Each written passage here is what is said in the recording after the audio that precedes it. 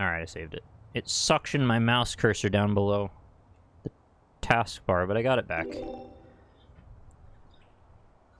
Alright, so here we are. This is Knight's Try. This is the first thing we see. We get to praise the sun over there. A lot of praising going on. We got a big old jumperoo. Rotate the camera. Escape or start to pause. Yeah, there's not that much complexity yet. Oh, Jiminy. Oh, you kissed Sonic. That confused me. I didn't realize that I left that still there. Thank you very much for the 24 months at Tier 2.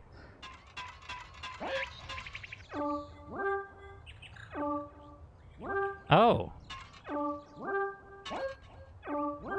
What is this? If I hit left trigger, he goes... That's cool. Oh, we're off. Oh, I know this song.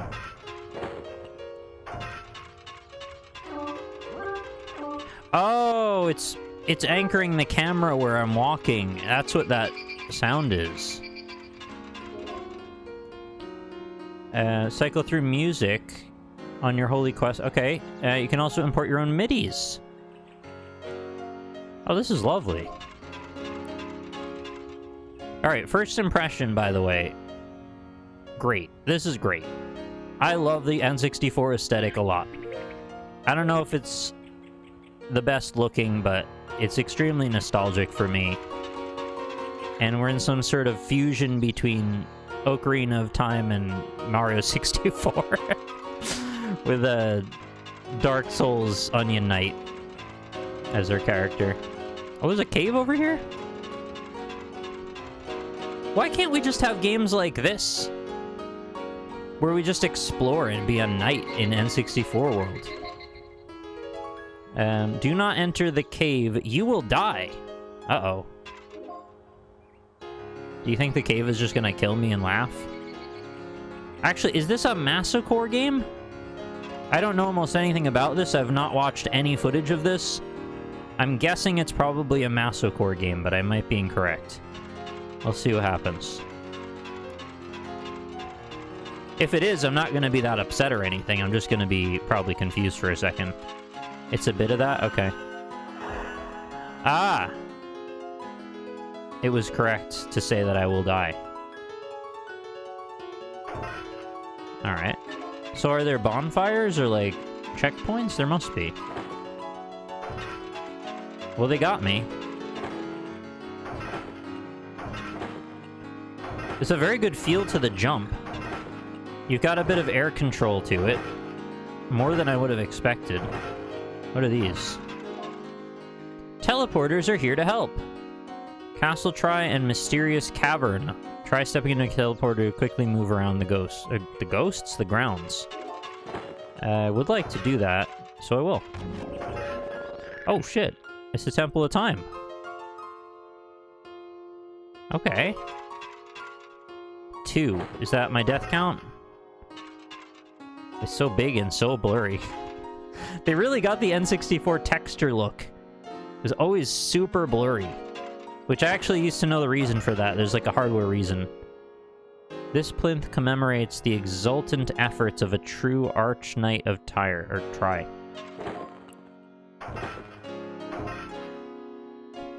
Okay. Oh man, these stairs. This is like the beginnings of my modern understanding of how video games work. As a child playing Ocarina of Time and going, why are the stairs a ramp? Let's think critically about that. This is my voice as a nerdy young man. Why, guys, why would they make the stairs a ramp? It's to save on system resources, silly. So I started thinking about stuff like that, and then I started going, well, where else would they do that?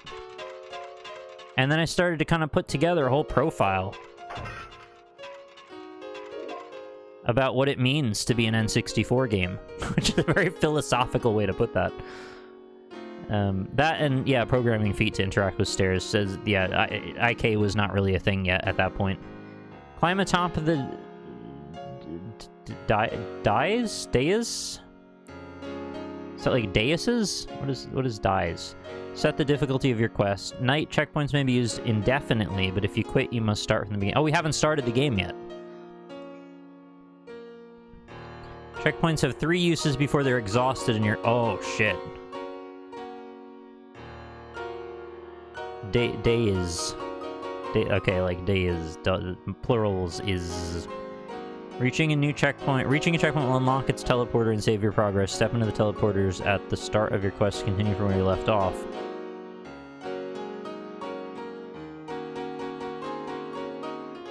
Yeah, I mean, night sounds fine if you want to be all in. Arch Knight sounds like a speedrunner would do that. I don't think I can bear with the idea of starting over. Oh shit, it's that cool portal.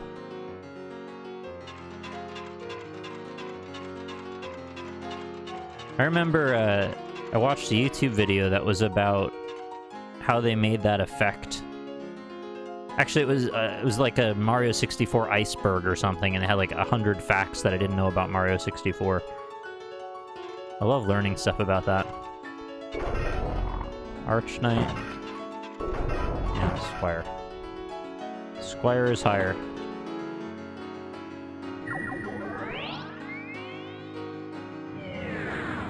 Try 0. I thought the game just took place in the castle, like we were just there already. What is that?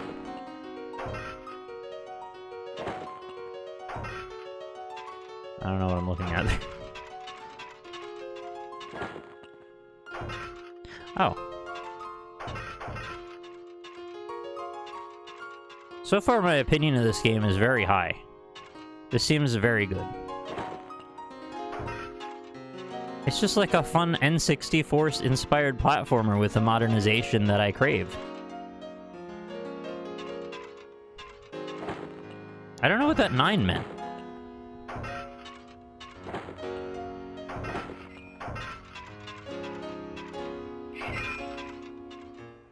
It's supposed to look like a Zelda 2 house?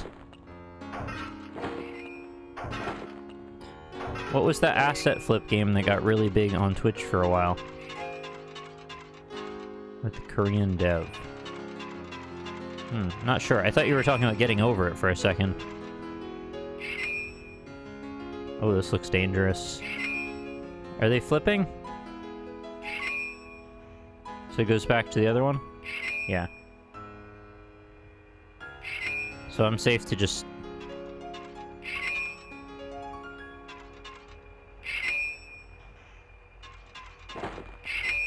Okay, I'm a bit slower in the air than I anticipated.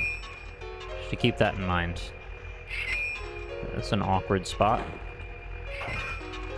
Oh, that's gonna fall on me, isn't it? What is that? It's like a big metal hot dog. Oh, it falls really fast. Okay, I thought I could maybe just run under it. So what do I bait that thing? Man, I was hoping I could beat the whole game on my first try. I'm sorry, I failed you. I guess I'll have to beat the whole game on my second try now.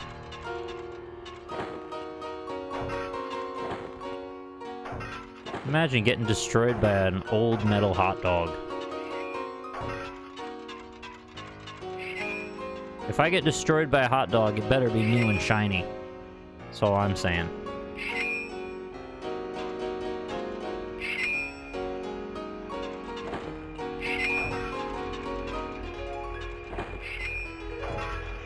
So how do I bait this big hot dog? Is there like a hot dog call? Oh, Distant Fox! That's very nice of you. Thank you for resubscribing for 4 months. That's a good fox. Ah, I see. Okay, I didn't realize that the trigger point was actually not directly under it. Not that that makes sense.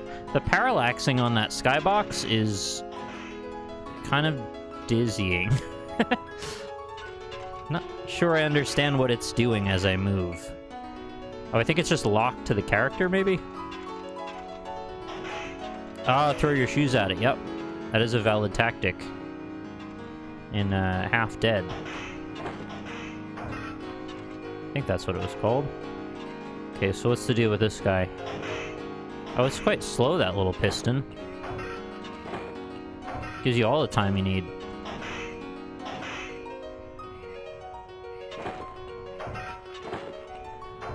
Do you want me to jump onto it now?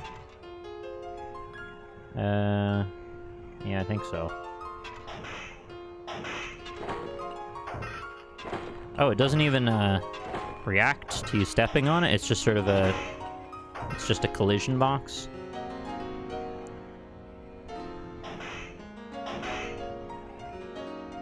Yeah, I'm rotating for the skybox. It just looks like it sticks to... axis alignment or something. Oh! Oh, shit! I'm up already. I didn't expect to be up already. Where am I going? Looks like I can stand just outside of the blade length.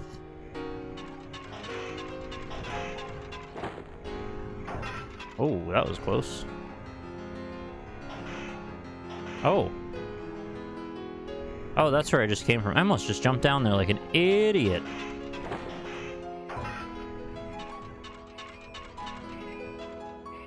Something gonna surprise me?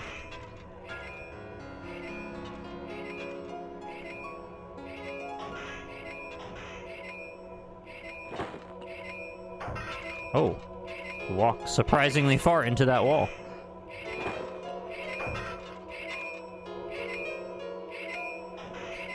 Okay, yeah. 3, 4... Oh, there's a long procession of them. And at no point can you rest. It seems like once you're in the whole way up.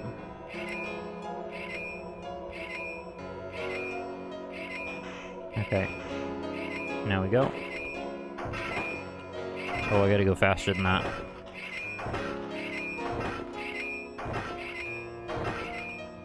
Oh, I dawdled slightly at the end. Damn it.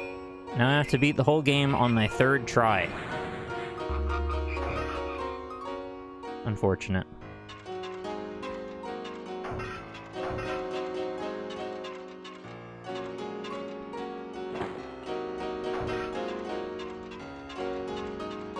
The music makes it so chill, though.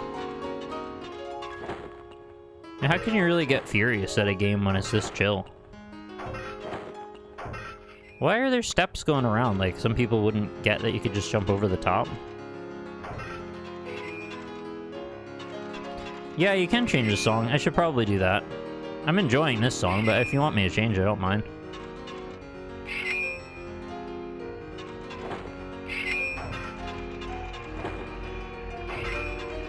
Bait the hot dog?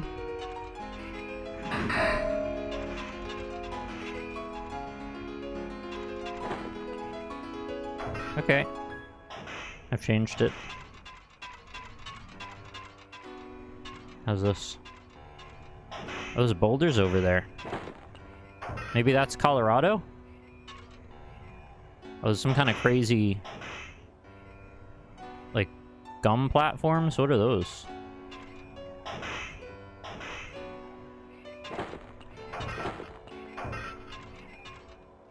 I feel like we're in the emotional part of an RPG. Where, like, the main character's wife dies or something.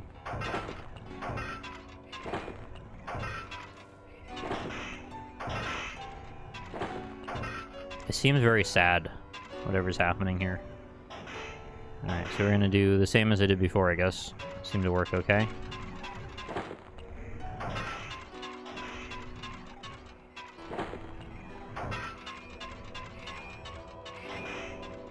Alright, how did I do? That was not bad.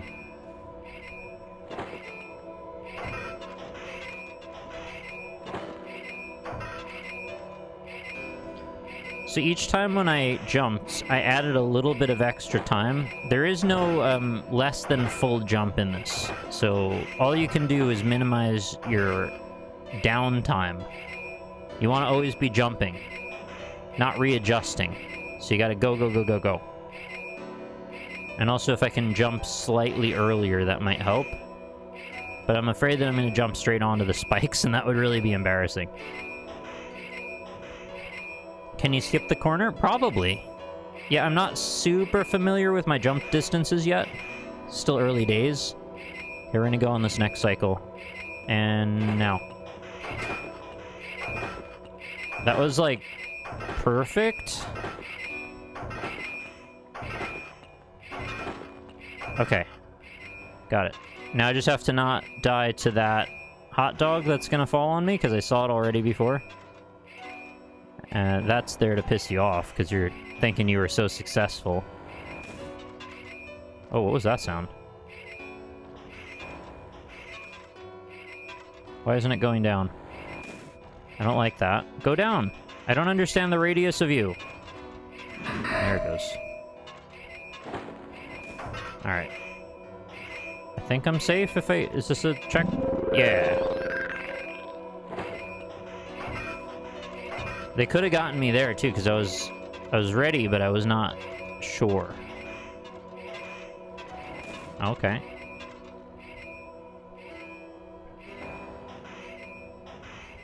Oh, that's cute. I like your little emote there.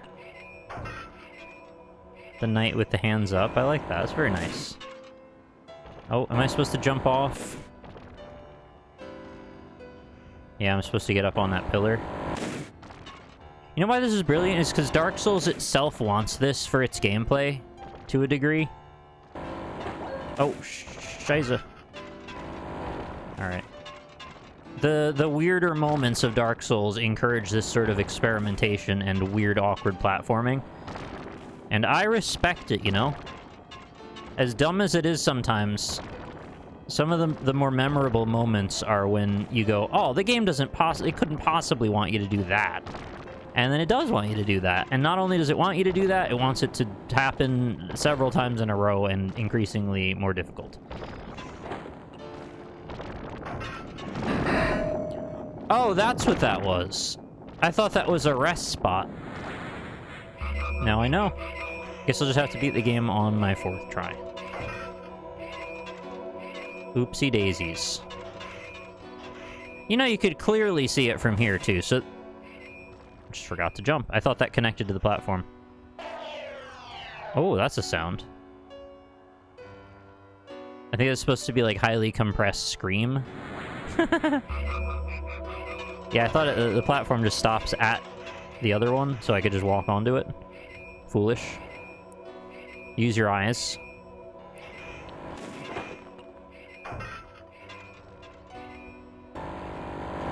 That time it does. Okay, we'll get it on the way back.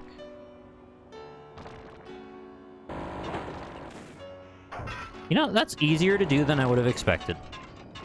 Okay, so how on earth am I going to deal with that hot dog slamming down on me? 3 times? Looks like there's one in each spot. Yeah, you can see the points sticking up. Oh,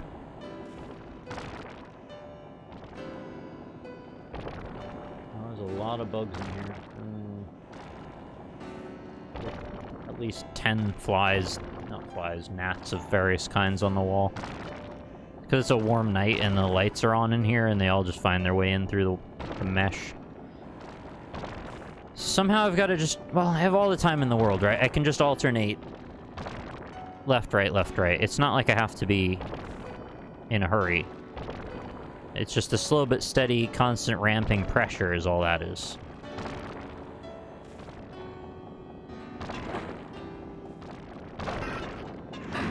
Oh, okay, that's something I guess I should have thought of. I didn't know that the blade could stop the rocks. I figured that the rocks would go straight through them, and then that staggered pattern would be preserved. But that's okay, it's a learning process, right?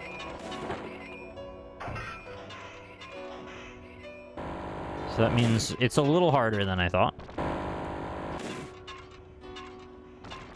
Try G. What's G? G for garden? A garden salad?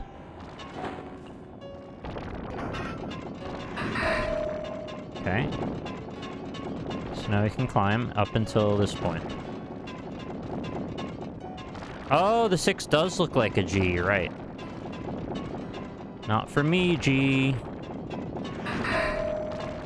Oh, that's bad. Uh-oh. Uh-oh. Oh, we're safe. Okay, I like that to a degree, because it adds a lot of chaos to what would have been not that hard of a problem. Go. No problems. Oh, almost problems. Now there's like an arrow I saw up there. You gotta climb more to get up to that.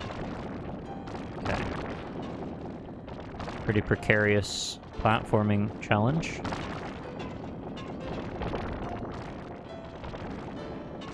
Assuming I can make that jump. It looks further... Oh yeah, it's pretty far. Oops. Oh, I'm fine.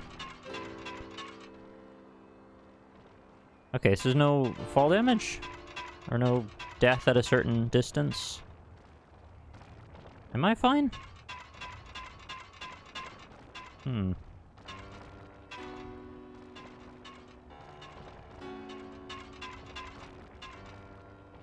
Thinking about trying G. I hope there wasn't some secret way I could get back. What's all this?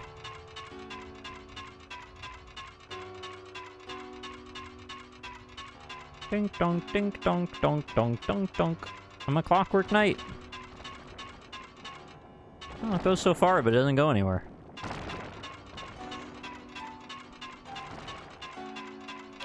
I mean, it wouldn't be outside of the realm of possibility for them to have snuck a little platform down here or something just to, like, bring you back up. But I think we're probably done. That would be rough. I saw a movie about this once. There was a lady, right? And she fell down on top of this stone slab at a slight angle. The movie starts with her waking up, like, gasping for breath, and then starting to slip down the edge of the stone slab. And it's a very oppressive, kind of stoic alien atmosphere. Curve, yeah, that's the one. I forgot the name of it.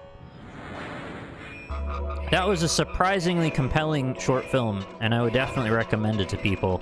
Unless that premise is simply too horrific, which it is surprisingly horrific. But yeah, she just wakes up on this bit of rock. Doesn't really know why she's there, what's happening. And has to struggle to keep herself up on that rock as she kind of encroaches the edge, not knowing what's underneath her anyway. Figures it's probably death, I would assume. I don't think we ever get to see what's below her, but it's so far down that, like, it's probably not worth talking about. Oh. They really sell the suspense of that situation as well. It's only a short thing, though. It's like 5 minutes long, so I wouldn't want to spoil what happens, but, you know, watch it if you want.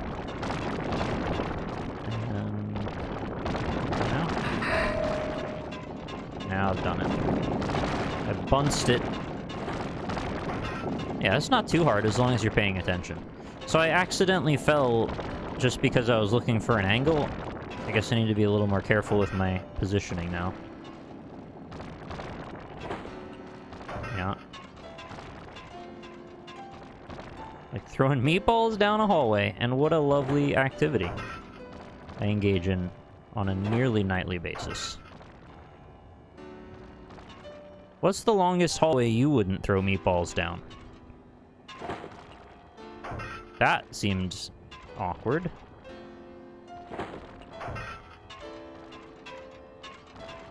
Oh, it's like a deer head from Atari.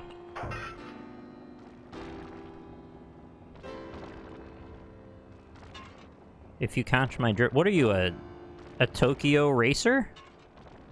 Are you an exotic sports car driven by Vin Diesel? What are you talking about, your drift? Don't talk to me unless you're an exotic sports car driven by Vin Diesel. I think we can all agree that's the only way to be. My throat is the longest hallway I've ever sent a meatball down. Yeah, if you think about it, your throat is kind of just a hallway made out of skin. Or flesh, I guess, if you want to be technical. Is this arrow gonna do something weird? I don't see any knives.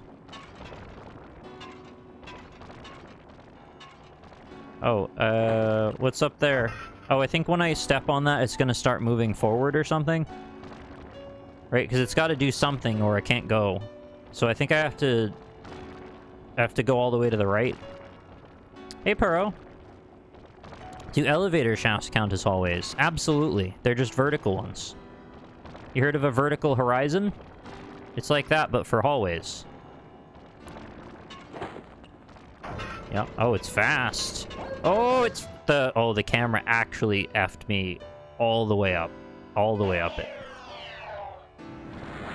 I did not need to die there because I completely and intuitively understood the premise, and the camera effed all the way up. Alright, well, let's try 8. Just have to beat the game on my first try of try 8. Have you ever tried angle? Kurt.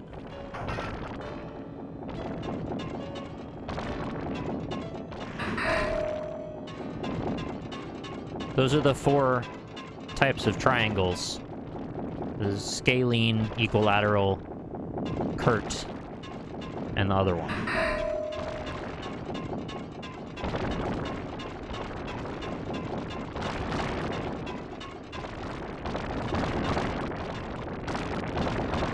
Yeah, isosceles, of course.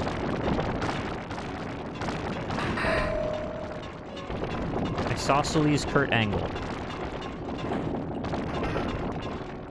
Oh, Moobot, get out of there! I forgot to turn off the game command, I'm sorry.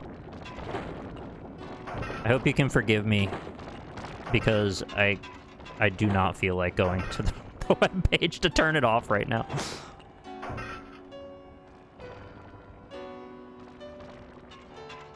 I'm vibing.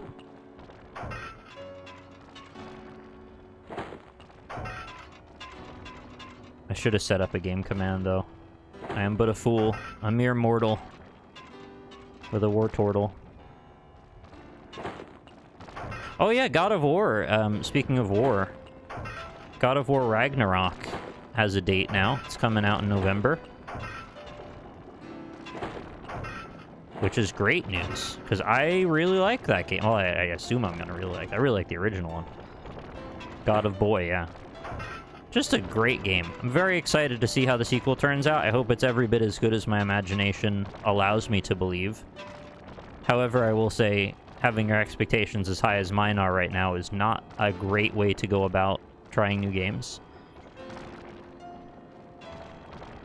I would say you're endangering your opinion to be this excited for a game. So probably it's not the greatest, but you know, I shouldn't tell you what to do or think. All right, don't love that. Do I get over faster if I jump? Because I don't know. I don't know how I could do that better. I knew exactly what it was. Oh, I didn't jump. Do you have a checklist of pre-stream activities? I have a mental one and occasionally a physical one. The physical one is not present. I think God of War is a game that is okay to be hyped for, considering how narrative-driven the first one was.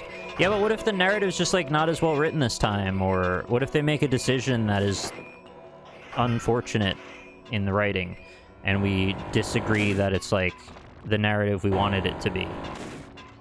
This is the kind of risk. Or what if the game just, like, is mechanically not as fun for some reason? There's... Not that I can point to a good reason that I think they will do that, or that I even expect that to happen, but... I haven't played it yet, so... You know, the world could be my anti-oyster.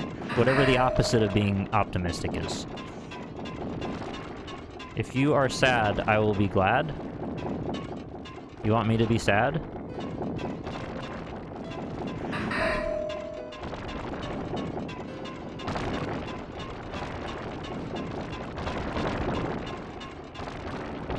Well, that's okay. Maybe that's not what they meant.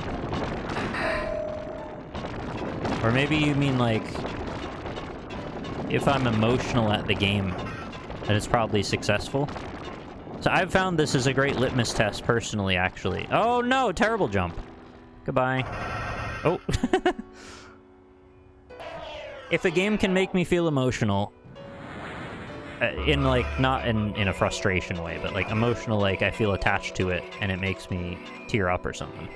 If it can do that, I have to be somewhat invested in it. Which means they've probably done something right. It's not 100% always the case. I have sometimes felt emotional for stupid reasons. But often, it's a good start, anyway.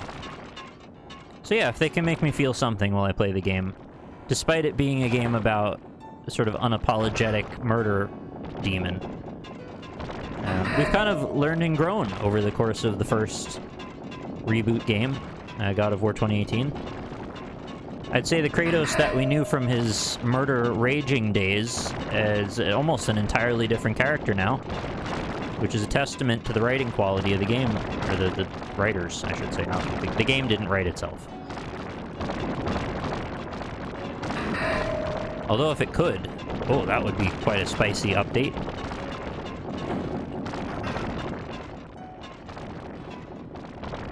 Character development tends to be good writing. Sometimes they can be developed in stupid directions, though.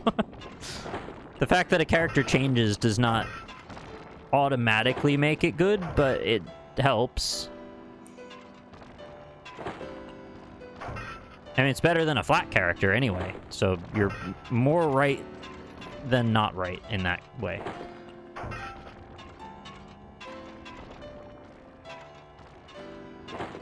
Does anybody want flat characters? Is that ever a desirable trait? Oh, probably in writing theory, it might be useful to juxtapose a character to show how far they've come. But not in, like, a character you want to be canonized or, you know, front-facing to the reader or viewer or whatever. Can we get an AI dungeon, but it's like a roguelike RPG? Yeah, I think they're working on something like that, aren't they? In 2D games, I'd like some flat characters. That's fair enough. Reddit says flat is justice sometimes. Oh. Wait, can you expand on that more? I don't know if you're saying that, like, offhandedly, or if that's actually, like, a kind of profound point about writing. Okay, I'm terrified of this, because I don't know what to do to not lose.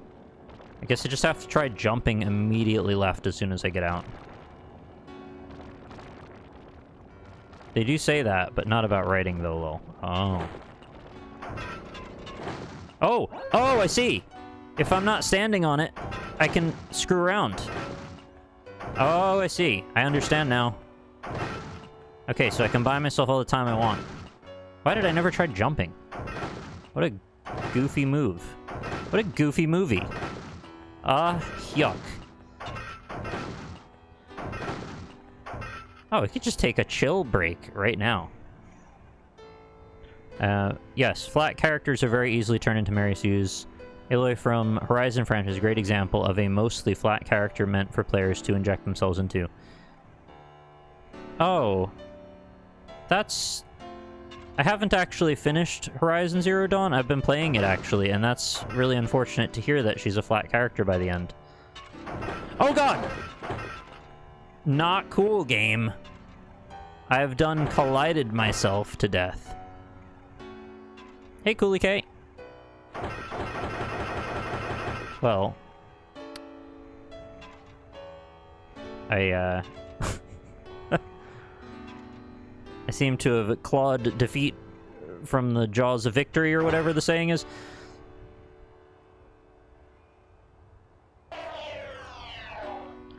That's unfortunate. Let's try 12, maybe. Try 12. That'll do. That's fine. We'll get it soon. Oh, okay, it just waits a while. I think it's designed for you to catch it on the first cycle, so it gives you extra time, or maybe it's just timed, I don't know. It's alright, I'm getting pretty used to this sequence now. Jump. Remember when we thought that was hard? It isn't even hard. I don't think I've missed that bit yet, except for the part when I just don't jump at the first bit. But yeah, I'm kind of disappointed. I thought Aloy would be a much better written character based on, well, the way the trajectory of the game seemed to be going in the bits I've played. I've got like 20 hours into it, and I've been futzing around a lot, so I haven't really been making a ton of forward progress. I've also heard mixed things about the sequel, but I haven't really read up specifically that much about it. I've just kind of seen headlines. I'm a bit disappointed, because that's a game that could have been great.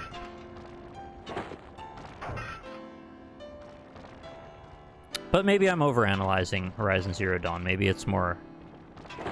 I'm not going to say it's mindless, but it's like... It's just kind of an action game without that much behind it. I think the premise of it is quite good. You know, a post-apocalypse is just a cool premise. I haven't really seen too much of that. Definitely not on that budgetary production level.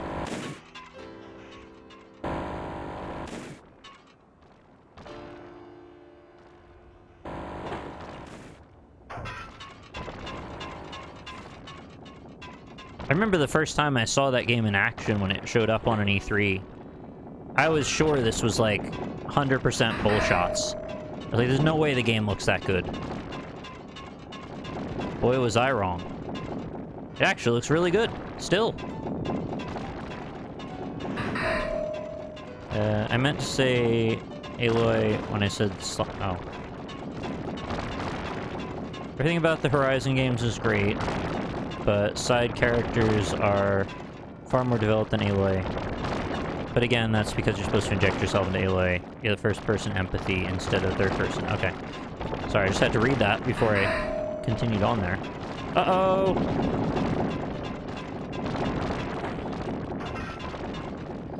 It'd be neat if we could unlock a little shortcut to, like, zoop up there. But now I gotta climb the weird jungle gym.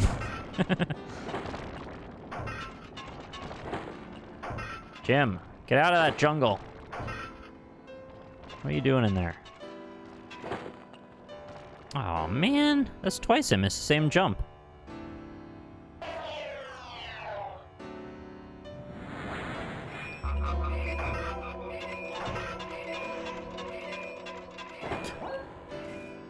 I thought it waited for you.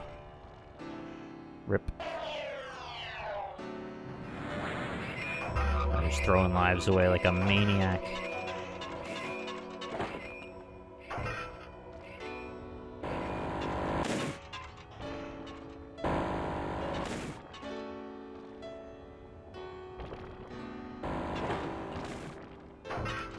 Yeah, that jump is not that hard at all.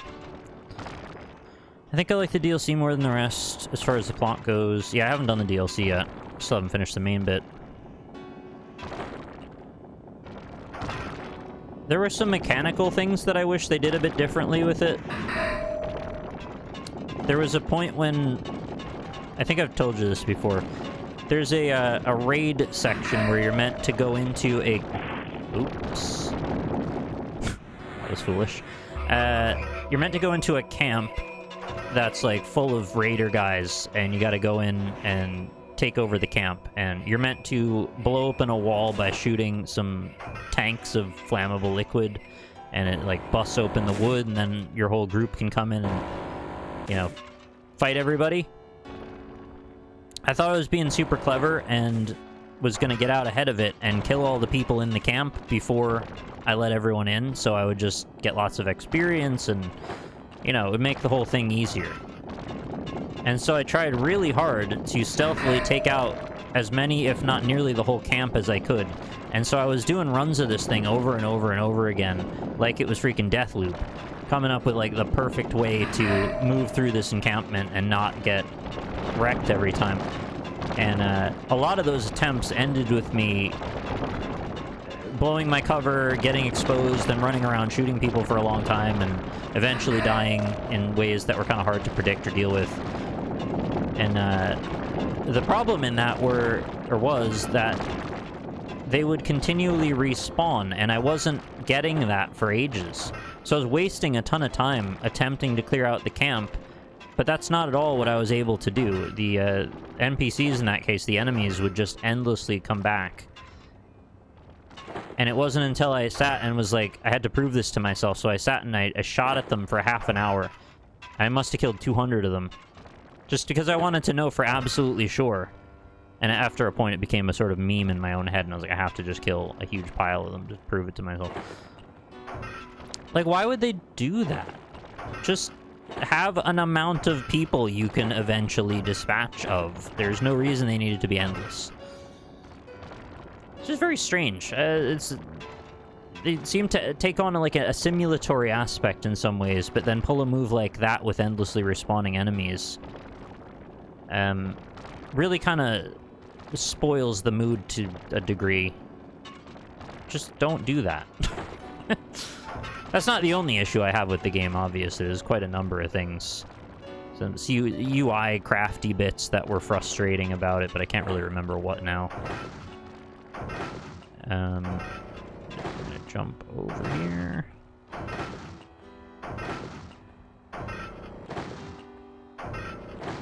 When I got to the first of those technology caves, I thought that was really cool. Oh! Oh, that's what happened to me last time. If you try to jump while the platform is sliding, it pushes you into the collision box on that rectangle, and then you can't jump. So I actually should have succeeded there, but the collision killed me. That's very unfortunate.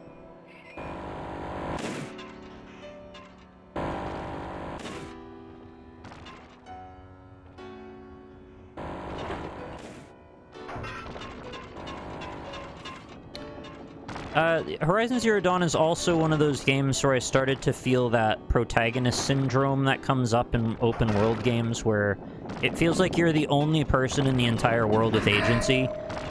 And I know that that's obviously, like, the way it goes, and I'm not saying it, like, naively. I don't understand the situation. Like, I get how game development works to a degree. You know, for not being a game developer, I have thought about things a bit. But it starts to get very frustrating when it feels like every single character you talk to can't do anything in their own life. I know you need quests and stuff, but, like, can't we all work together to better everything to a degree? And I guess I'm being a bit over simplistic when I say that, because it's not that it is exclusively you are the only person that changes any of... Damn it. You're not the only person that changes events in the game. Like, there are collaborative events, it's true. Was there another platform down there that I didn't notice before? But it just seems like the majority of the time, you are the only person who can do things. And so it starts to feel very hollow when you talk to NPCs, and it's like, it's just another pitch on the same side quest. Really, it's just the items and the locations change. We all know where this is going. You need to find this, kill this, walk here, you know, one of those several options.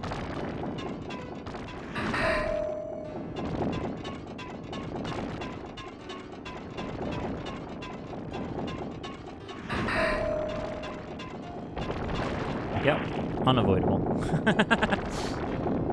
I hazarded that maybe I could get through there.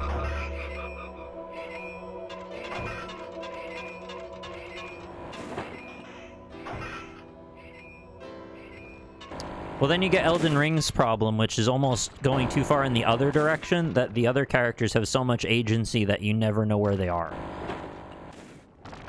They have free will to the extent that you've lost them all. I guess that's not entirely true. If you're paying close attention, you may be able to identify their goals. But without you guys telling me where to go for Elden Ring, I probably would have just not done any of the quests and gotten to the end.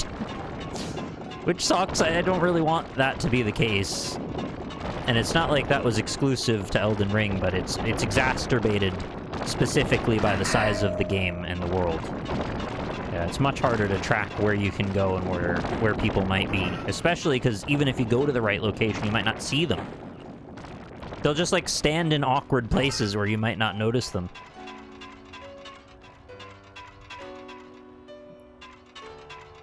I just keep failing this jump, huh? Yeah, there's no other spot here. Okay.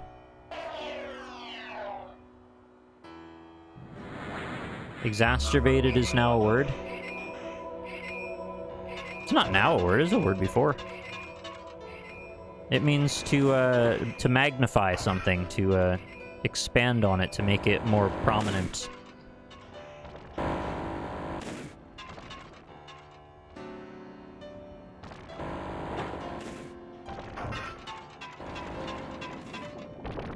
I like that the characters like Blade progress in their storyline if you miss an event trigger. Yeah, you know, from a game design perspective, I definitely respect what they're going for with it. It's really cool that it seems that the world has its own kind of timeline. Although it's still ultimately your timeline, it's just masked to not be that way. Ooh, that took much longer than I thought. Alright.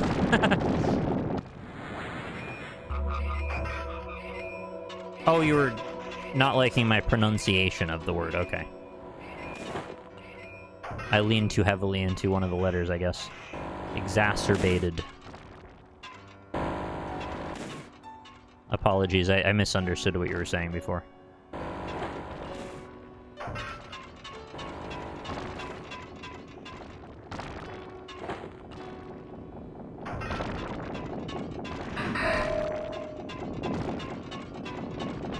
I did word wrong. Is the world slightly at an angle? Oh, that was just the camera. Okay. What if I chop one of the boulders exactly in the middle of it? Can I, like, cut the boulder in half? Pretty sure it won't do that. I don't want to know, though. Oh. No, timed it wrong. Oh, God. Now we're in for some pain.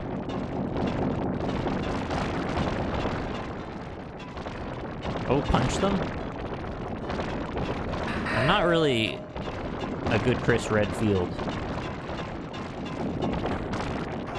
If you combine Chris Redfield and Chris Greenfield, do you make an elixir that actually heals you back to full?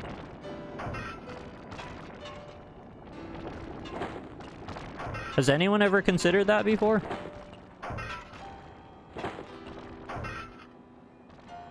Who is Chris Greenfield?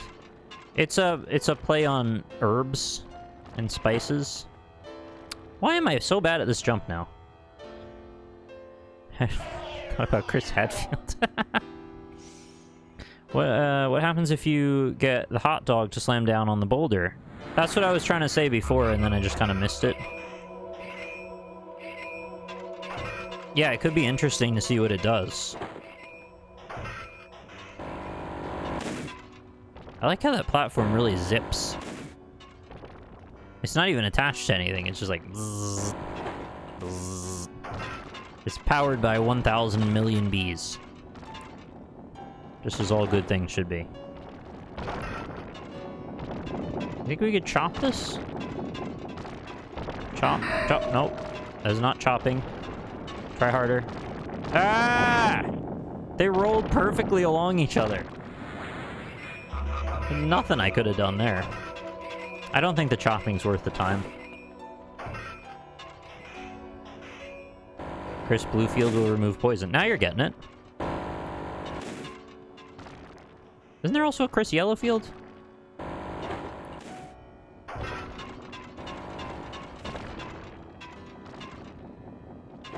Actually, I thought it was yellow, not blue. What's blue? It's blue in the ammo. Like, there's a gunpowder one that's blue. Maybe I'm confused. I don't know. Also, I don't know which Resident Evil rules we're using. Chris Eggfield, yeah.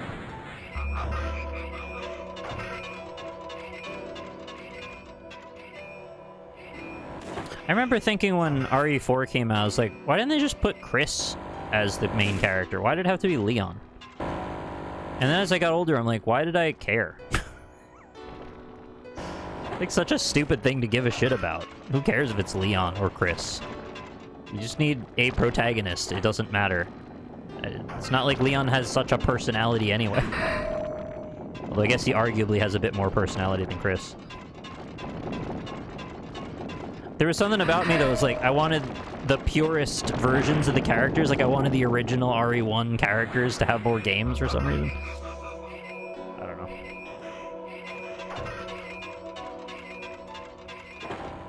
Right. I got it into my head that it was going to wait for me again. Also, remember how Leon looked in Code Veronica?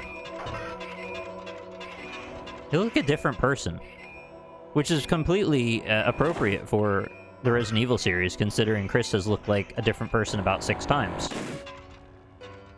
Maybe more? In fact, has Chris ever looked like the same person in any 2 individual games?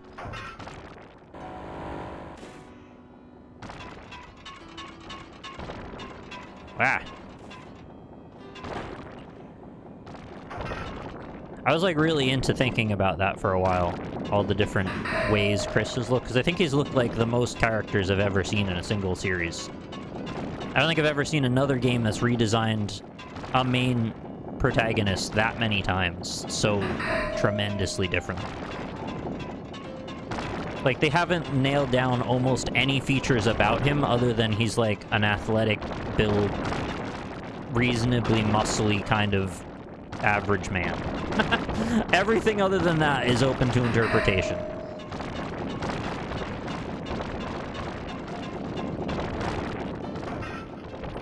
Oh, I'm not even talking about Jill yet, but Jill has also changed a lot.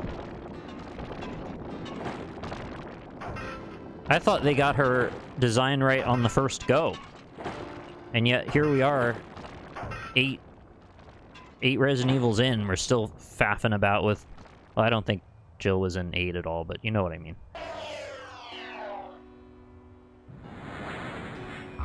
I did not recognize her at all in 5. I didn't know that was Jill until they said it was Jill. And then when they said it was Jill, I was like, that's not Jill. What? Like, what happened here? Why would you just completely change the look of the character for no obvious reason? Like, what's the lore to that? There isn't any lore to that, is there? It's just kind of, they just did it. Maybe there is, I don't know. Maybe I'm just dumb and I don't know anything. Probably that.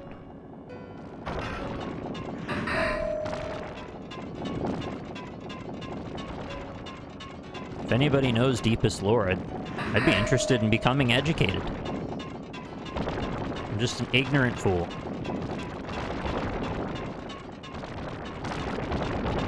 Game facial one. You know, I think that might have been what bothered me so much, is because I think I might have a slight degree of face blindness. So when a character drastically changes like that, it really puts me off. Like, I get very confused by it all. I don't know what that was. Just didn't jump. What if they just couldn't reproduce or copy the past character design? What circumstances would that have been the case in? They got all kinds of talented artists. I'm sure they could reproduce pretty much anything if they really put their minds to it.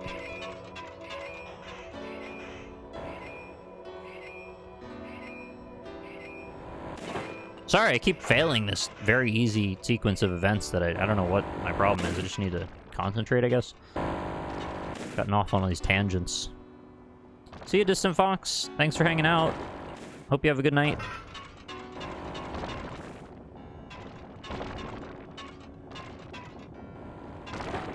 Do you think maybe... Okay, I've come up with a whole stupid theory now.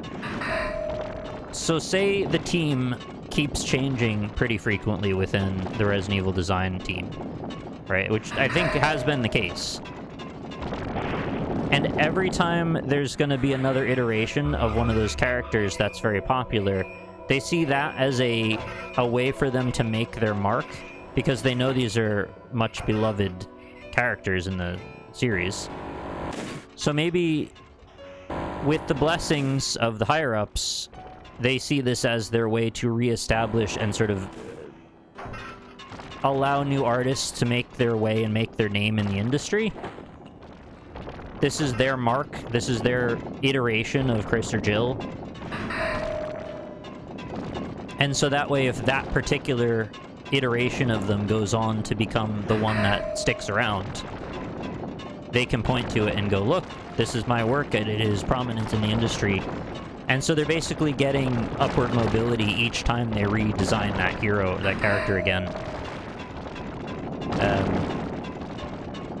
And it just so happens that they've just done that so many times.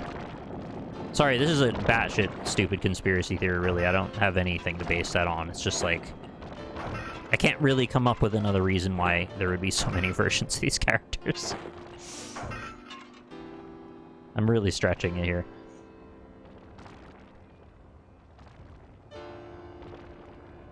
There may be a real legitimate reason. I'd love to...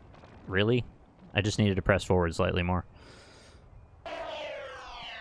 Is that even a problem, though, honestly? As long as it's a good rendition and isn't, like, turning Jill Asian... No, if they did change her entirely, I wouldn't even care. It's not about me being upset at them changing it. It's just me being... Okay, maybe I have made it sound like I was upset.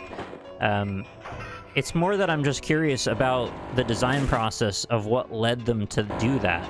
And in the case of RE5, it was somewhat jarring not recognizing a character in a... If I recall, it was a sort of a... Really? Okay, that was silly. Sort of a impactful moment. Like, there was a reveal that there is Jill, because we hadn't seen her up until that moment. And so to see her as a big reveal, and then I didn't recognize her, was weird. But in the scheme of, like, the problems of the world, it's like a 0 out of 10 problem. Yeah, it doesn't matter at all. I hope that helps reestablish perspective. Because, yeah, I might have sounded a little more worked up about that than I ought to.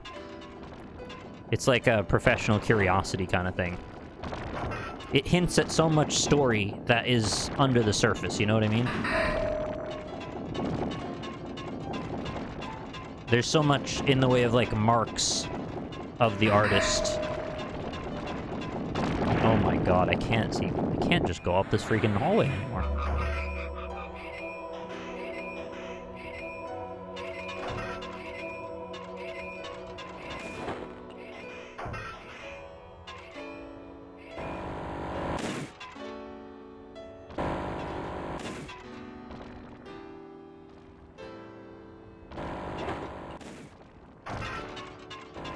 We're just gonna stop talking for a moment and just go up the hallway properly. Okay, this one will work for sure. I said for sure? Oh, okay, that was deft.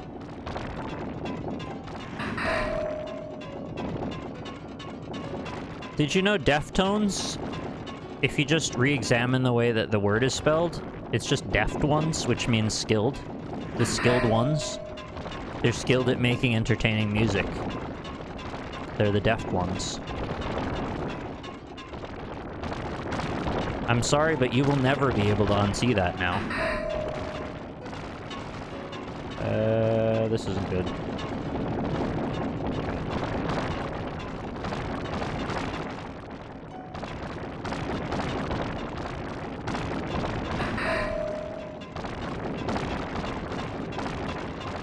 It's like the arrow in the FedEx. I would say it's a somewhat less impactful version of that, but yes, that is similar. Gestalt.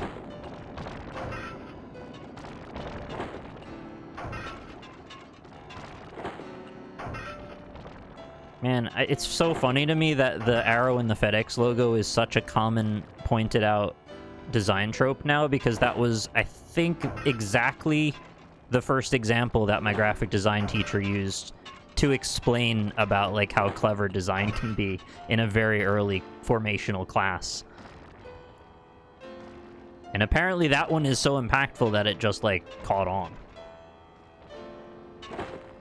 It's a fucking good example, I guess. Ah!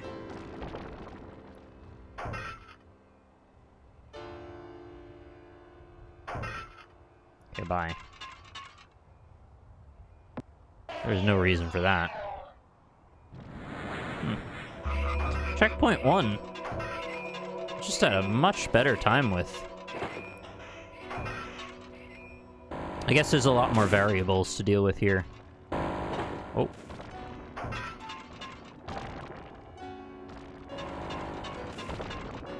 Oh, no, you're right, Erogenous Jones. I'm not saying that my interpretation is in some way correct and yours is not. There's an angle to it that I don't know if everyone's thought of, that's all. I wasn't trying to say that I have a good, you know, the right read on it or something.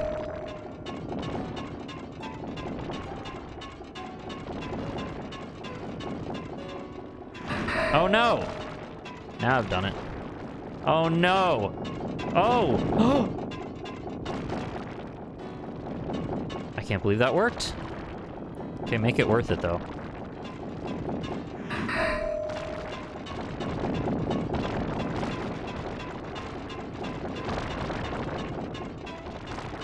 By the way, not frustrated still, and also still enjoying this game very much.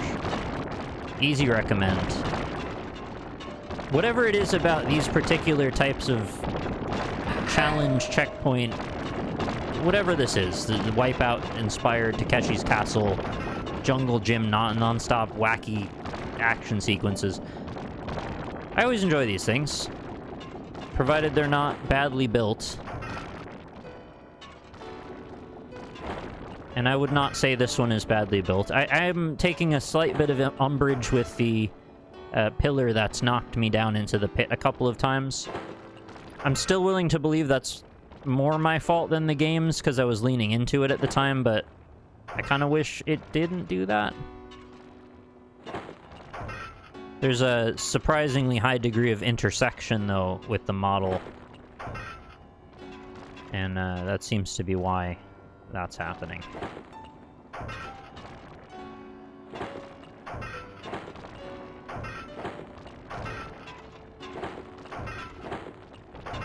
Alright. Don't do something dumb. It's time for non-dumbing. Here we go. Non-dumbing. Here we go. Yeah. I think the reason is actually intentional. They want you not to try to push yourself into the ledge. Oh, I don't know if it's intentional. But it could be a punishment for you to be playing that edge too hard. And actually, you're meant to just jump clear over, like, little hurdles. And I'm afraid I'm gonna do it again now. I have to go jump all the way to the far side and then jump back over again. Oh, okay, that might be enough. I think I could work with that. Okay, now what? Now we gotta go... I do a hopscotch, a dipsy doodle. Do an ermine trout. Ah! I don't know why I thought I had more time there. I was just coming up with all these stupid names for dances I could be doing.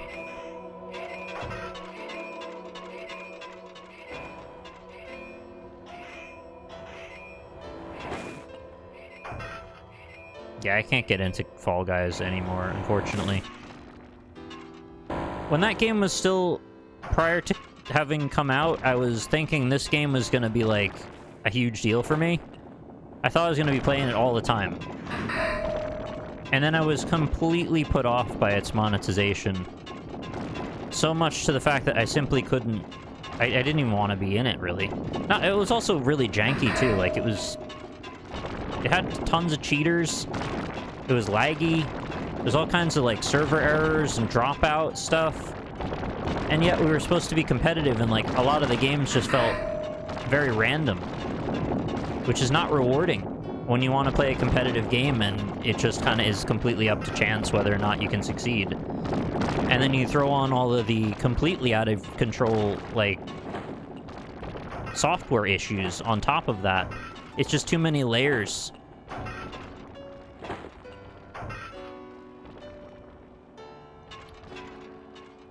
I didn't like that they sold the game and then they also sold DLC stuff. I think it should be one or the other. It had the attitude of a free-to-play game, but was also a paid offering. And then their social media presence was hard to watch at times. It was, yeah, you know, I'm sure. I couldn't handle the I need attention stuff. It was too much to watch.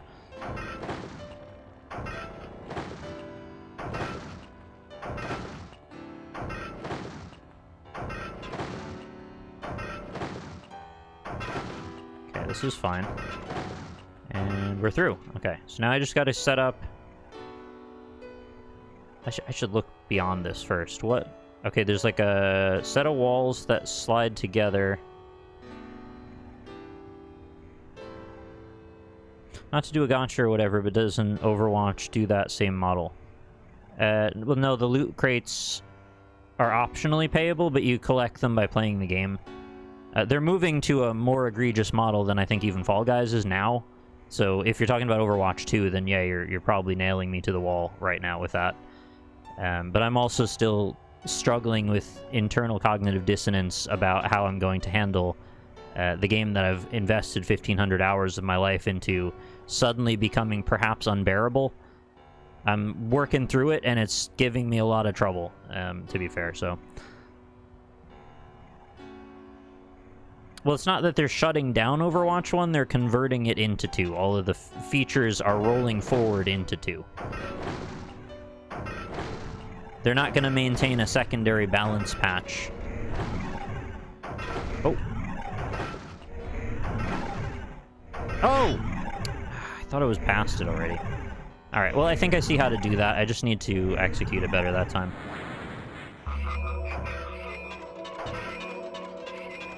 But yeah, I actually thought that the monetization aspect of Overwatch 1 was remarkably, I don't think generous is the right word, but fair, I guess? Like, you could pretty much not have paid anything past the original entry fee for the box, which was $40, back in 2016, and have collected pretty much everything without ever paying any more. Obviously, if you really wanted to, you could speed that up by buying a bunch of loot crates, and I've even done that, which, you know, it sucks and I shouldn't probably have.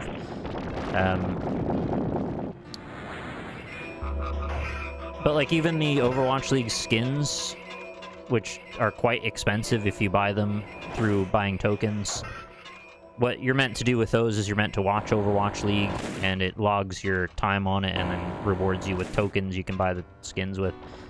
I've actually not been allowed to do that the way you're meant to because I have a partner YouTube channel and they're excluded from that promotion.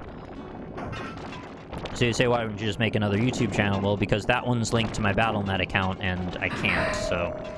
Unfortunately, I was just kind of stuck having to buy the Overwatch League skins if I wanted them. They also did a couple of, well, or maybe one? It might have just been one. There's a Reinhardt StarCraft skin that was with the BlizzCon line. It's either 2019 or 2020 pass to watch the digital event, and I could not stomach paying $40 for what amounts to simply a skin in Overwatch, so that's the one time I let it go, because I just couldn't. It's too much damn money.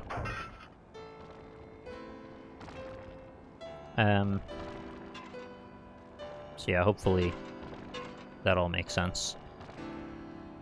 Only thing I bought was the Mercy skin, which went to charity. I don't know why they've been so weird about that particular skin, because I would have absolutely bought that once I was invested into the game later, if they had ever offered to do it for charity again.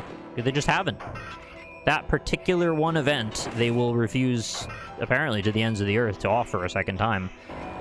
And if they had done the same with the Brigitte medic skin, which has recently become a bit of a scandal in the community, rather than incentivize giving money to, like, XQC, who's a millionaire, I would have easily paid them $15 to go to charity. But instead, it's support a streamer that doesn't really need the money. Yeah, I don't know, it's very dumb.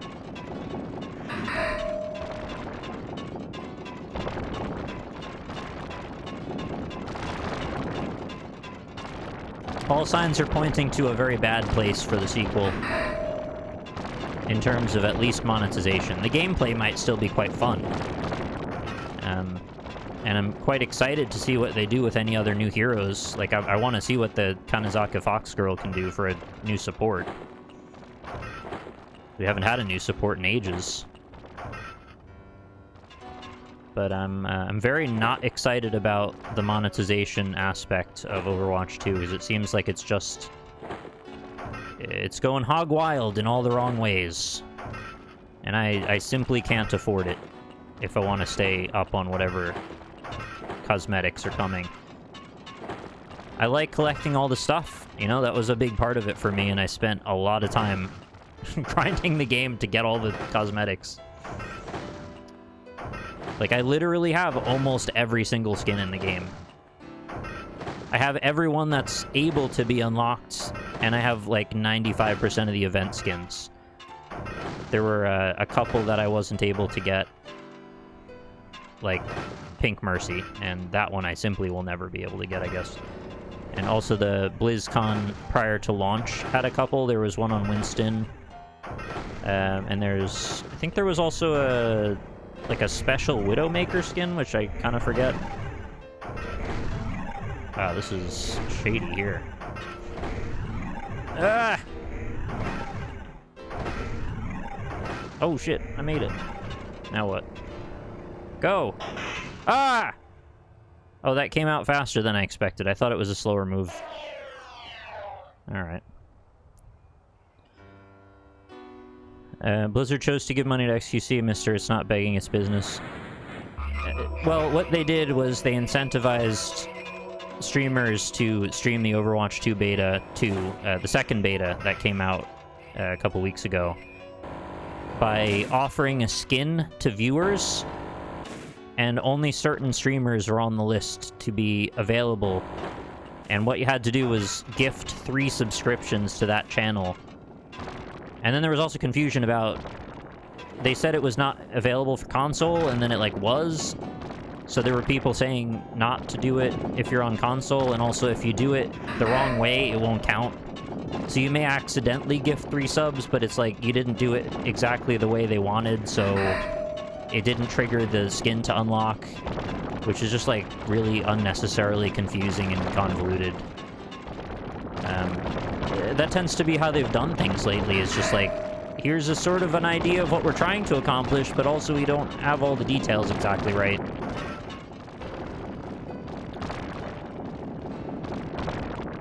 But yeah, I guess if I was to be a whale for any game, I'd probably be one for Overwatch, unfortunately. Mostly just because I've had to buy all of those Overwatch League skins. I say had to. I know I don't literally have to. I've decided this is the thing that I am spending money on for some reason. So I've gotten into that back and forth with people online where they're like, you don't have to do anything. I'm like, I know. Part of my enjoyment is I enjoy the collection aspect. And for me to say I have to is me saying, in order to enjoy the game the same way that I was enjoying it prior, requires this either time or money investment. And in this case, it seems like time is no longer going to be a qualifying aspect to your investment. It will just be money. Although we still don't have all the exact details on what the premium currency is in terms of what it can buy, what its value is.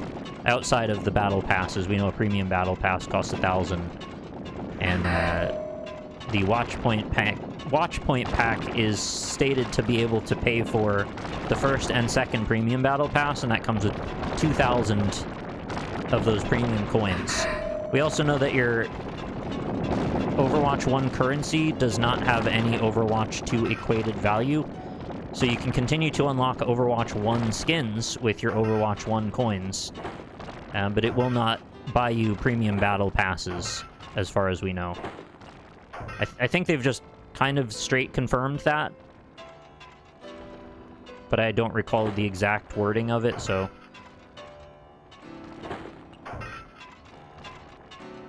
Yeah, so I have like 50,000 Overwatch 1 coins, which I have nothing to buy with them because they haven't offered more skins.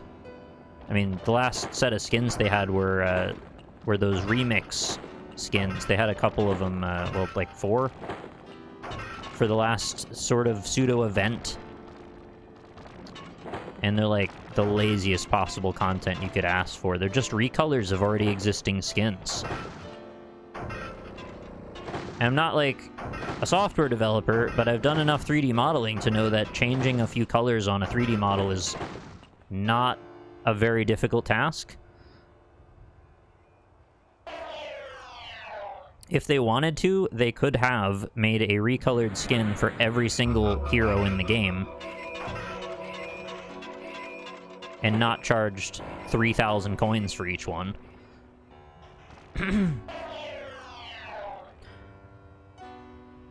Have they said how much premium currency in Overwatch 2 will cost? No, the only example we've got right now is that Watchpoint pack, which is $40 and also comes with other things, which then obfuscates how much the price is. So for $40, you get 2 legendary skins, one for Soldier, one for Cassidy. You get the first Battle Pass and the second Battle Pass premium one paid for. And I don't know if what they mean is... No, wait, I think we do actually know. The first Battle Pass is paid for by buying the Watchpoint pack. You can then pay for the second and third Battle Pass with the premium currency that comes with that Watchpoint pack. I hate that I have to describe all this crap. It's such garbage and such a waste of time. This is, like, hard to follow for me, and I am as engaged as a single human being could be with this product. And it's straining my ability to explain it, which is absolutely stupid. That means you've intentionally muddied the waters for the sake of confusing people at that point, which they have done. It's classic manipulative monetization garbage. I hate that they've done this to this game. Anyway. Right, so... knowing this Watchpoint pack costs $40, we can kind of intuit that maybe a Battle Pass might cost $10, but that's still kind of a guess. It's because we don't really know. It also comes with a copy of Overwatch 1, this $40 Watchpoint pack, which is also telling from a marketing perspective, because here's the thing. Almost everybody that cares already owns Overwatch 1, so why would you include that in this supposed value? Well, because they were also selling beta access as part of this too. And it sort of implies that they're taking for granted the people that are already playing the game aren't interested, or aren't people they need to target in terms of the sequel. I think they kind of count that if you're already playing Overwatch 1, you're probably already accounted for in terms of converting. You know, the marketing terminology for user acquisition. Your conversion has already been made. Okay, what do I do with this whole thing here? I guess I just wait for it to go, and then maybe wait here? I think I wait here. Oh, shit. Oh, no! Oh, it's so slow.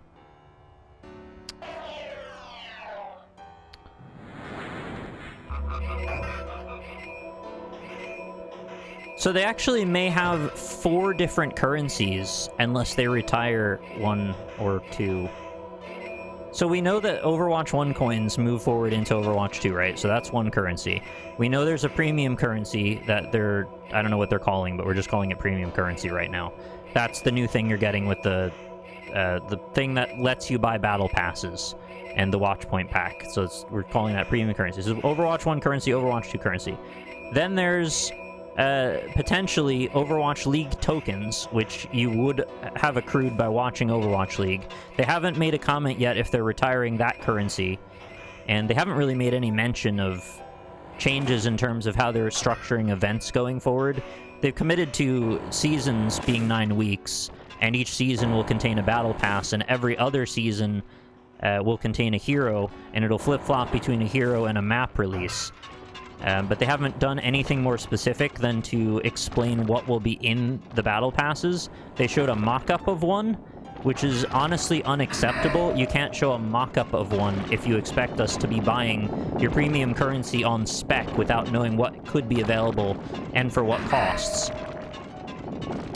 So there's Overwatch League tokens, and then there could also be comp points, which would make the 4th currency. And those are the little purple boxes you accrue when you play games of competitive. If you win at the current time, you get 15 of those, and it costs 3,000 of those comp points to buy a golden gun skin. And that's all they've ever been used for in all of the years this game has existed. So, I don't know if they plan to either expand on that plan or back away from it. Because at one point... Jeff Kaplan had commented that he did not like the Golden Gun skins idea and wanted to move away from incentivizing people to play competitive. And they are changing the way competitive works and how your SR is calculated in Overwatch 2.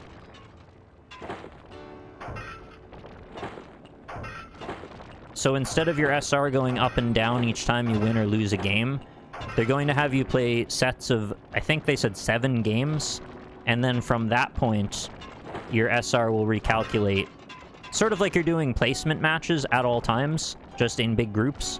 So I guess they could kind of look at it like, well, you won't get as upset and as tilted, because, like, you didn't just lose 15 SR, so the next game you play, you know, it won't be... It's really just kind of shifting the goalposts. I don't know if it's actually necessarily going to fix anything or make anything better. But it's like an attempt to address the mind state of the player in the midst of what often seems to result in people throwing. So at least they're trying. And they're also adding subheadings within the ranks. So now you'll be say you're in gold rank now. If you're like low gold, you can be gold 1, gold 2, gold 3. Which kind of further intentionally muddies where in gold you are. So when you're playing on borderline SR categories, so say you're like, everybody's playing in gold and then there's like one person in silver. The temptation could be to get mad at that one person for being silver, and why are they in my game with, you know, the rest of us are gold, or, you know, it's silly to be upset when you're talking about gold, but take it to a higher level like Masters and Diamond.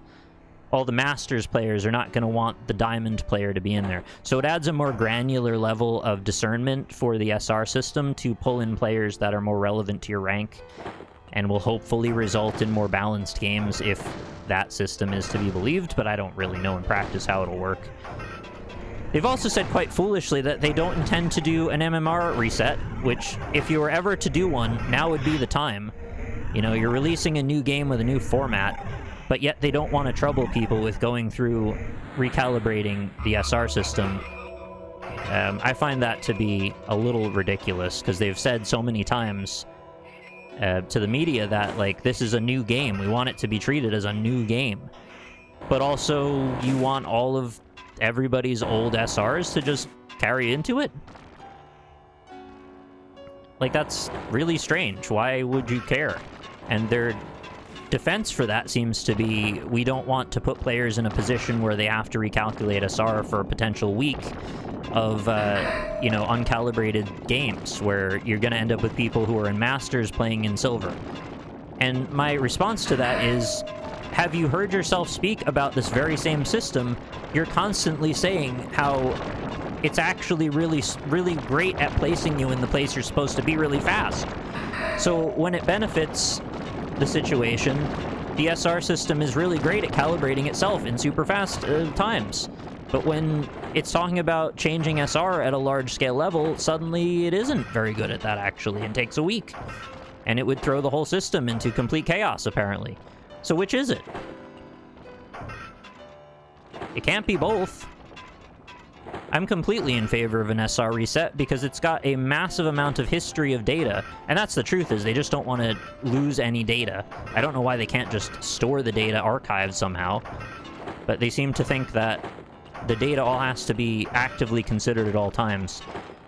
If you're like me, for example, and played... talk about my tank placements, right?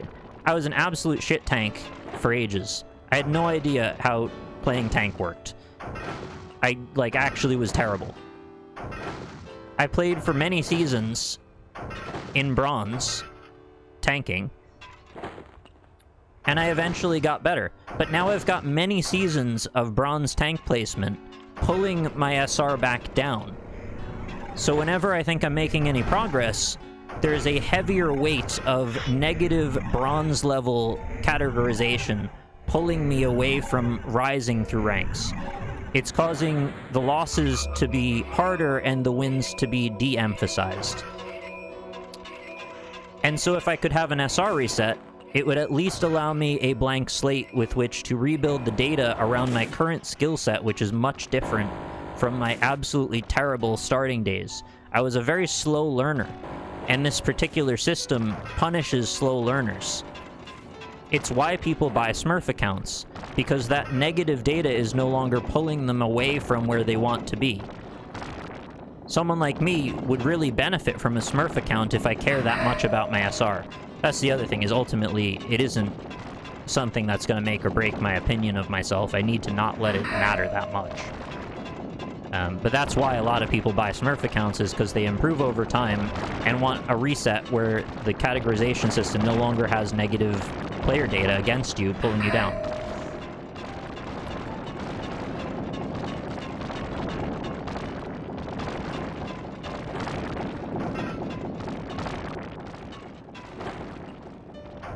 That's my best understanding of the situation as it currently stands. But they have committed to not wanting to do an SR reset for Overwatch 2, despite it being a new game, despite them changing the format. They've literally changed people's main heroes out of categories. You know, Doomfist is no longer a DPS hero, he's a tank now.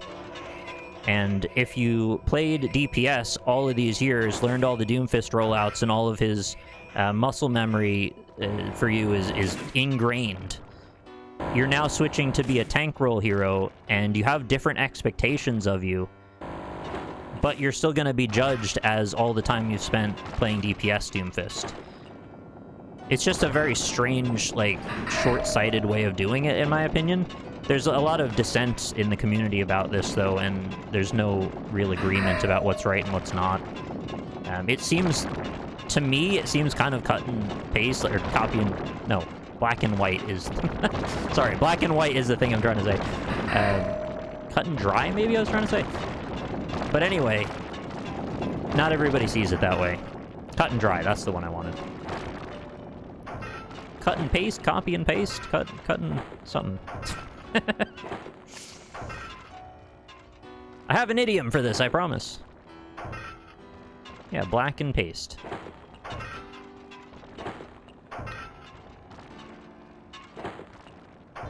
Oh boy, somebody said something about Overwatch 20 minutes ago, and off I went and completely lost all semblance of what I was doing.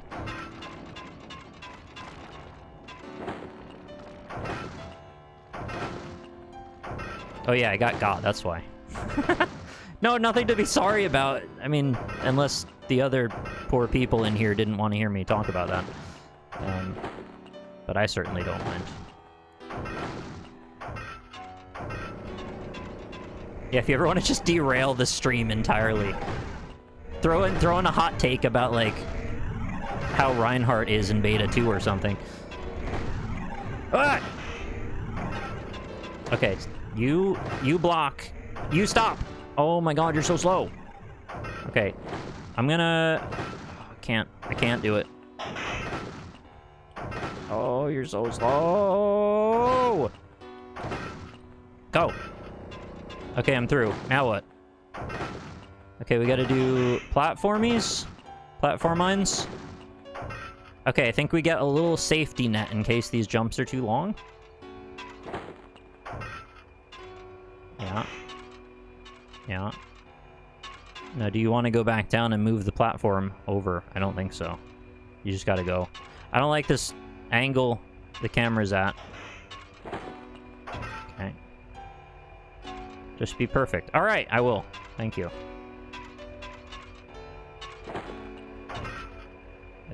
I think I'm safe. The only reason this is dangerous is if I stayed on the platform at this point. Okay, wait. Look ahead. Look ahead. Is there anything? I see no danger.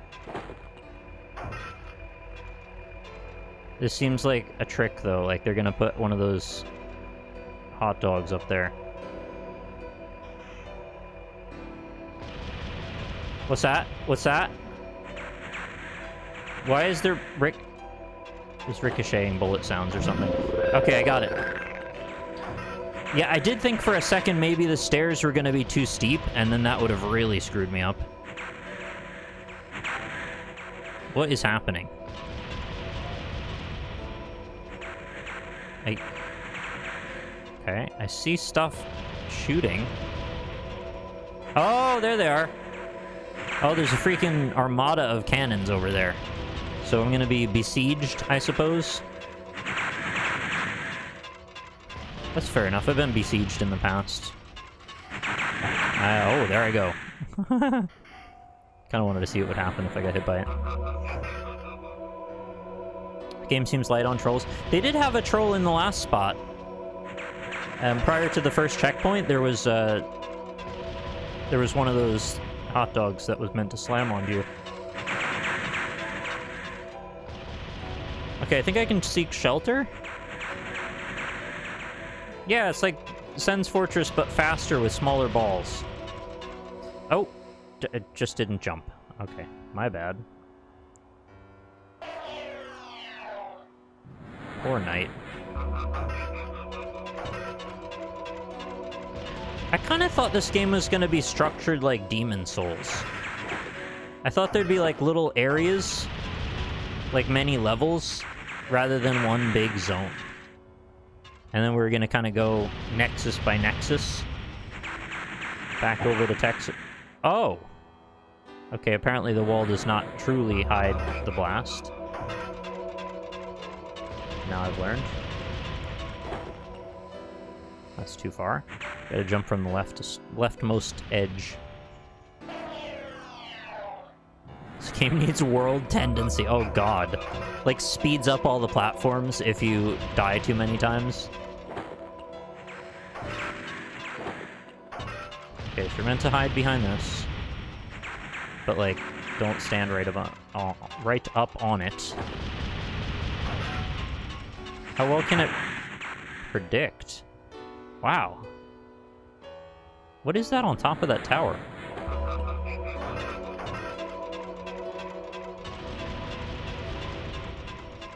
Can you even go this way? Oh my god. I never really understood world tendency. Why does the game want to punish you for doing badly?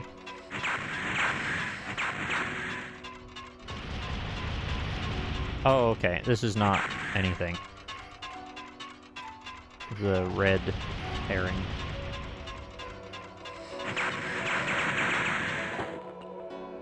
It's the same with, like, why does your health go down when you've lost? Clearly you need more health when you're struggling. Well, okay, so the presumption is in those cases that the developer wants the player to finish the game. And we're turning that on its head by doing the opposite. Very funny, har har. Oh, I think I just genuinely have to dodge them. I thought this was like a puzzle I could solve. They just want to pressure me forward, that's all. Maybe if I keep moving, it takes care of itself. Oh. Oh, they can go over the top! What is this? Pressure plates with spikes in? They're still going? Wait, am I safe now? Hit the pillar, hit the pillar, hit the pillar! I think we're safe now. What is this weird erratic positioning? Okay. Oh, I don't know if we're safe now. Ah! I didn't know we were going over there.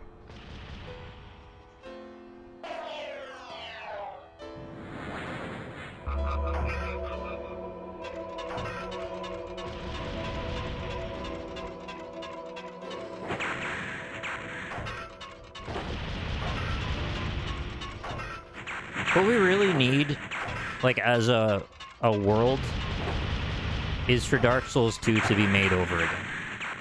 I think that would just make everything better. All the things that I've been stressed out about for the last, I don't know, 6 years, that would probably just solve all those problems. Just make Dark Souls 2 better.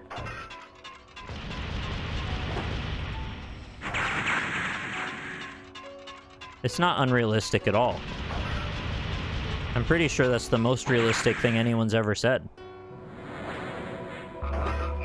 Yeah, the lighting mod, that's gonna be absolutely great. I look forward to having a reason to play that game again. Whenever that's done.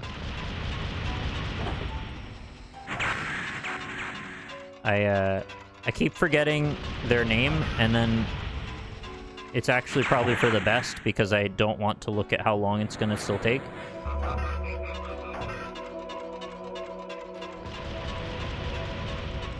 Ah! I just didn't jump again. Rip. Oh yeah, and restore the cut content in the gutter as well, please. While we're at, you know, rebuilding Dark Souls 2. Also, add the rest of the Colossi to Shadow of the Colossus that got cut. There's like 20 of them. No, maybe that's not right. Maybe there's like 10. There were a lot more.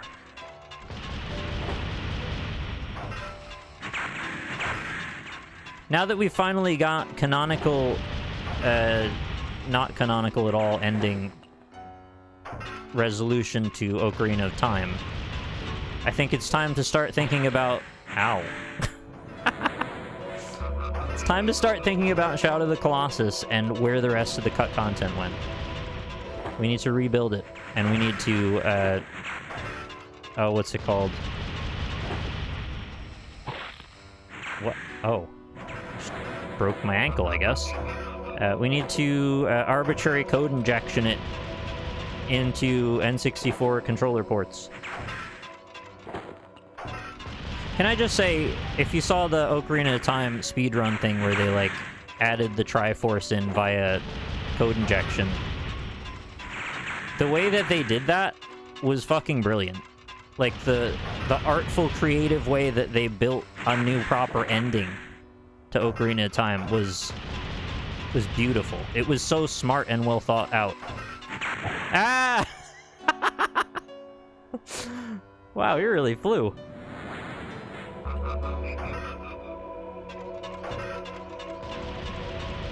I couldn't control it, but I started crying while I was watching. I was like, what is wrong with me? The nostalgia hit me so hard that I, like, broke. Oh my god. Please press A when I pressed A. That's very silly.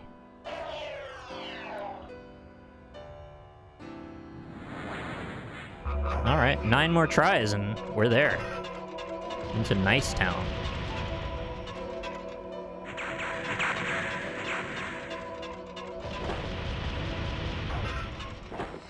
I'm not like Swanky Box levels of dedicated to Ocarina of Time or anything, but I absolutely got what he was saying when he said that this game is like...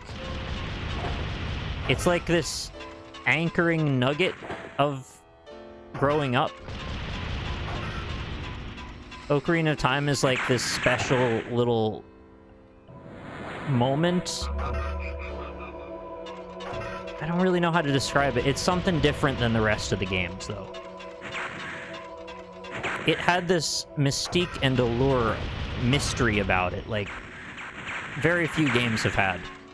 And I guess this is sort of that same obsession I had with RE7 demo and all that. It's got this thing about it where it feels like there's always something still to discover. And it felt like we were always so close to something being discovered in it. But that was entirely in our own heads. Like, we just convinced ourselves of that. But because it was the early 2000s and we were still... Well, I was still a kid. It seemed magical. It seemed like there was so much more to the game. And it represented this big turning point about what we even thought, wow, what a launch! That was beautiful. It represented a time when we didn't understand the full breadth of what technology could do for games yet. We were turning a corner into 3D games, and more specifically, lengthier narrative adventure games, which just hadn't really been a thing to that degree. And seeing this coalescence between that concept and Zelda, paired with what seemed like, you know, profoundly clever little mysteries hidden everywhere,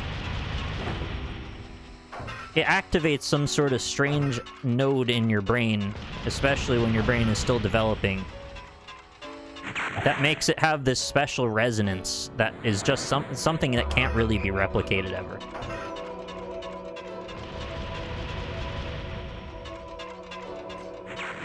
And so seeing something like that, really doesn't like jumping from there. Seeing something like that where they've added all of these little mysteries that we were so concerned with for years, just out in the open, just being done. As if this is just commonplace and we could have just done this the whole time. It, like, breaks your brain a little bit.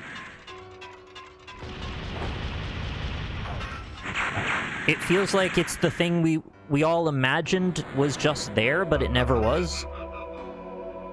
That if we all thought hard enough, we could do, like, a spirit bomb, Goku style, and, like, inject the true mysteries into the game that we all projected onto it.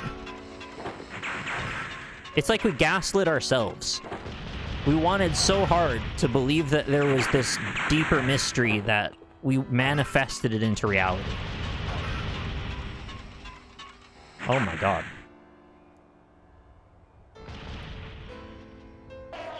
Alright, now I've talked for a very long time about that.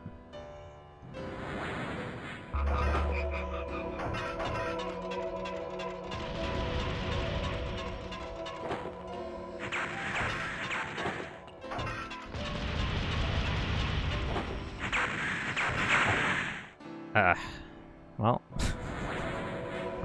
Try 69. I guess I have to win now. I'll just beat the game on try 69 for the first time.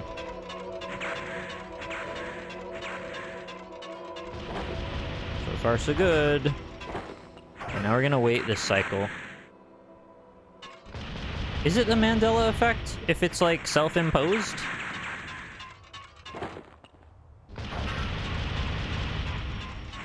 Oh my gracious. I didn't win. Sorry. After how many tries does Luigi pop up? 420?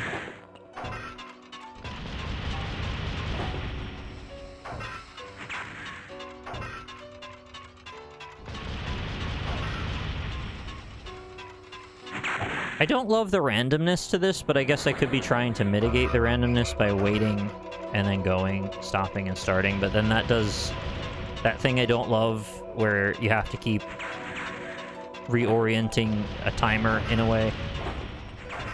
It's the fatal flaw with any Meat Boy level I would make. If you have to stop for too long, it always felt bad. You want to be able to smoothly speedrun through it all. Also, yeah, the collision boxes on these cannonballs seems really arbitrary. I don't know, it's probably not as simple as I'm making it seem. Maybe there's angles involved. Oh, you know something I found out about Mario 64 I freaking forgot about? Okay, good job. You know when you kill King Babam at the top of the freaking mountain, a third cannonball appears in that pit as you're climbing up the mountain. That's the king. You defeat the king, he turns back into a goddamn cannonball. He's there. I'm not kidding. He's there. Did you know that?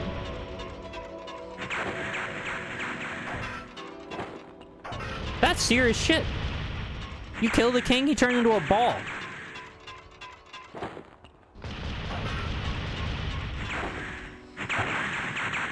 I'm a 37-year-old man. I just learned that. You know how many years that's been? I don't know if I'm more upset at myself or upset at the world for not explaining this to me sooner.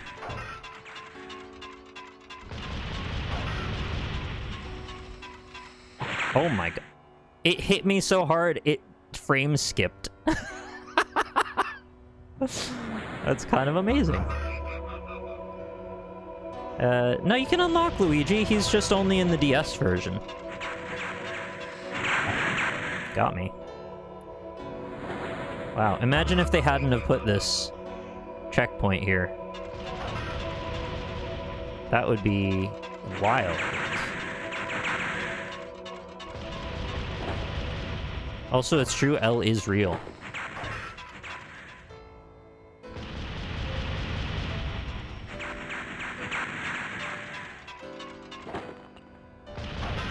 Oh, I'm glad you're enjoying this game. I'm enjoying it too. I hope I'm not coming across as frustrated at all. Because that's not what I intend to be. Occasionally I'm a bit confused. But for the most part, I'm just kind of enjoying my time here.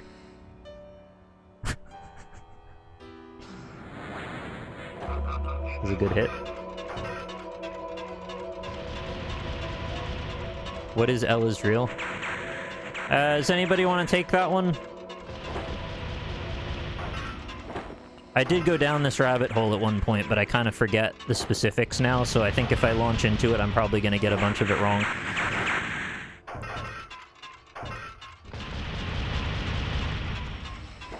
Oh!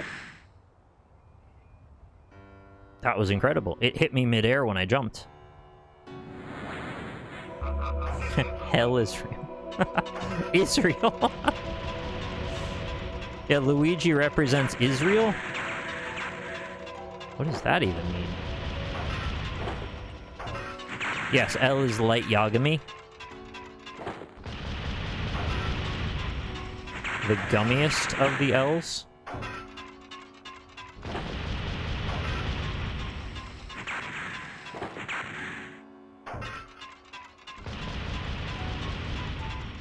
Come on, little knight. Oh!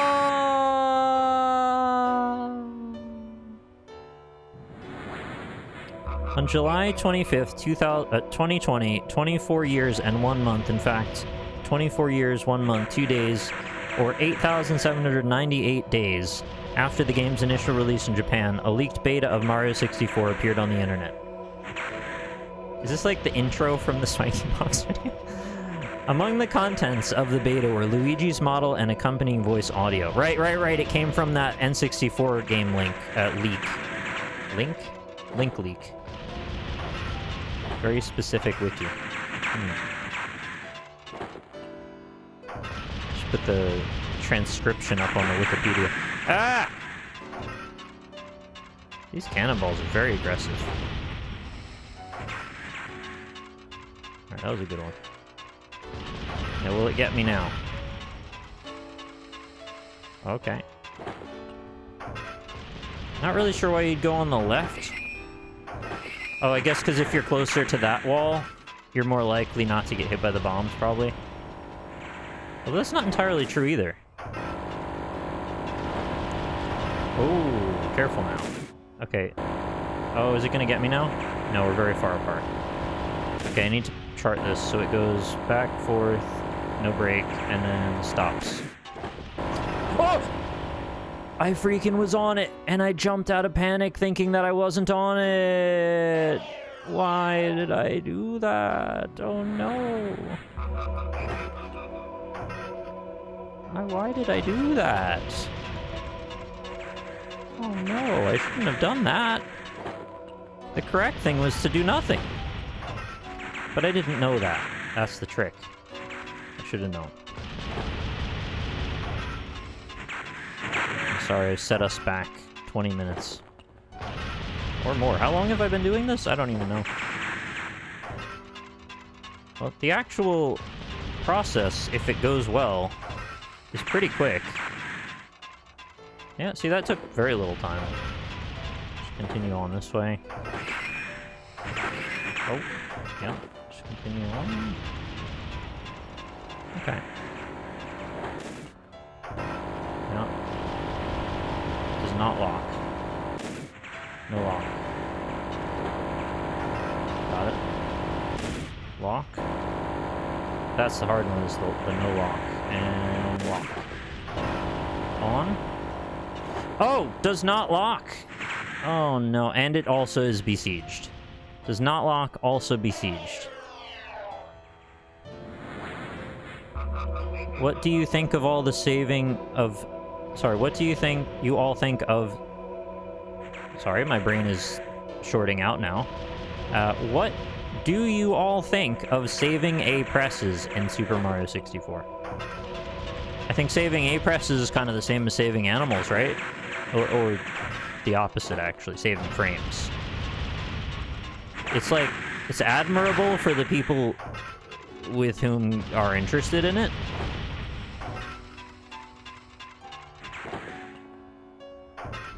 It's like, I respect speedrunners and I want them to do their best, but also sometimes I worry about them. The never-ending pursuit of human perfection and turning into an android person. It's a lot. Why? This is not the time for falling.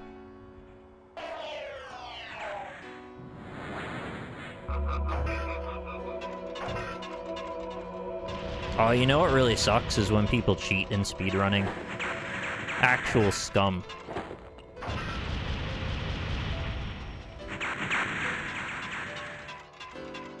I wish people would never do that.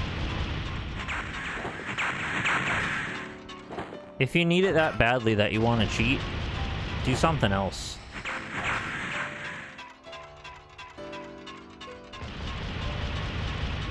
It's like one of my biggest pet peeves. You take all these people's work, and you're mocking it, really. Because you think you're just entitled to it. You just think, well, I don't... It doesn't matter, I'll just do it better than them by cheating. Absolute garbage. Whoa. Oh, that one's higher, isn't it? Okay, now we've got to watch for the bombs. And... Okay, apparently what is that? Dismounting is trickier than I thought. I'm getting there, though.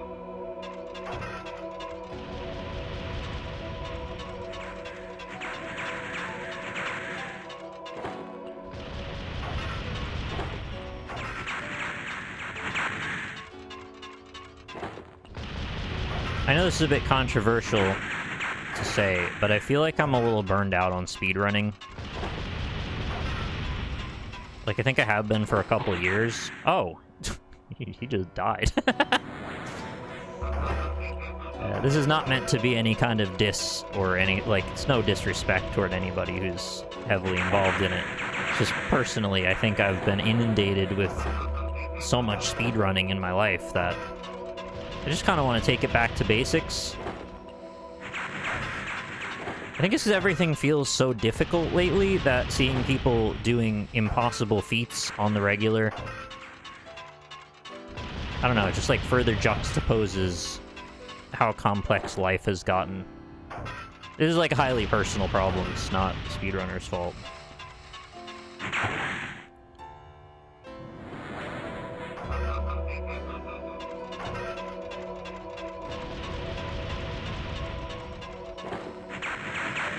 They're like, what if we time to the 100th of a millisecond every A press and beat Super Mario 1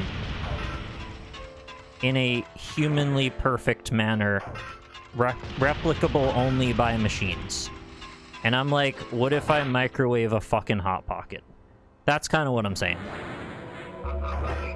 You know what I mean? It's not fair to them. They didn't do anything wrong.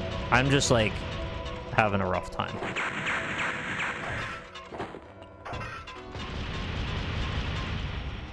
I'm like, I can't get out of bed.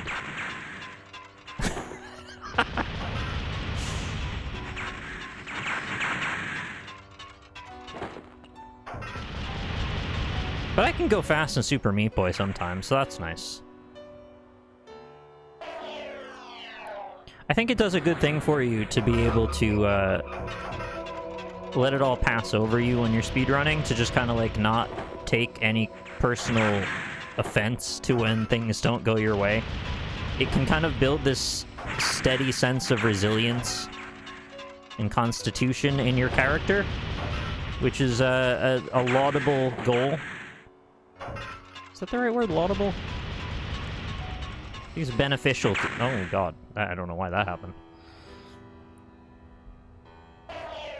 Yeah, sorry about the Corey again popping up. I still haven't turned it off. I should have. It's not that. This is called Knight's Try.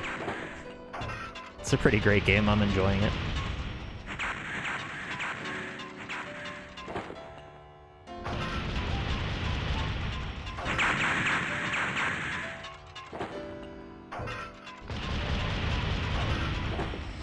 I want to go find the developer and tell them they did a great job.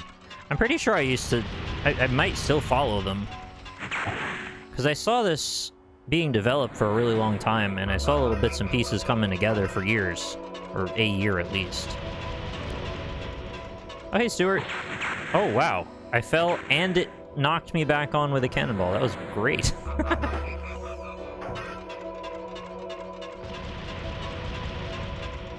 Yeah, I want to tell them that I like what they're doing, and this is good stuff. They nailed the aesthetic pretty brilliantly. I don't think I have any notes about what could be improved. I mean, obviously there wouldn't be, like, detailed ragdoll physics in an N64 game, but who cares?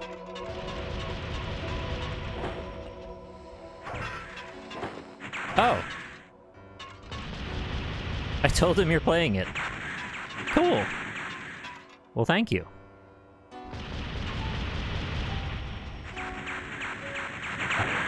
Sorry, I was distracted by you saying that. Yeah, anyway, if you see this, great game.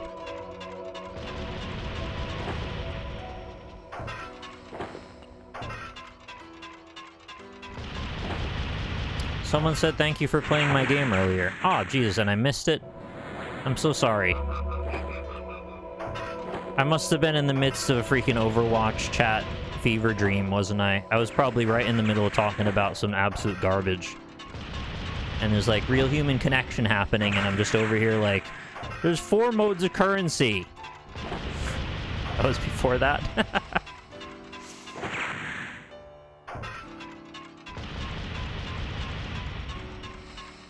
Well, dang. I don't even have an excuse then. I'm just a bad man. Just a bad man. Can't even navigate the Cannonball run. No speed running here at all.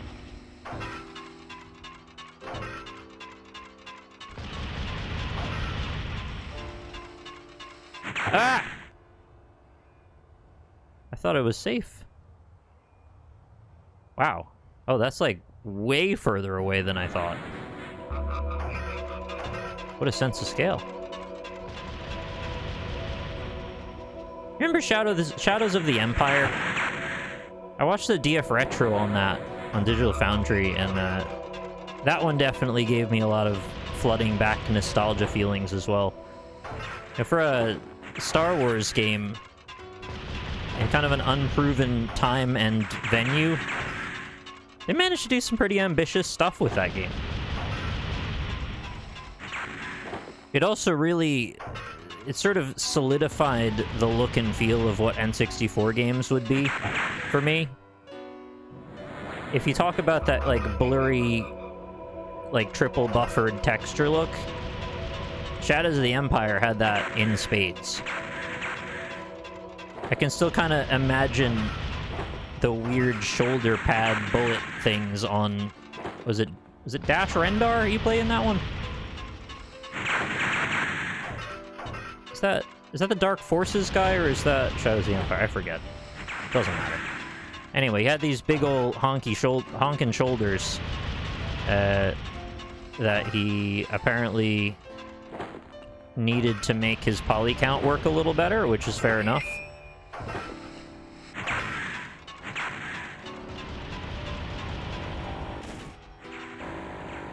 But yeah, there's a number of different levels with, like, different approaches and gameplay styles and stuff. It wasn't like it was all the same thing over and over. Could never get past the train part. Yeah, the train was a nightmare. I don't blame you. I managed to finish it, but I felt like I was kind of lucky. Oof. Okay, this does not lock. But if I stay too long in my cannonball... No! Nope, that was too early.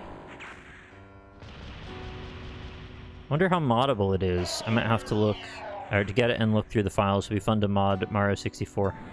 Yeah, that would be fun. I think it was a nightmare on PC. Like, the compatibility and the video output on it was, like, really awkward. It was at a weird transitional time in GPUs. If I recall what they said, and by they I mean, I think it was John Linneman.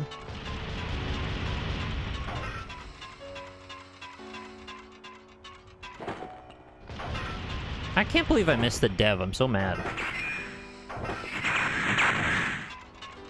I don't get to tell enough people that they made a great game.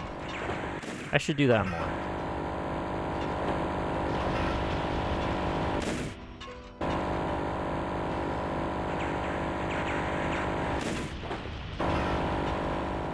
We're getting more consistently up here, so that's good.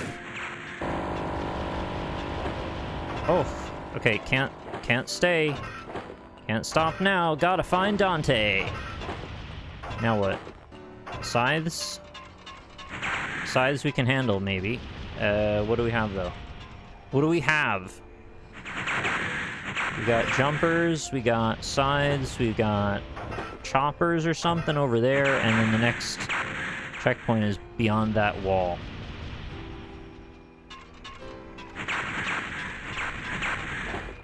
Choppers and stoppers. Oh yeah, I see the challenge here. I see what you're doing. Okay. Made it to the choppers, made it to the stoppers. Oh, the cannonballs too. Don't forget about those. And we gotta go. Ah. I was just about to go. I deserve that.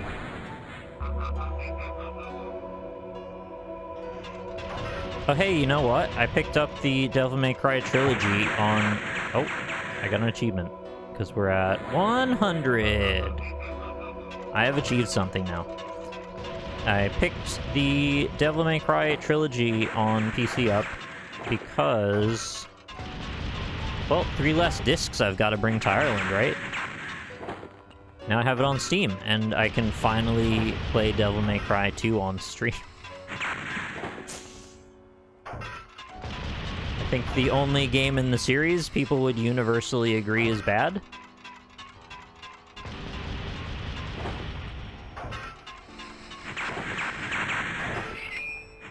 I do wish those cannonballs would, like, chill a little bit, but... I understand they're kind of the focal point here.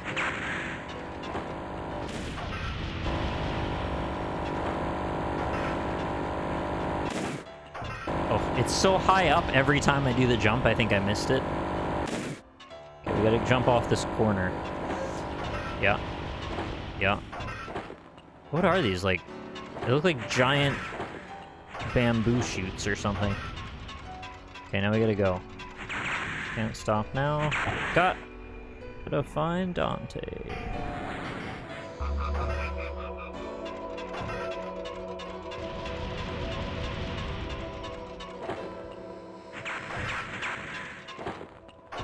They have to be consistent somehow, because just random bullshit just doesn't feel like something this game should do.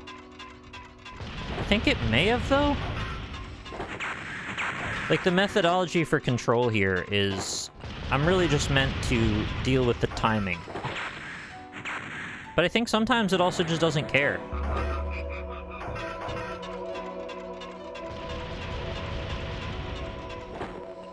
I mean, there's clearly things you're meant to stand near for shelter. So that tells me you go at the right time and you build in some sort of latency, right? Because the cannonballs occasionally feel like they track you with like a 2-second delay before they lock. So if you get them to lock onto you at the right time, they will always be in your trail. However, that doesn't always feel like that's what happens, so... I guess I'm not entirely sure. Alright, see you, Erogenous Jones. Take care. See, that time was fine. But will I now get... Yeah. I was gonna say get lit up. And I go around that corner, and I did. I keep thinking there's something I can do on this bridge. There just isn't.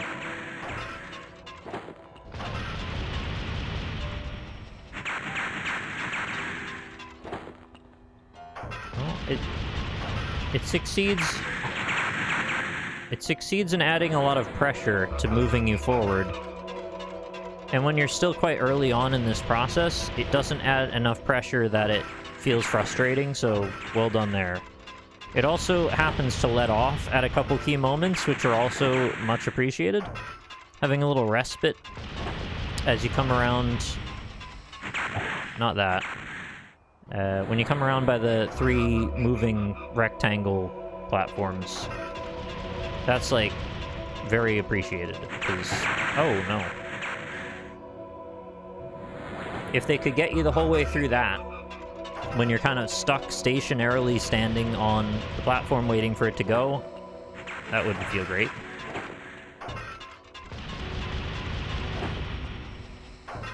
Just kind of jumping straight at them, and sometimes it works.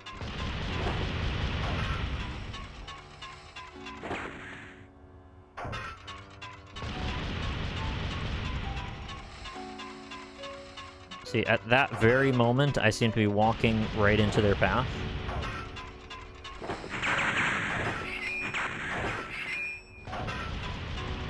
I don't think I've ever died here, right? Oh, maybe once.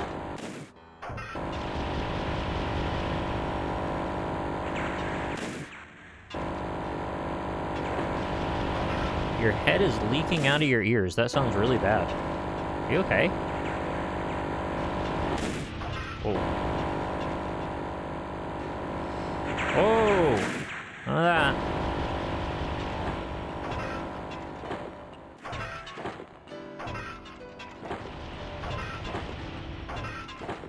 Okay, this spot got me last time. Be confident.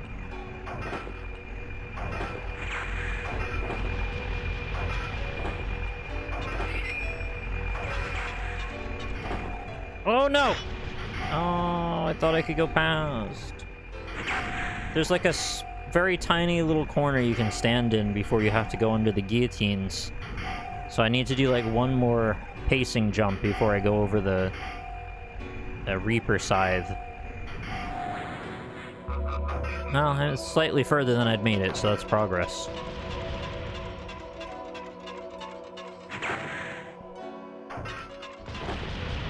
Just night shift brain. Got a delivery during the day yesterday. Couldn't get back to sleep. Oh, fair enough. Yeah, I couldn't sleep all last night. I've just been getting, like, nervous stomach in the middle of the night and then just can't settle down. And I get myself psyched up in this terrible way where I feel like I can't come on and stream. Because, like, honestly, I could have just gone on at, like, 2 in the morning and just played some games for a while, and probably would have actually helped me. But I get this stupid thing in my head where I feel like everything I'm gonna say is gonna be either fatalistic and negative or, like, not entertaining or worth hearing.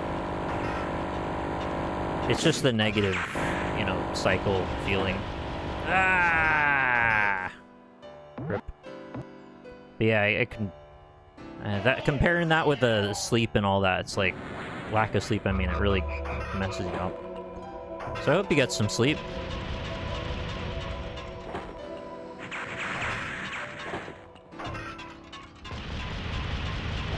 I gotta say, I'm feeling weirdly zen about this right now.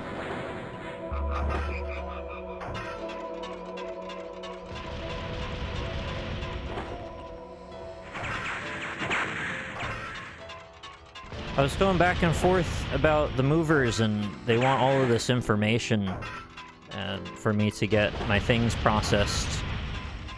And it's like, everything I do seems to require a whole bunch of different documentation and for me to prove things to people.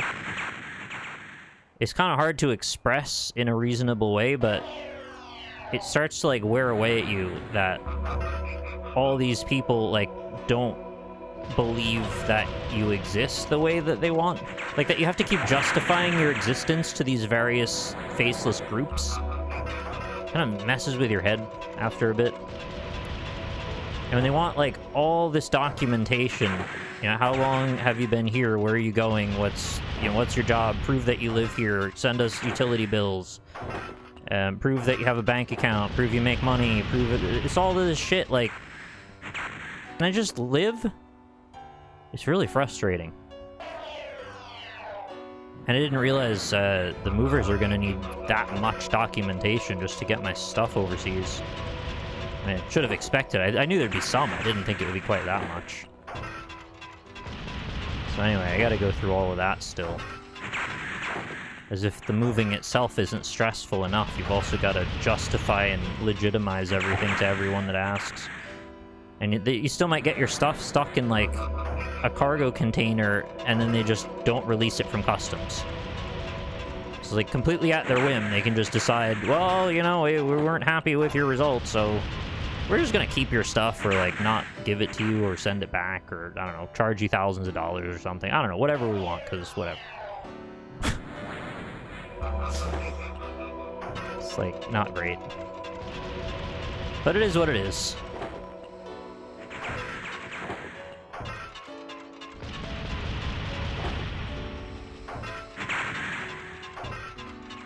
I don't know why you can't just, like, build your case with the immigration officers you've already made contact with, and then every other instance where someone needs proof of something, you just direct them to them. Because you've already proved it once, so, like, just have them vouch? Why do we have to go through all of the processes over and over again with every individual person?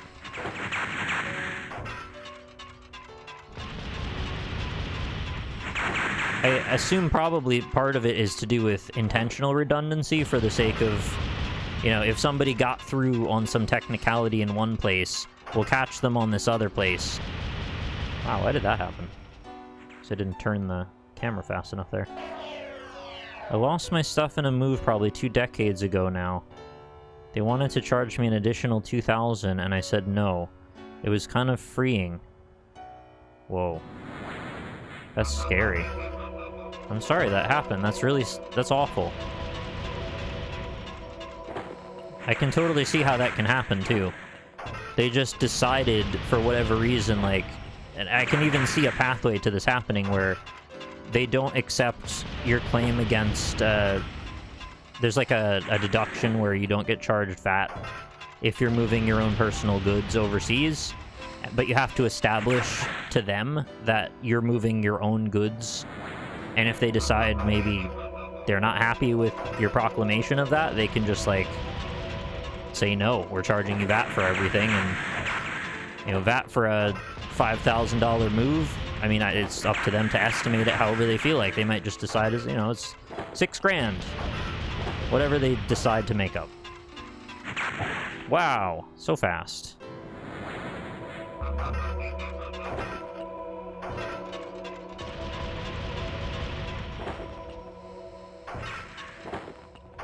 It's like so many aspects of my life were designed around minimizing putting myself into positions where I was allowing others to have authority over me like that. But I realized after a point, like, you can't live like that indefinitely. We've unfortunately engineered a system where, in order to participate in this cooperative society, you just keep having to put yourself in a subservient position where the powers that be can just ruin you if they decide to. And if you want to exist, you have to allow that. You can hide away as long as you want until you simply can't.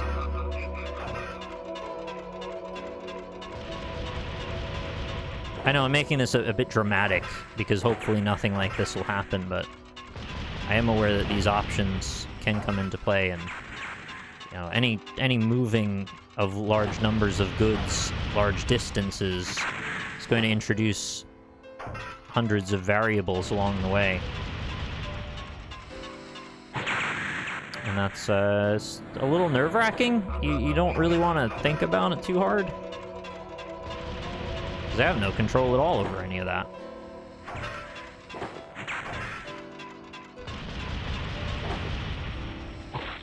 Wow, good hit. It just like jumped onto a cannonball.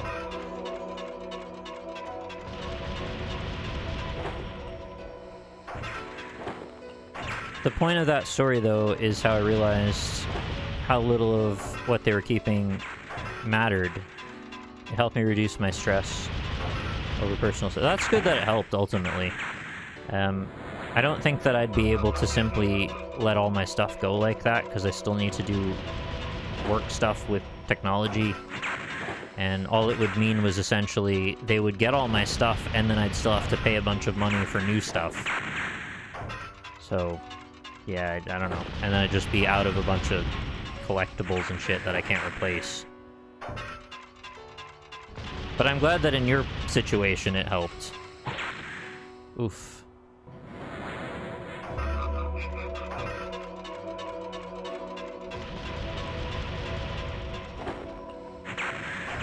There's something to be said about talking about helplessness and futility in the face of bureaucracy while placing a game where you die endlessly, yeah. Well, that's the big bargaining chip at the end of the day, right? Everyone's helpless. Everyone's on the same trajectory. We're all human. And, like, I hate to use the term positive nihilism, but it has helped me in a number of ways. Like, nothing really matters. I'm sorry, I don't mean to Rick and Morty you, I don't mean it like that, but for me, it seems helpful to say that. It keeps me out of the worst of the dark spaces that my brain can inhabit for too long. Because if nothing really matters, then you can't take anything too seriously, which I tend to do.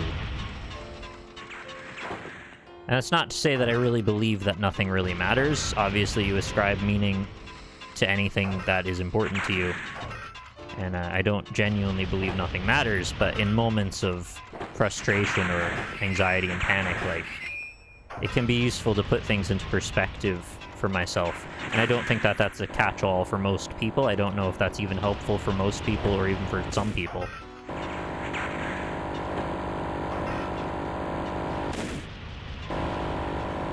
Are positive nihilism and absurdism the same thing? I don't know, actually. That's a good question. Whoa! I thought I had that.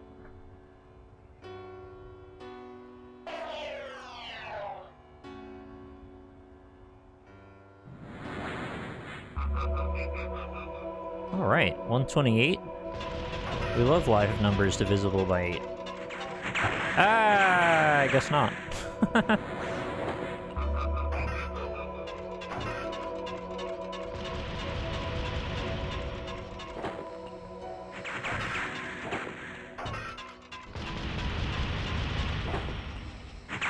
Oh, another good hit.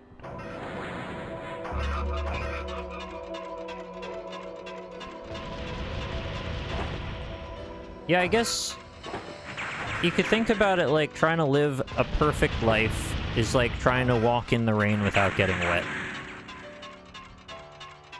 There's a time where if the rain is just right and you walk in just the right way, you might get lucky and it might not land on you.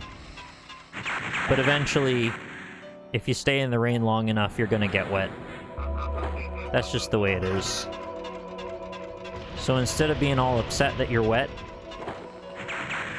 think about how cooling it is, and, you know, it's something maybe you don't do all the time, but in that moment, it's a little different.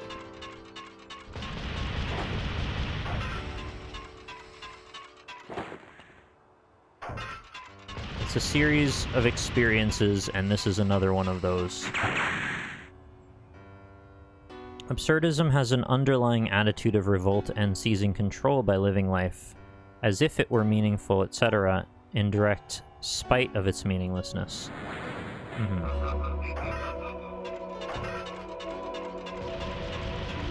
Oh, didn't mean to do that.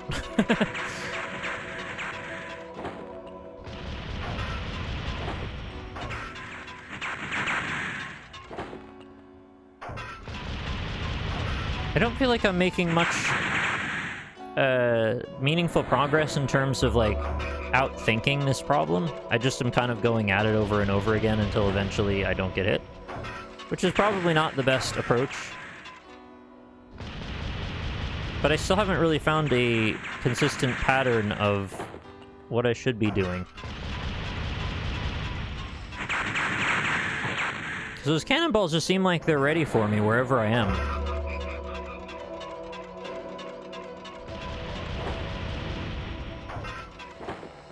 Should I be turning around? I thought the main goal was to not run in one direction, and yet somehow they shoot out ahead of me, which I don't fully understand. I get here when I double back on myself and then, like, run in parallel to them. I get why they hit me then. But when I'm running away from them consistently and then they hit me anyway, that's a little confusing.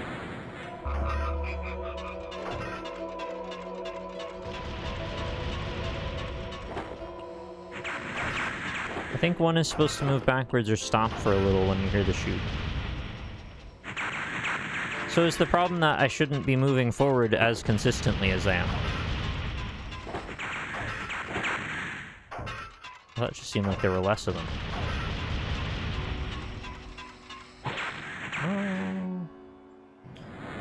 I don't know, I have to jump over that gap, so I'm sort of forced forward. Not sure when I'm really meant to take a break then.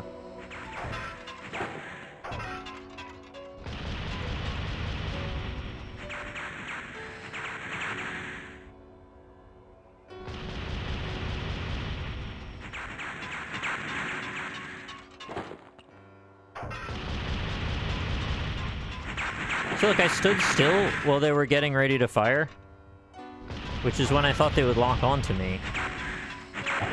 And they still fire ahead anyway, because there's just so much variability on their trajectories. It seems like they just go everywhere.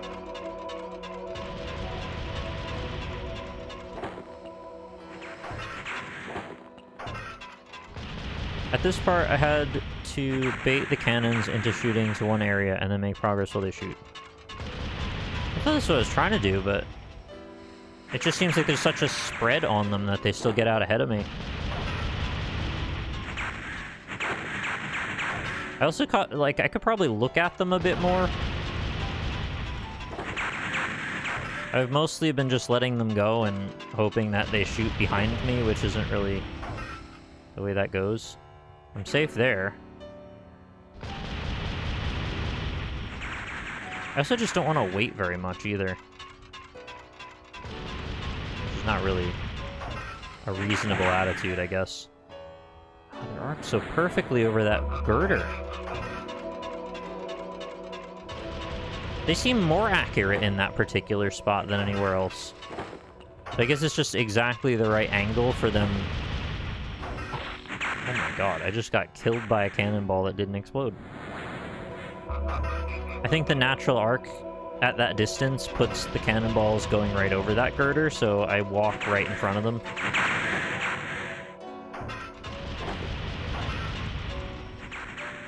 we going up in there?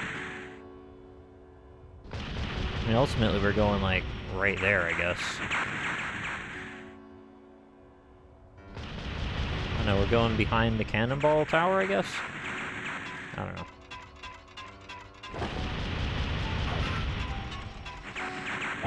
Oh. I thought I was gonna, like, sit and wait on the side of that rock chunk. Didn't seem like it cared, though. It's like the explosion collision, it doesn't get, like, occluded by the rocks. It just kind of just hits whatever's in that arc. Or sphere, whatever the collider is. Wow.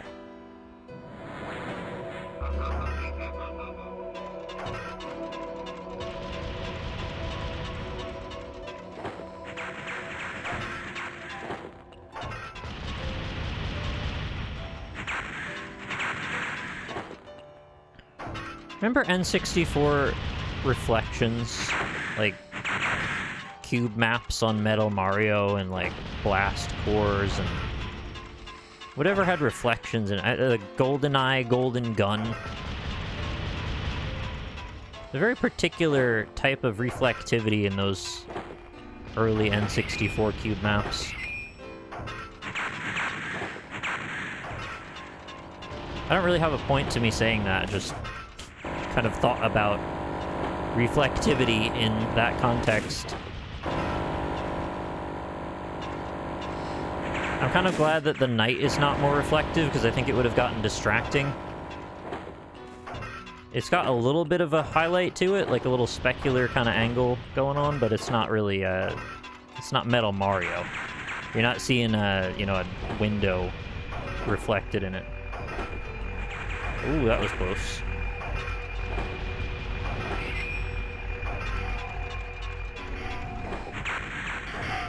Yeah. Oh, we got triple hot dogs? What are you doing? Drop.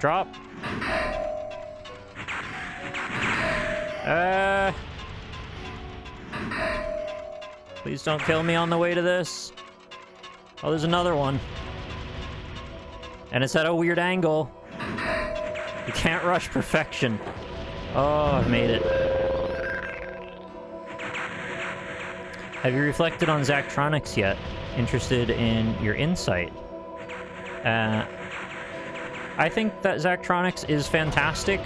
I think they make fantastic games that I am not quite smart enough to play for the most part. I've probably played 3/4 of them, but I haven't beaten any of them, or like I haven't gotten even consistently very far. Opus Magnum, Opus Magnum. I got the furthest in that out of the ones I've played. I played Shenzhen IO a bit. I think that's a really cool game. It's just like, it's a little over my head. I played Space Chem, really enjoyed it. Again, got kind of confused by it after a while, but yeah, nothing against any of them. They're all great games. The new one looks really cool too. I just don't know if I'll... I don't know if I'll get it, because it's just like kind of the same story every time. I always think they're great, and then I always don't get very far in them and get confused. But I don't think that's any indictment of the game. I think it's just like a personal mismatch is all. I heard the new one is their last game, which is unfortunate, but also fair enough. They've made a lot of stuff over a lot of years. Yeah. Oh, wow. I said that right when you said that, too. Yeah, I just happened to say that right at the same time. I guess now, if ever, is the time to discover how to deal with these cannonballs. You run forward, and then I'm gonna run back. And then I'm gonna win.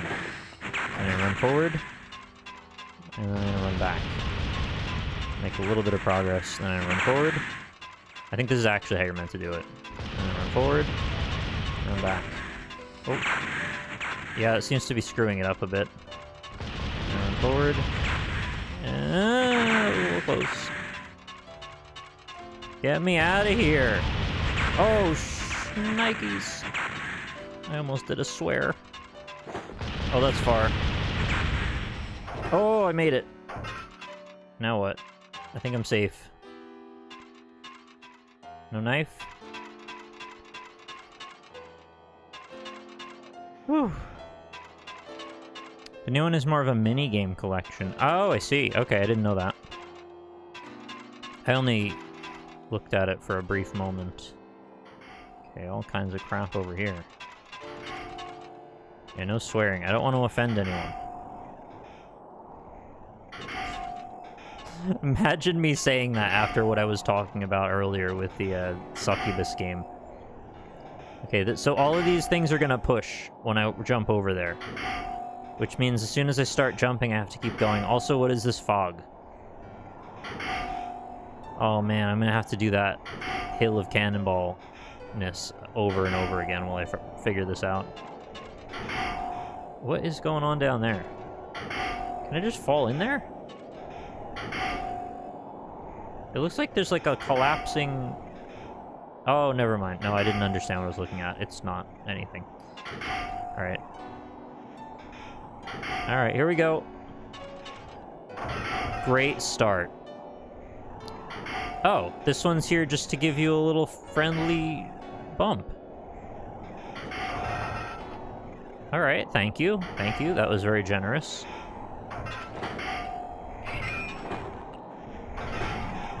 Whoa.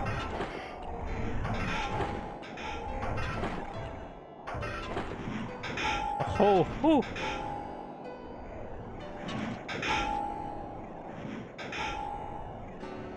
This is reminding me of something from Demon Souls. Oh, that's a current. Oh, I think I see what you want me to do. Wait, do I?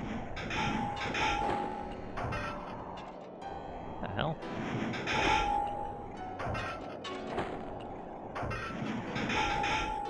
This is strange. Is that a hole? No. Oh, Lord. Okay, yeah, that's the whole thing. I gotta really commit to this angle.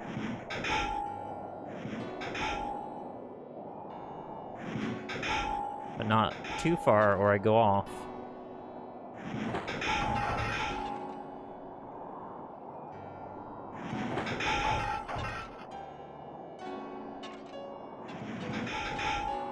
Is this for real?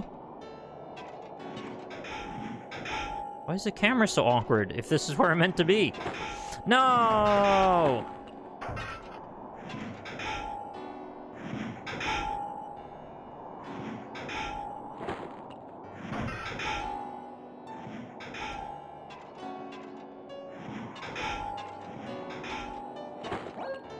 Oh, I made it. Now what will instantly kill me? Is that really how I was meant to do that? I felt like I did it in an easier way than I was supposed to. Oh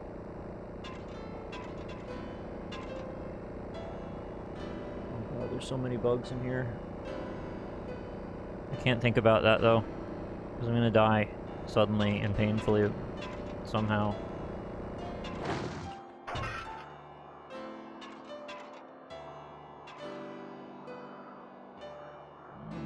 Big. I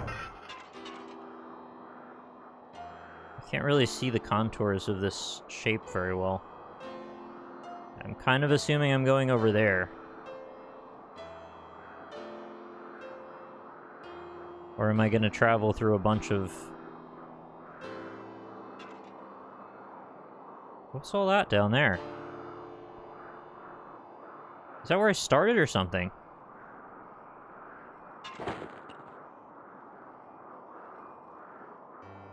Oh, I see. Okay, yeah, we're gonna go through... It's like Pilot Wing 64, basically. Gotta catch it on the upswing.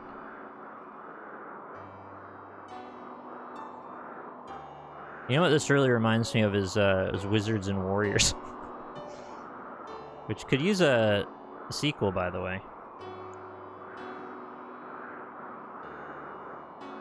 No, well, a sequel to Iron Sword, I guess, so a third one. Was there a third? There might have been a third one, actually. I think I just didn't play that one. It's very hard to see where the edges are, but I seem to be doing okay so far. Yeah. Alright, we're getting up. Oh, we're getting up to the stairs that we were trying to climb before. Yeah. We've done that. Please, no cannonballs.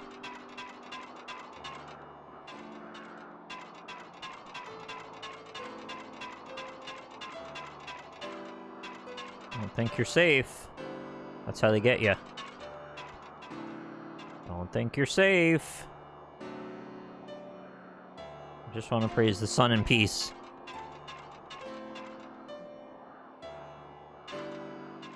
Didn't study this door frame. Oh, they're luring me. How alluring. When I walk in this hallway, though, it's like gonna fill up with knives.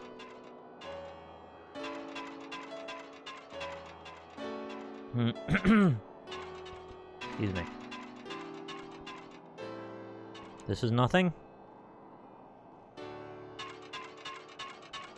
That is way too big of an open hallway. All of my I wanna be the guy senses are tingling. I see nothing of note on any surface, but that doesn't mean you can let your guard down, because stuff could just show up. I don't know if I should stay close to a wall or stay toward the middle.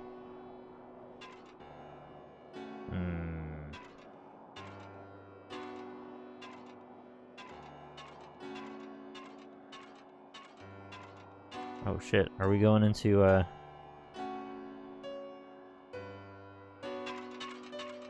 Quelaag's domain? We're getting the, like, green lens color. Still see nothing. Got a BLJ to the end. If only you could BLJ in this game at all. Oh, it's so green. Oh, we have to be going to Blighttown. That's absolutely a reference to that. Absolutely. Absol. What's over here?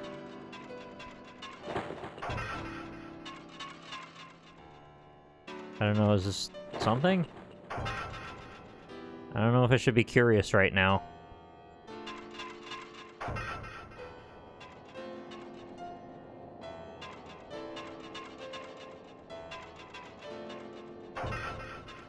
You know what they said about Curio City? It gave the cat delicious treats and patted on the head, and nothing bad ever happened to the cat who went to Curio City.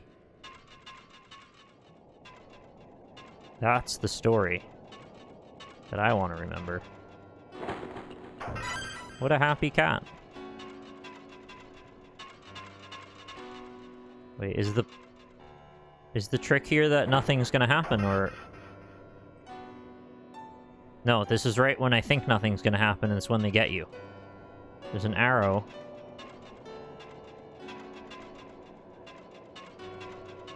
Hello? Oh! Okay, well that was all real reactions. I didn't know if that was going to kill me somehow. But yeah, that's... Oh, that is like Shadows of the Empire. Like a dirty, filthy, stinky hole. So you want me to go down.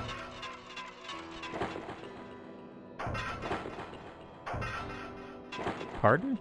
You heard me. I was talking about a dirty, stinky, filthy hole. Where they keep all the ogres and... You know, whatever that guy is that carries like an entire petrified body that he hits you with. Whatever that guy is, it's got that down there too. You know that guy? Not the poison dart thrower guys. Oh my god, that's deep. The other guy that's like, I have a body I'm gonna bash you with. Oh. Wait, what? What did I do wrong? Was I not supposed to touch the edges? I mean, I get that they're knives, but I thought I just kind of glanced it as I went. You're just supposed to avoid them entirely, I guess. That's probably, yeah, more the actual goal here. It's not like there's fall damage.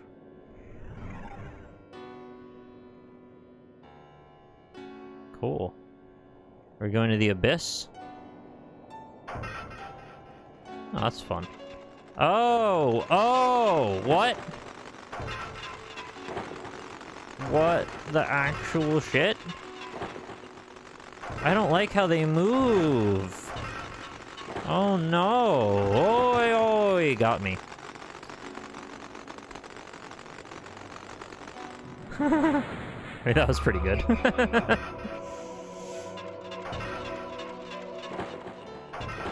They haven't had anything like that yet in the whole game, so that was kind of new.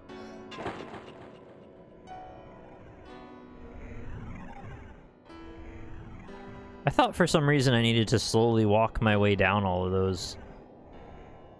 Did anybody see anything on the way down? Would have been a nice spot for a little secret hallway.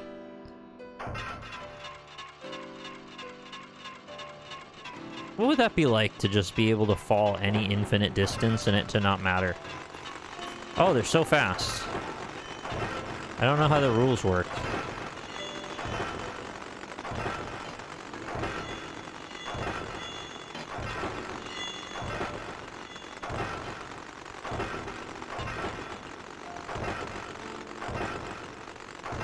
Oh, they're getting ahead of me. I don't like when they get ahead.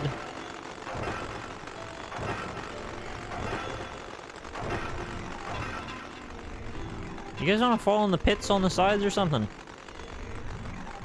Freaking bugs landing on me.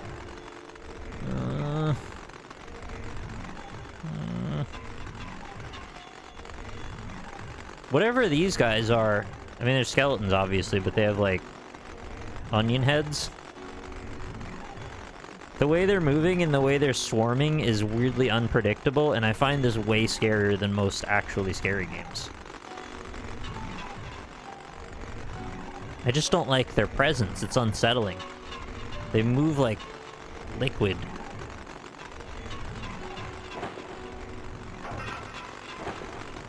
Oh, they can still follow over the spike? Oh, it's those guys from Mega Man. What are they doing here? You know those guys? There's a lot of action going on down here. You know those guys. If you step on the ground near them, they go real fast, and then when you jump, they go real slow. That's their whole thing. That's like what they do in life. Yeah, I think you're right about the skulls. Ah! Can you guys chill a little bit, please? So much scattering and skittering. I think I can't hit that. Oh, this is Mega Man shit, isn't it?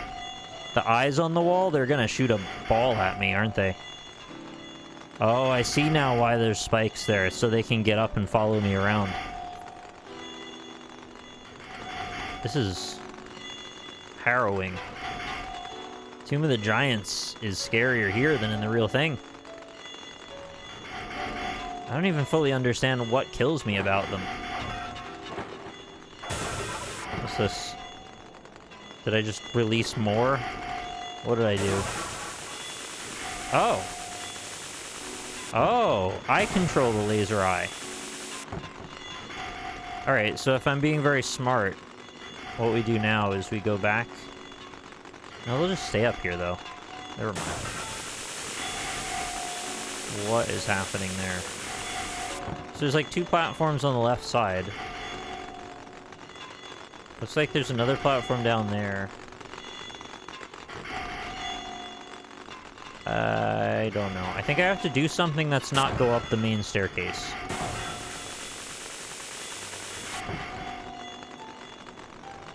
So is the presence of them being here with me now means I'm probably toast? I'm gonna try something experimental first. Do that. See, does that trigger them to come back? Like, what is your pathing telling me to do right now, guys? Yeah, they don't seem too bothered. Some of them are kind of thinking about it, but not, like, seriously, though. Oh, that might have helped. Oh, that guy made it. Oh. Oh, actually, they all went. They all went in the hallway?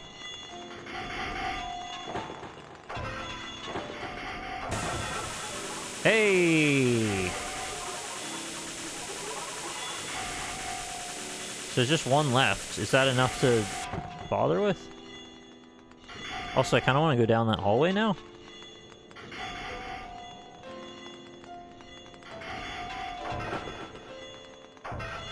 I need you to go through the hallway, please. Yeah, I don't trust any of them.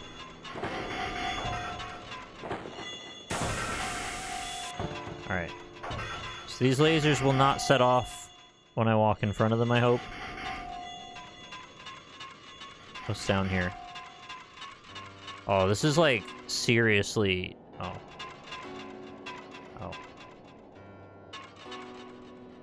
I thought we were gonna have like a super secret moment together in this tomb. That's not exciting, actually.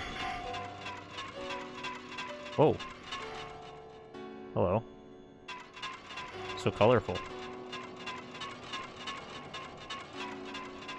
If you ever wanted to put a great secret, that would have been a spot for it. But yeah, that's why that hallway is so long. To cause them extra time.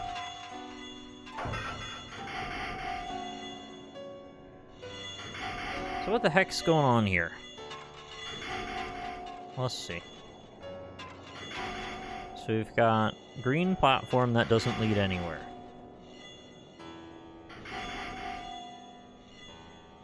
Okay. We've got a series of platforms that leads up. And we've got fan that's not attached to anything. Will it fall on me? I think I gotta go up there.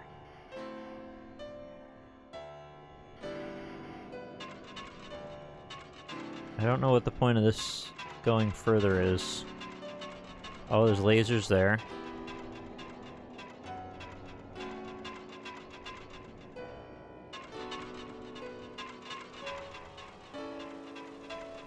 And under us is what? Nothing?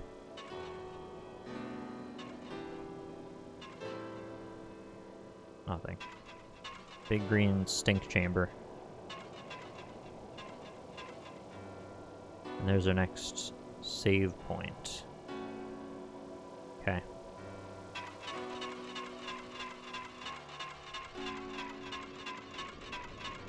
Oh yeah, it is a bit like the Silent Hill 4 elevator, escalator thing.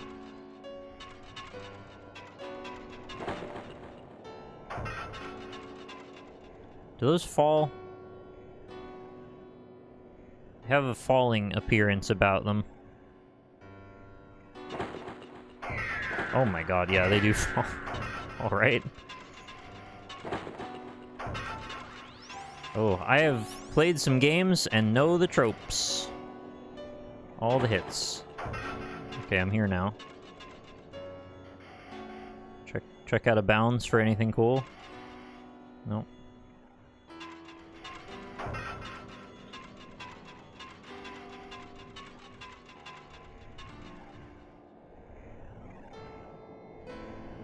No, I signed up for a challenge, didn't I? So we got kind of a skinny little bar, but we want to make sure we jump on it straight ahead so we don't fall off the platform under it if I fall down. Yeah. Now, I don't have that luxury.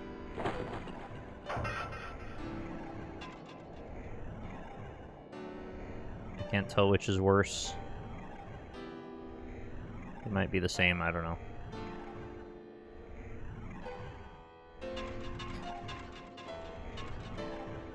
Oh, actually, I can still have this first jump for free. Because I think I can angle it so I would fall back on the stairs.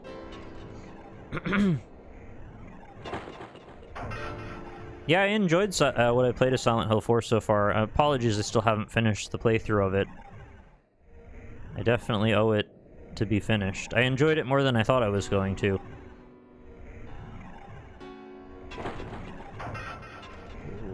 Okay. Why does that feel too high now? I think it's just getting to my head. Maybe it's like very close to exactly how high you can jump. No! Damn. I mean, that just looked flatly too tall, right?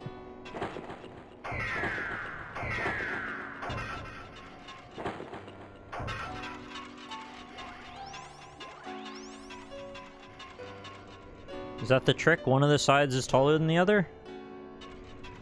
Or is it even trickier and I have to zigzag from left to right? If one side is subtly higher than the other and then it alternates? Oof. That was terrible.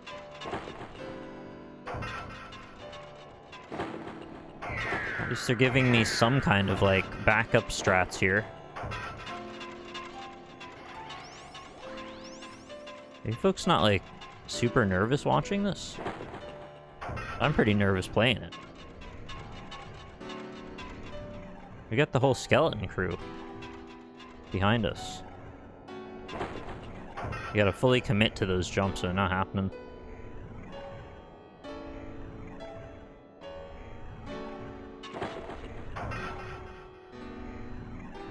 Definitely can't jump across that. What? So why are there lasers with a button that I have to press? It looks too high. Doesn't it? This is some Elden Ring bullshit. Am I supposed to, like, ride the thing up? Certainly not. Those things kill you. If you jump straight up, it does seem like you get high enough. Okay, so just have to fully commit to this jump. Oh, shit. Alright, yeah. Good to know. Your natural predilection is to go toward the wall, because it seems safer toward the wall. But you're guaranteeing you won't be able to navigate over to the left again if you do. I think I can jump straight to that next platform. I hope. Yeah. Okay, what's this? Oh, it's a temporary...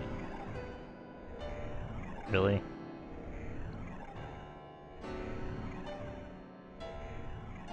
What?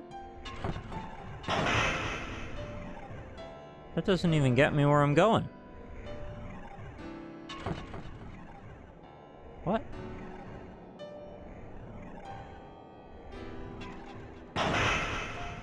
Even if I was to jump full speed through those, what's the next play afterward? I can't get up there.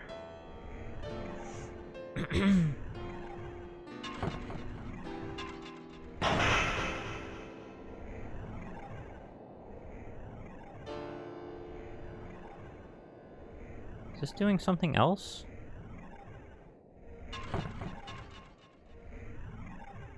Oh, right, there's small platforms over the stairs. I thought that was a landing on the stairs.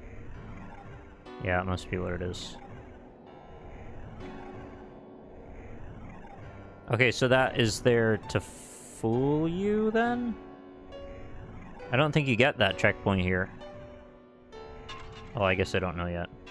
1, 2, 3, 4, 5, 6, 7. Alright, just gotta go fast, I guess. Can I reach it from the first go? Yeah, for sure. You can't reset it. Alright, wish me luck, here we go.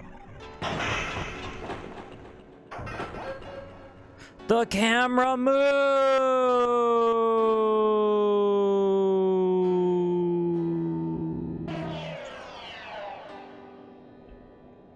Well, I tried.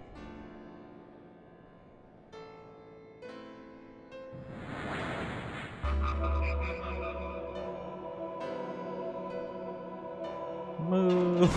The camera moo!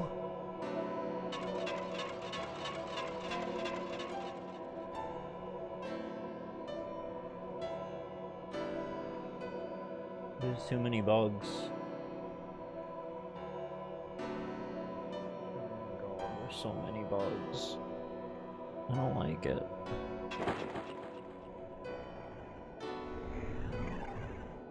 Bonk! Oh, they're on my legs and shit too.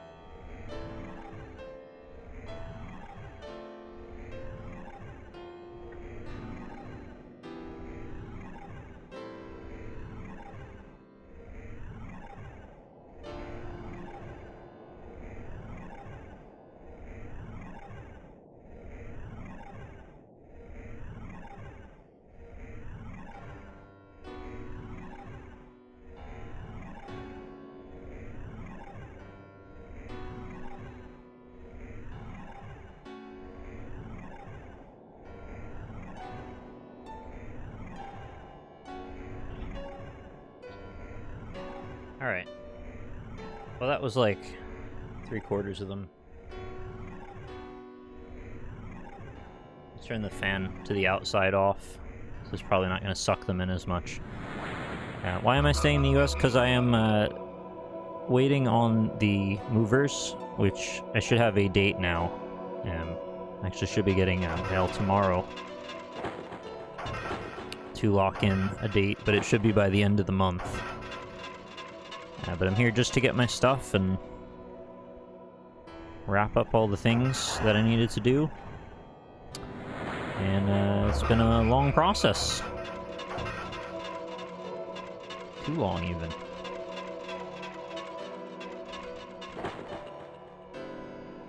Thank you.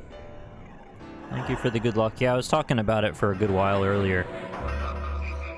It's quite nerve-wracking because I didn't know all of the various ways I would need to prove things to everyone. Everybody's got documentation requirements for everything I need to do, and... Ooh, live twice.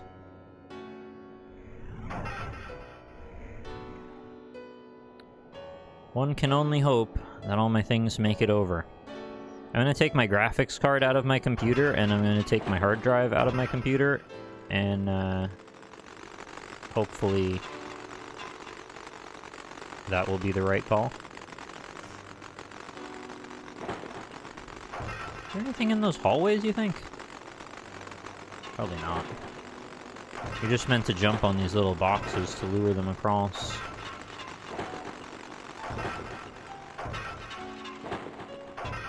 Oh, you know what? All of this bit here, I wonder if I was supposed to be going on the upper paths.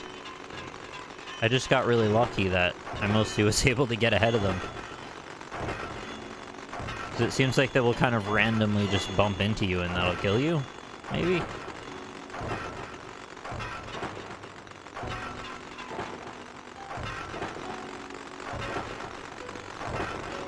Like, this is all their path, isn't it? I was supposed to be jumping across all this? I don't know. There's all little platforms everywhere. That must be what they're for.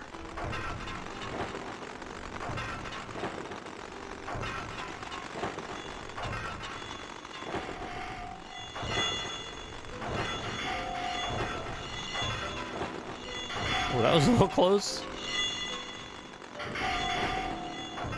Okay. Oh. Oh, crap. Crap upon a crap cracker. I was so close, and I don't know why I did that.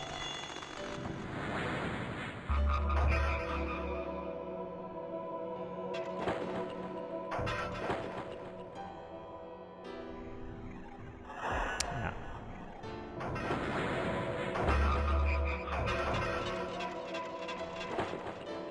Oh, you see those as the Ocarina of Time thing? I saw them as the Mega Man guys. You know those little metal ones that you shoot and it, like, reflects your bullet off of? And then when you walk near them on the same platform, the same elevation as them, they'll just kind of wig out and smack into you really fast. That's what I was seeing. How am I meant... If I'm meant to climb up on all this stuff... Oh, I guess just start over here, right?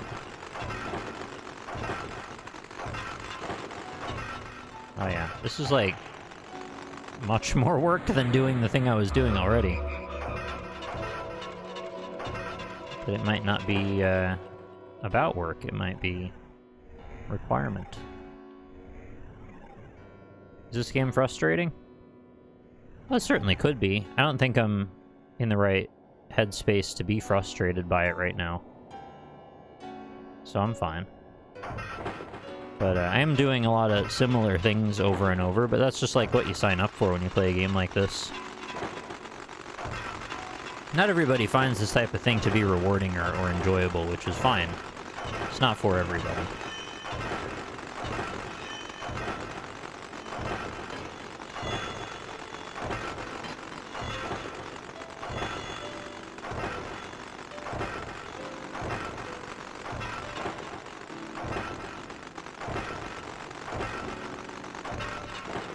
Yeah, I'm glad it's fun to watch.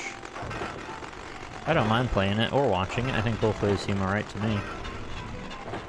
I just hope that I make enough progress at a speed that is, like, conducive to enjoyment. Sometimes it can get, like... You get the spirit of it, and then after a while it's like, okay, this person is really struggling on this one thing. And you're just kind of tired of watching that same thing. Which I can't really blame anybody if that's frustrating, because it is.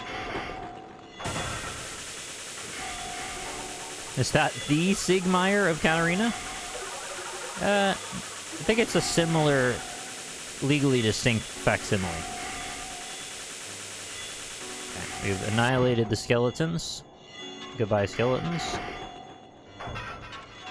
I wonder what these are about. Are they just a chance to save you if you fall off? Maybe. So I figure this bit's, like, far enough in that they don't want you to, lose it. This metal texture really reminds me of... You know that corridor in Mario 64 where you chase the rabbit and it's, like, it's all wet at the bottom? Floor is covered in water and you go to the lava zone? Doesn't it look like that? It's just obviously tinted completely green, but it's like, it's a similar patched metal riveted look. I think I noticed that before, but I didn't actually, like, fully process it until just now.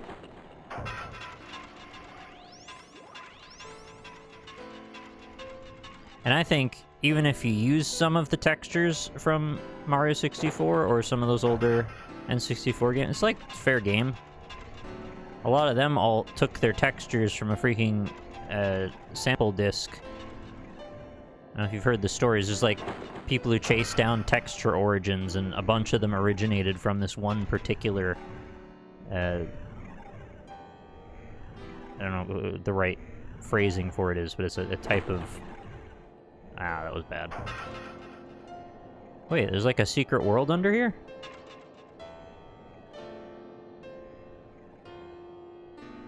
What's this?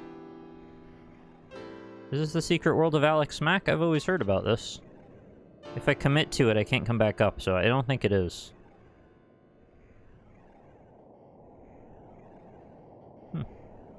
Interesting.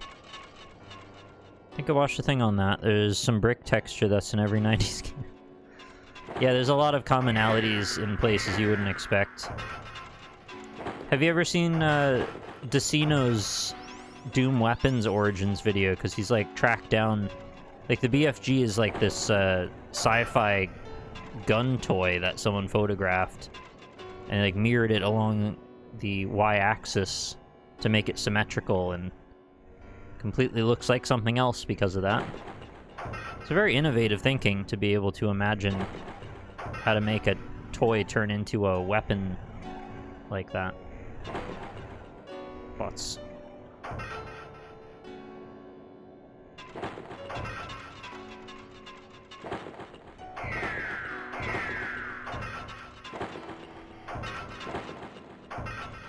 You know, the Cacodemon in Doom is just the Eye of the Beholder from a particular D&D book. It's like pretty much ripped right from it. Once you see the two next to each other, you go, holy shit, they just did that, huh? It was a wild time. I guess they just figured, you know, no one will ever figure this out. Oh, sorry, Astral Dreadnought. Yeah, no, you're completely right, and it was silly for me to even say Eye of the Beholder because I know what those look like, and I don't know why I did that. Anyway, yeah, you're right.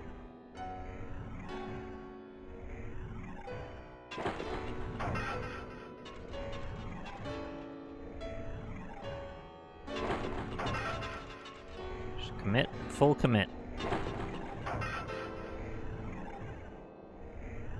Makes my nose itch.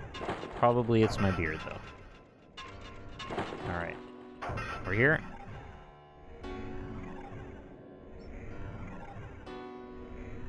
Oh, I know the scene was different back then. Yeah, I'm not at all using the same kind of accusatory tone that I was using earlier when we were talking about people watching YouTube videos on Twitch for money. Totally different scene, as you said.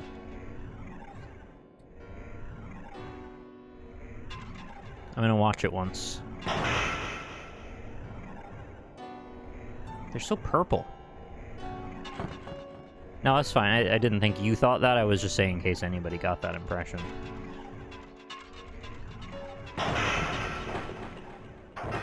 No! And why did I full commit when I knew I did it wrong? Alright, well, live and learn.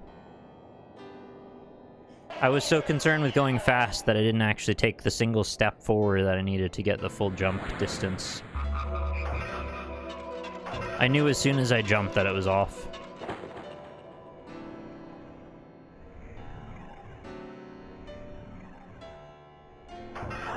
Wow. I'm actually surprised I hit that.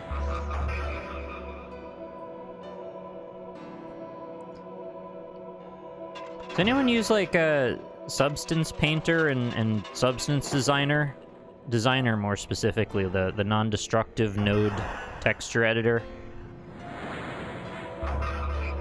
There's a part of me that like really wants to get into doing that.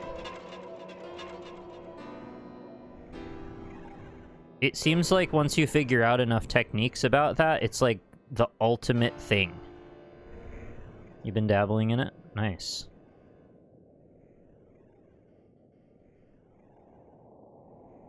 I feel like if I got enough of an investment in learning it, I could probably become completely obsessed by it.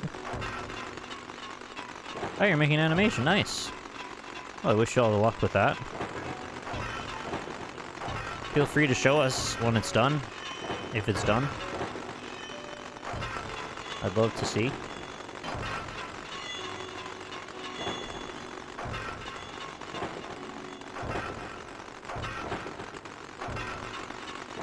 No, it's fine. It doesn't need to be super big. I was just curious.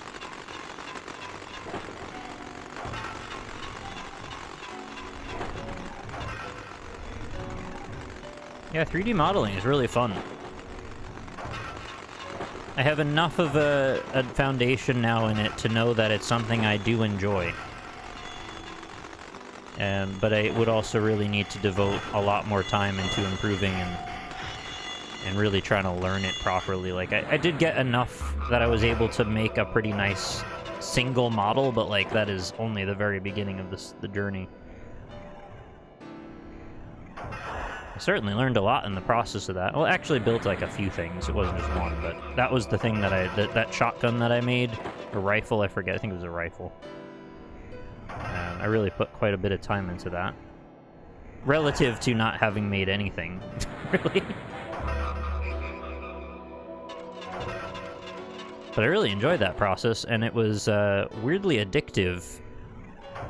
Like, I think I spent 12 hours just straight working on it, and I didn't even feel bad afterward. Oh yeah, Blender's great.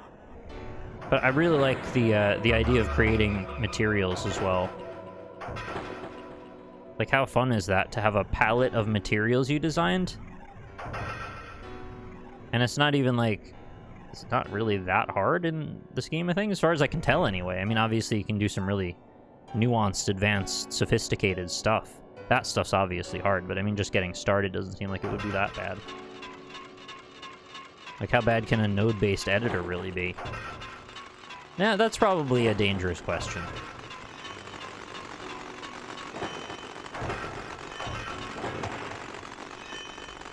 Wow.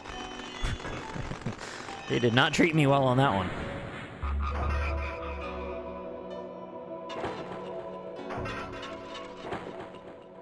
It kind of seems like if you were to level up a skill tree in Photoshop's blending modes until it's maxed out, then you'd have, like, Substance Painter or Substance Designer.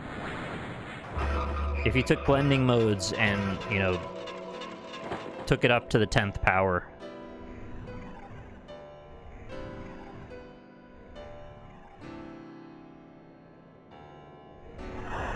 It's funny how there's no, like, wind sound, or, like, there's not really any sound as you fall. It's just pretty much silent. It's weirdly contemplative. You don't hear, like, the fans as you shoosh past them or anything. It's just kind of, everything's quiet.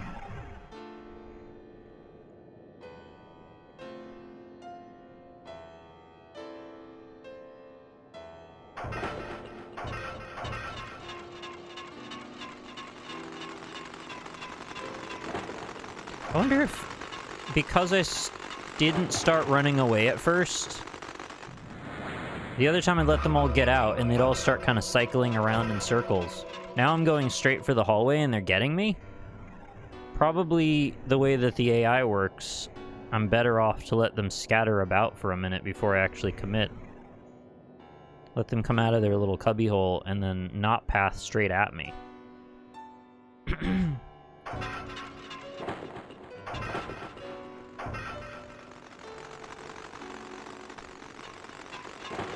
Because now when they try to run at me, they seem to, like, get close and then stop short. No, not that time.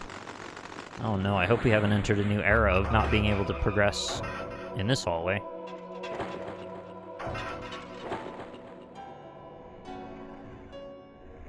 Ooh.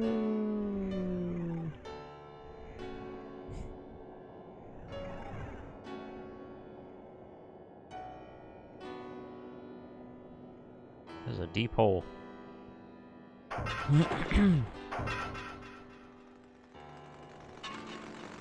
It's hard to understand what the AI does. I can't really seem to get my head around it.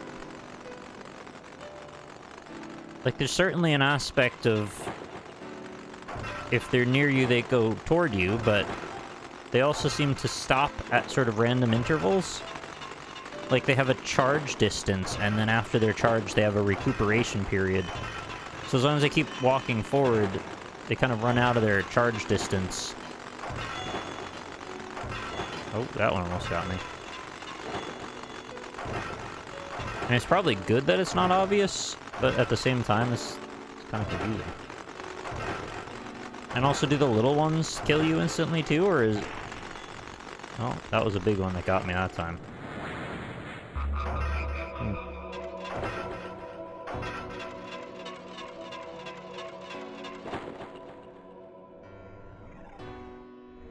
Oh, alright. I deserve that. Oh, that was 169. That wasn't even a solid attempt. Rip. Both 69 so far have been shit runs.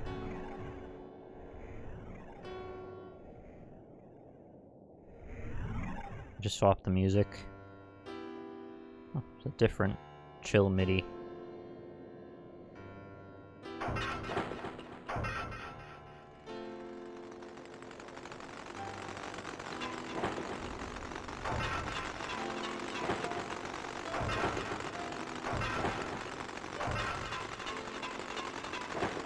Probably walk with the blocks behind me, that way they walk into them and get confused.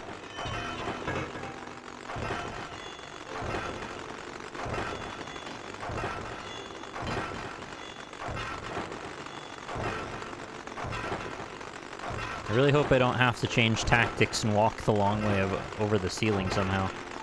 I can't believe it's hitting me now. I got through it a bunch of times. Yep, not only have I heard of Phantom Dust, I actually own multiple copies of it.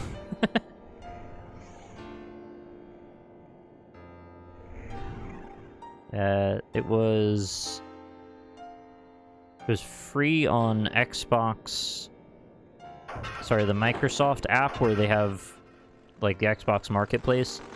They were giving it away for a while. I don't know if it's still going... Oh my god, I just walked off. Oh, it is still free. Or, I don't know if you bought it, but... That was like a week and a half ago, I think. Ah! Oh, it's free still. Good. Yeah, I have the original Xbox game still. I bought it when it was new. I actually thought it looked like a super interesting premise. And, well, I think the cult status would kind of confirm that it was. I don't think it's a fantastic game or anything, but it has a cool idea behind it, and I think it definitely could have used, well, a reboot, which I think it was going to get at one point, and now it's sort of lost in... It's either lost in limbo or entirely canceled. I forget which one.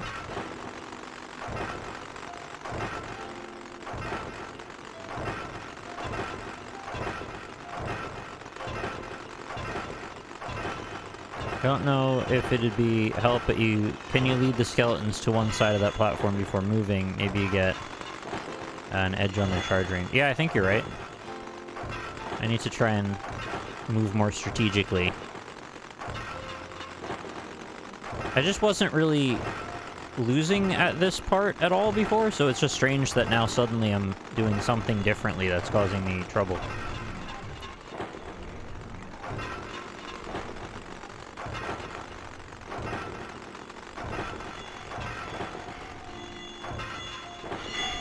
I hate having to charge straight into those without knowing where it's safe, really. Real feeling of panic there at the end. Okay, now we gotta go around, and laser on.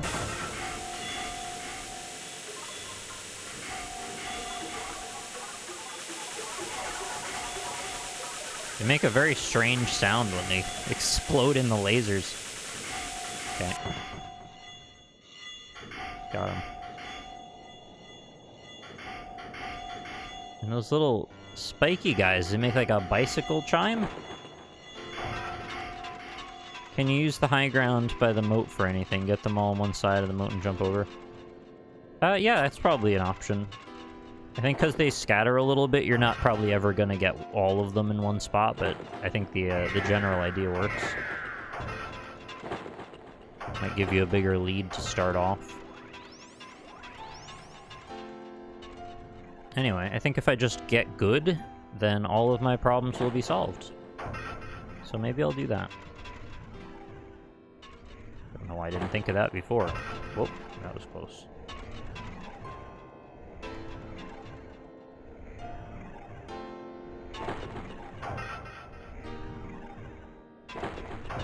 That's the jump that messes me up. It's so high. Okay. Alright. No panicking. And watch it once. Yeah. Yeah. I want to say I have plenty of time, but I don't. Because if I actually botch this even a little bit, I have to reset. But that's the big thing, right? Like, most people are just gonna screw the jump and fall straight down. But if you... Excuse me, if you get to the end of the 3 with enough time to consider what you're doing, and you realize you don't have time for the jump, you can jump onto the stairs and not have to reset through the skeleton hallway. How would you like to play a horror game spoof game that feels a lot like this level with adorable dialogue? That sounds interesting, yeah. Sure, yeah. Alright, here we go.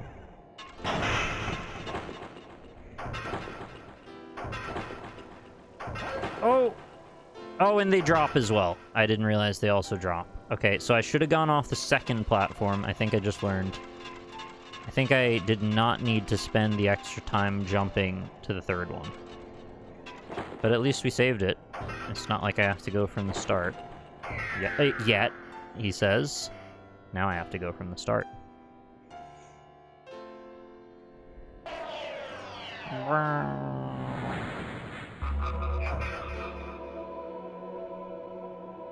Does anybody know how far I am through this? Yeah, I shouldn't have said it. That's the first time I've fell off of that, too. I've made that jump successfully, like, 15 times.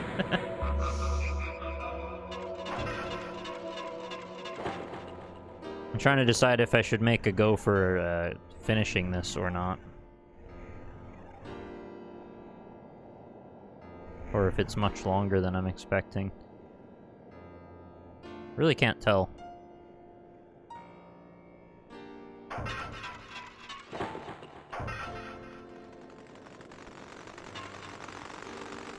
Excuse me.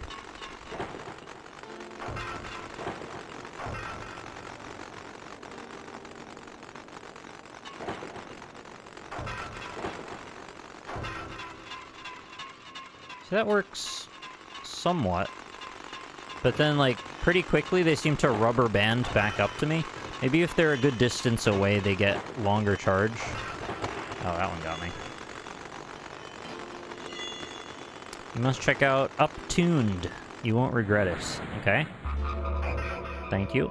Can you drop a link to the Steam page for it, or whatever, like if it has an itch.io page is fine too, on my game recommendation tab on the Discord? Oops. Just because I'll forget.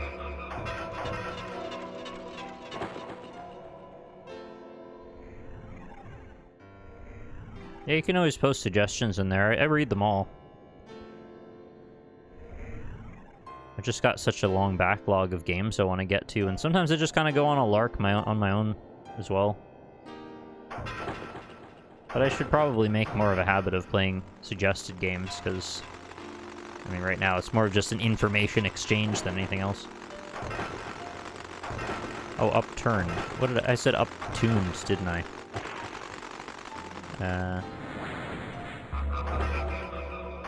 Oh, you wrote uptuned. Okay. That's fine.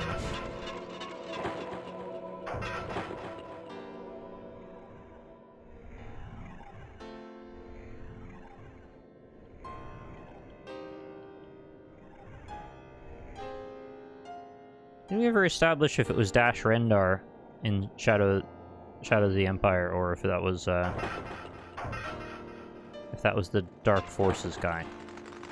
Or is it the same guy? I forget.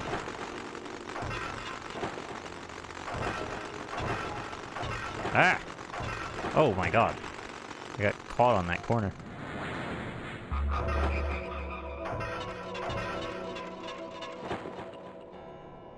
I did suggest it before. Oh, okay. It's up to you. If you want to suggest it again, that's fine. I must have looked at it then. I just don't remember what the name... The name's not the most memorable, to be fair.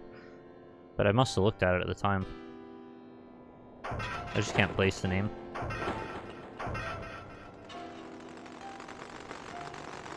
Yeah, sorry, it's still not the quarry. We'll do another run of that soon, though. If Lynn's available, we might do it on Saturday, and she'll do her attempt. See how far we can get. I think Dash Rendar is who you play as in Shadows. Okay. Yeah, it's one of those random little things that my brain seems to have stuck with. Don't know why. I don't really memorize Star Wars characters at all, and don't really care that much about Star Wars, but... yeah, that game, I guess, helped solidify that in my mind.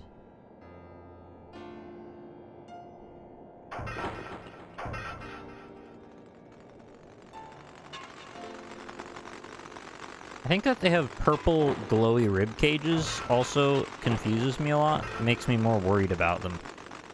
Like, what's up with your purple glow, guys? It's very strange of you to have that.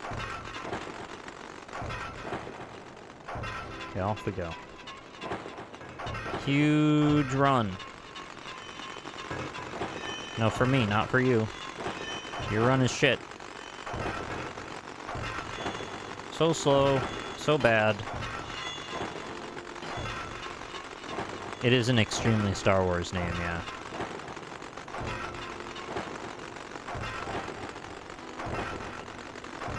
Remember when they explained why Han Solo is named Solo? It's because he was by himself.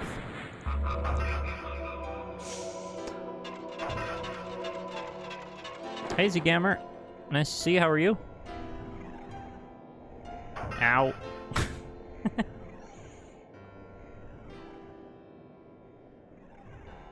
Ah! I thought I was cutting it close, but not that close.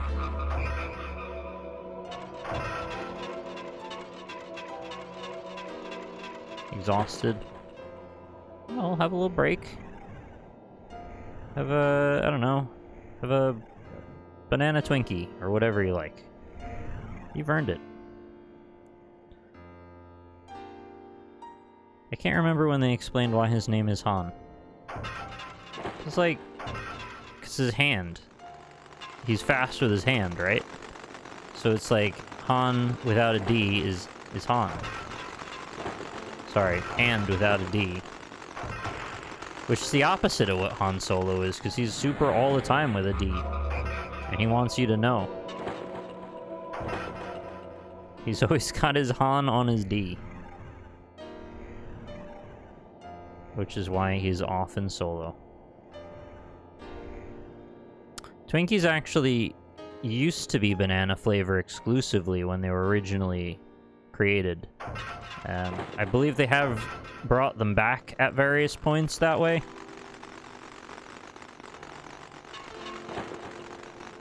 But actually it was sort of facetious and foolish of me to... I think it's the first time I've done that. It's silly of me to bring that up because I'm not sure if you're allowed banana Twinkies anymore. I would like to try one, actually. I think it sounds nice. My wife does not enjoy banana flavor things, which is unfortunate, because I quite enjoy them. I went on a whole stint of banana milk when I first moved over to Ireland. They had some in the dairy aisle, and I was, like, all about it. And I had so much of it after a while, I was like, I can't have any more banana milk. I'm too old for this shit. But, I kind of got it out of me, and I feel better now. I feel like I probably drank...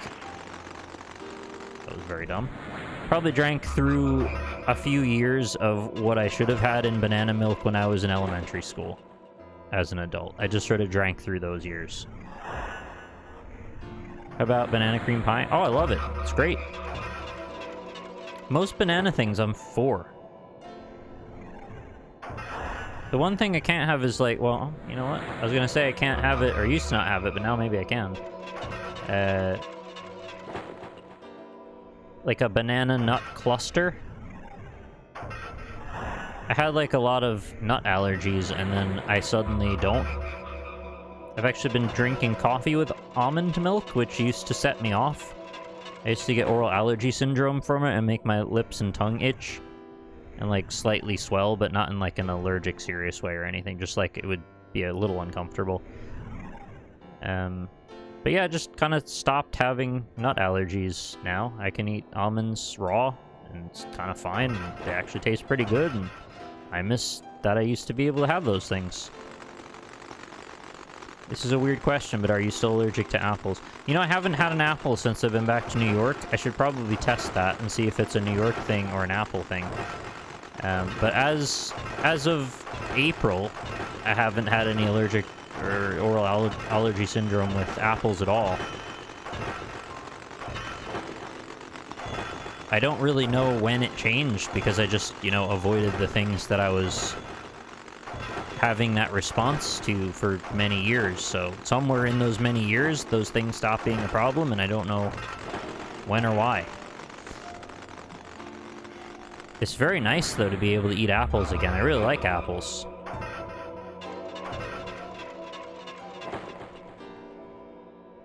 I was so excited. I was eating apples all the time. I was worried I was going to eat too many apples.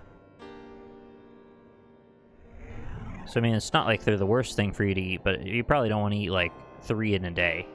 They have, like, a lot of sugar in them still.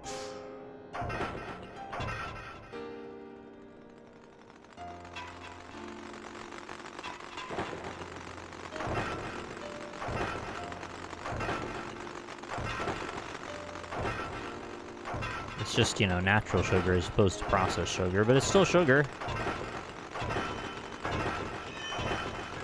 Plums did something similar, but much worse. Uh-oh. I don't know, it's like 52 calories in an apple, it's nothing. No, it's not about the calories, though, it's about the sugar content, isn't it? Maybe I'm misrepresenting apple sugar, and it's not actually as bad as I'm making it sound. Sugar is calories. Okay, sorry. Apologies. I'm very dumb, and I don't really know much about food, so I just might not understand. Apologies for that.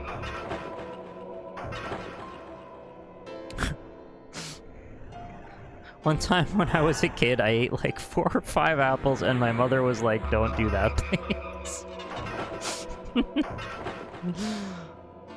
Did you have any ill effects, or you just, like, had a really good apple day that day? I hope you had no ill effects. Oh, wow, I thought I was past that.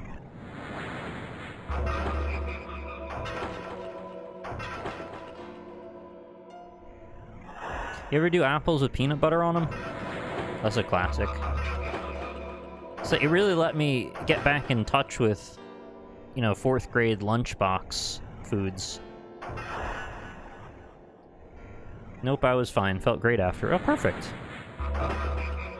Well, I wouldn't say that I was trying to characterize if I ate 3 apples in a day that I would potentially be very ill, but I'm just saying it's like probably not something I want to do all the time. Apples and cheese, very nice. Apples aren't too sugary. Tropical fruits are usually super sugary, guys. Okay. I still thought they tasted pretty sweet, so I was just kind of assuming based on my own taste buds that they seemed sugary. And I'm pretty sure pineapple is very sugary as well. Aren't bananas pretty sugary too? You don't taste it as much with them.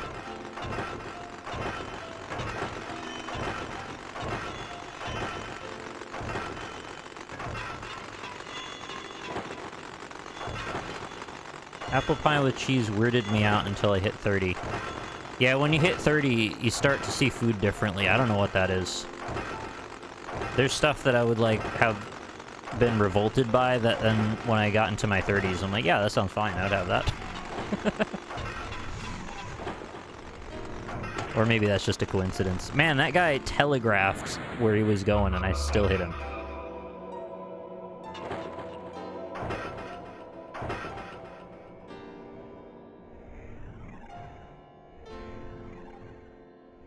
I'm trying to think if I can come up with another example of that. Kinda can't. So I don't know, maybe it's not the best thing to correlate. No, it's It's an American thing, I guess. I think it's an American thing. There's a particular state that does it a lot. You put, like, a slice of cheese on top of the apple pie. Oh, you put it on next to the... Oh, I didn't know you put it next to the thing on the plate. I was always taught like it was a lesson, that you put the slice of cheese over the top of the apple pie.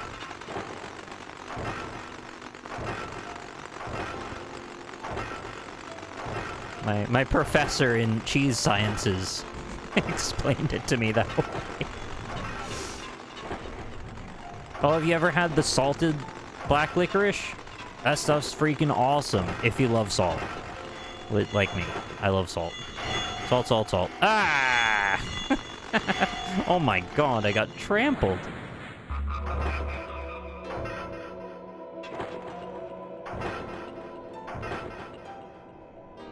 Yeah, what kind of cheese are we talking? I thought it was cheddar, but I don't know, maybe it's not.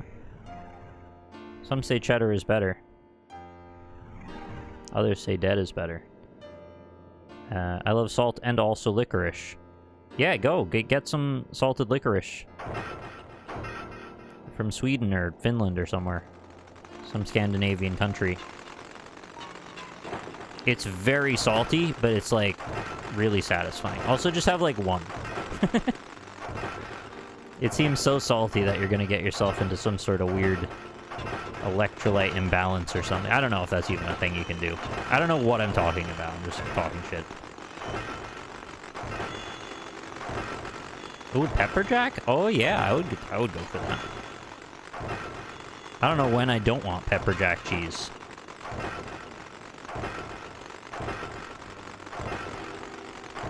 Actually, isn't there something that licorice does if you have too much of it?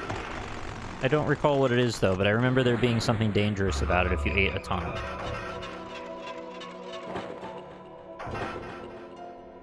Hey, Skimmy! Welcome to, Dark Souls, the platformer. Oh, it affects your heart function. You can die from bad flavor. Well, fair enough. Licorice isn't for everybody. I understand that. Yeah, but, like, probably don't affect your heart function by eating too much licorice if you can avoid that. I don't know how you avoid that. I mean, other than eating less of it.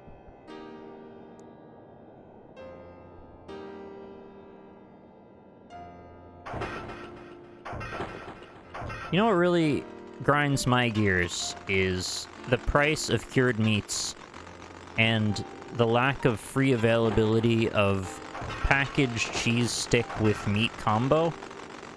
Because, man, if that didn't just, like, ruin your life and cost too much money, I could see myself stepping into a Slim Jim of meat and cheesy delights all the damn time.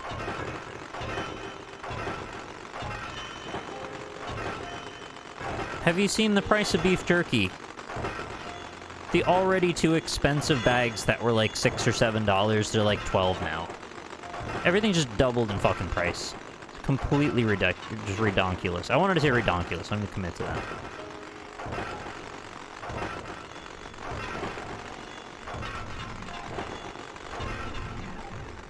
Even the discount, like, store brand jerky is too expensive, which means we've gone too far. It's time to stop. Wow. What a jerk. He just came and just knocked me over. Oh, here we go. Try 200. This is gonna be a good one. Like, people always say just make your own beef jerky, and I'm like, I'm terrible at everything. I mean, I know I just have to, like, heat some meat up and leave it for a while, but... yeah, I'll figure out a way to screw that up, too. But yeah, I think I'm just kind of out on certain products until... I don't know what, until they get cheaper again, which is probably not going to happen, so I guess I'm just out on certain products.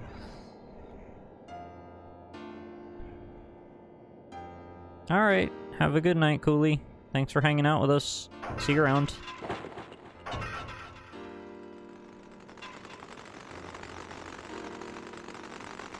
I have to check their little hole.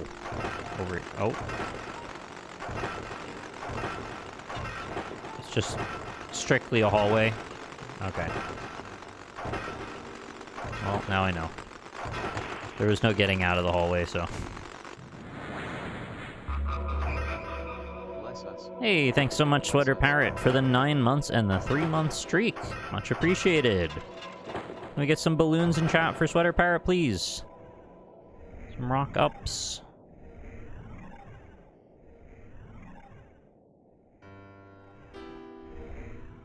Let's try a new track. Ooh, this is new. In this game of unfun obstacles, the skeletons seem especially unfun. Well, they've juxtaposed them up against the Cannonball sequence, so I actually consider this a win personally, but I completely understand where you're coming from.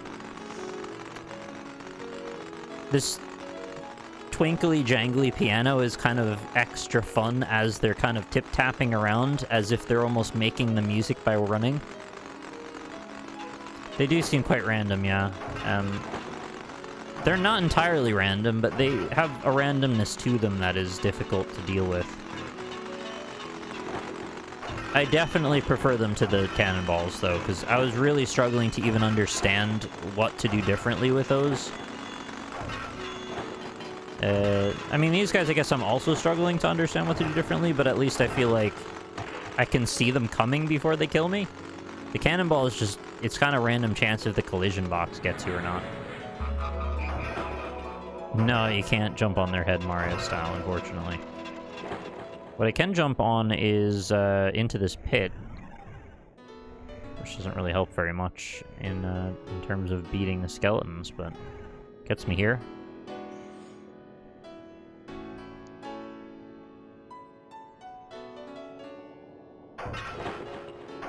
Alright, so just gonna wait for them to pop out. Not too long. Drag them on over here. Whoa. Go over here. And they're gonna pivot on a flippin' dime and come up the hallway after me. Tip, tip, tap.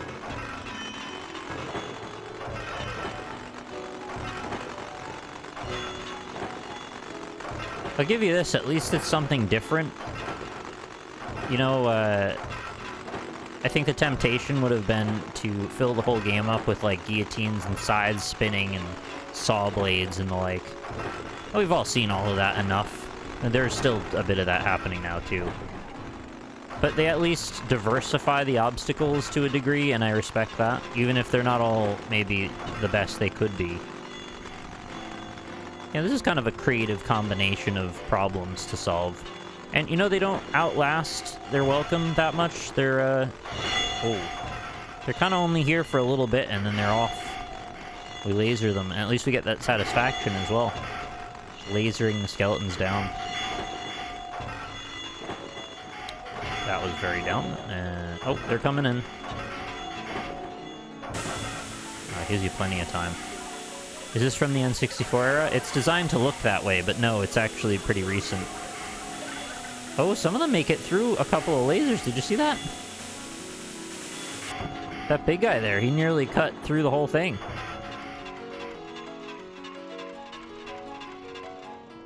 Have you tried taking the upper route?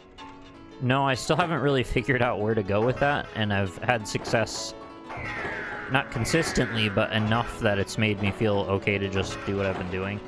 I don't think what I've been doing is, like, what you're supposed to do, though. Oh. Alright, so I learned last time, when I get to the purple platforms, I want to jump on the second one. Alright, full commit. No! I lived. It's fine.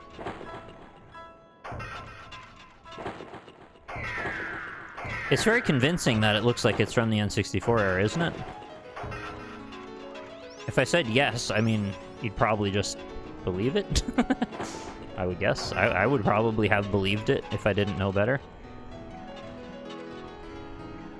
Were intentionally hard or ultra hard platforming games ever a thing back then? These kind of games feel like a modern invention. the specific formulation of them, in this case, yes, this is sort of a modern invention. They've couched it in the sensibilities of the old style of platformer, but yeah, the specific way they've built this is sort of a modern thing. There's certainly difficult platformers. They generally are difficult for a lot of dumb reasons, though. What we've got the luxury of now is the foresight to know what games have done right and wrong in the past, and we can now overcome a lot of the kind of BS difficulty and replace it with what generally feels like more autonomy for the player.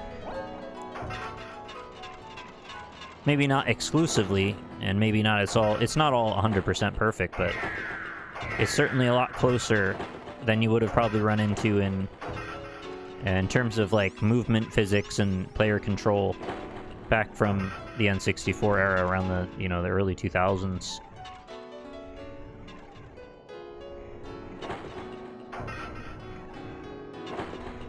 A lot of the platformers that I really struggled with on the original Nintendo, I mean, a lot of the difficulty just came from them being very hard to control. Just way too slippery, weird momentum, you know, technicalities with collision, bounding boxes, things that just didn't really feel right. And now we just don't really have to worry about that anymore. Most of that's sorted out. It's not to say there's not still some randomness to some of the obstacles as we were talking about. You know, the cannonballs and the skeleton guys are not always right. But it certainly feels less frustrating than it used to. Don't try it, but I wonder if those fires kill you. I've wondered that as well, but not enough to commit my precious life to them. Wow, I really am not committing to that jump properly. Is that 3 times that I've screwed that up?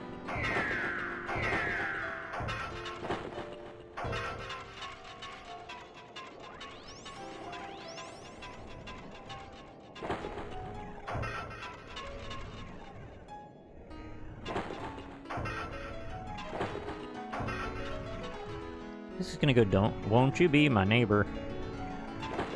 There it was. Did you see there was a little subtle forward step before I jumped? That was the difference. Alright, now we get an attempt. Alright, so we gotta go 2 platforms in, jump off to the left, get on that platform that's gonna drop. After we get on that platform, we gotta walk left, jump straight ahead. And then I kinda can't tell from this angle if we're meant to jump up to the checkpoint or not. I assume it will become obvious when I can see better. Hopefully that's what we do, but I can't. No, I think we just continue up. Can I opt to jump over to the checkpoint, or? No, I think we've got to go further. I think we have to go past those lasers by going over the steps. And then there's probably more obstacles ahead, and then it wraps back this way. And maybe ultimately we get to that checkpoint, or... I don't know yet. Do I have tats? I have 0 tats. I am not a tatted man. Here we go.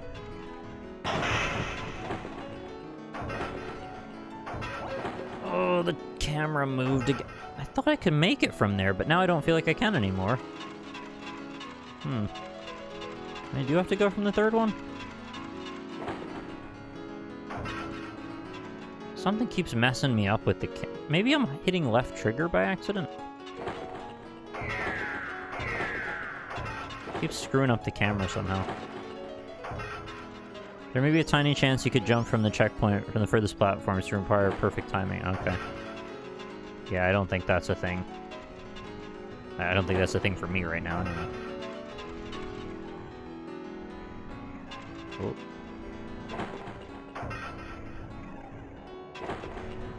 I feel like that fan might get slower. Maybe it's just in my head. But I had that.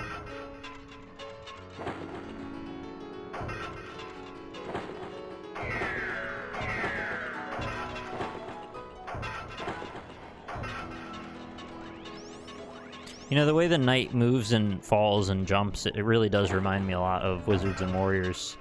I mean, he obviously doesn't have his sword, but in the actual game. The sword sometimes didn't do that much anyway.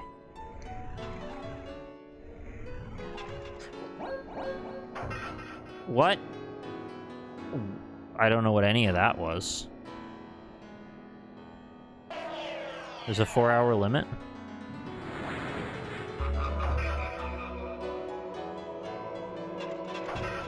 I'm gonna have to hurry up then.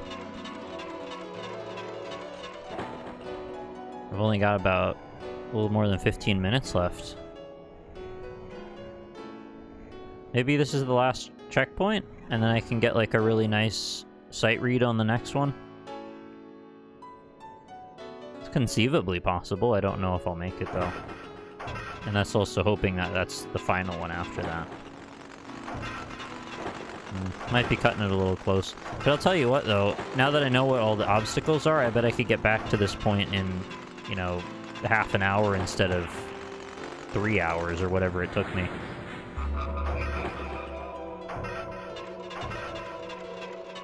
I don't know why I'm confused as to where the pit is every time.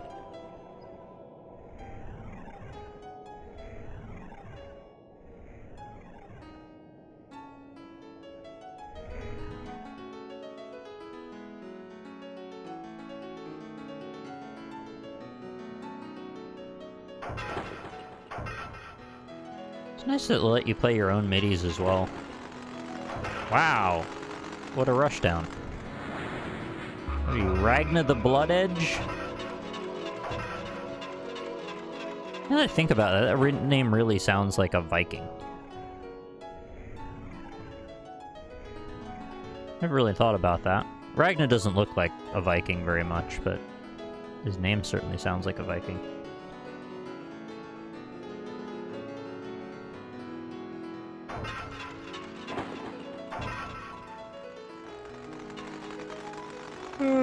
Excuse me.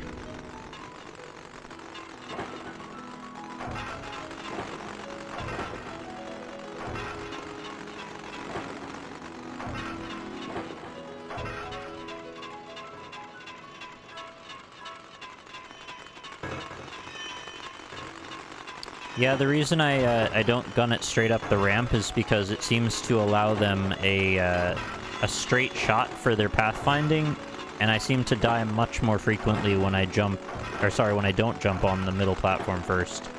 I was testing that earlier.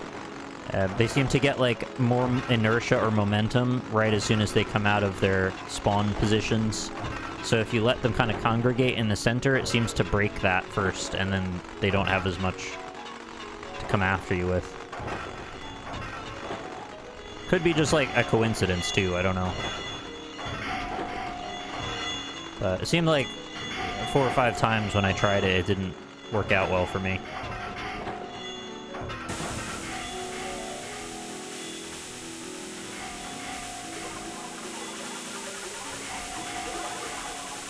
Like how far some of them make it. Like how did that one run through all of those lasers and make it up to the last one?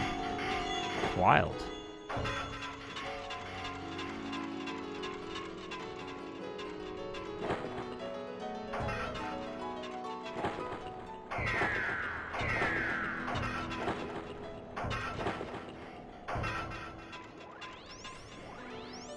Must be why there's so many lasers. You're right.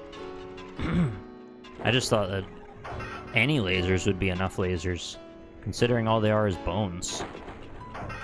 But I don't know, I never put my bones through a laser yet.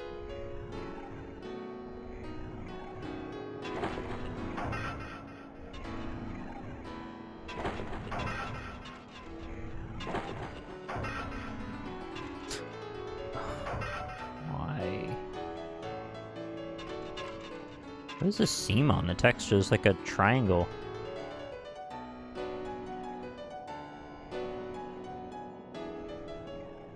I wonder if they use that as like a corner edge for a roof or something.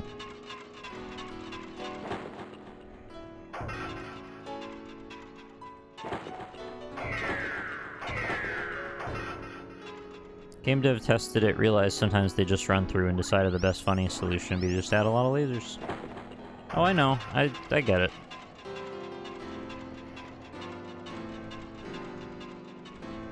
It's probably just the tick rate of the collision on the lasers, based on how they move, sometimes doesn't connect or something like that. It's probably some silly collision problem.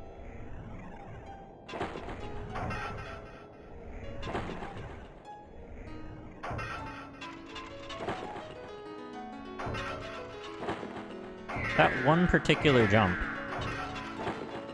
It's just right on the cusp, huh?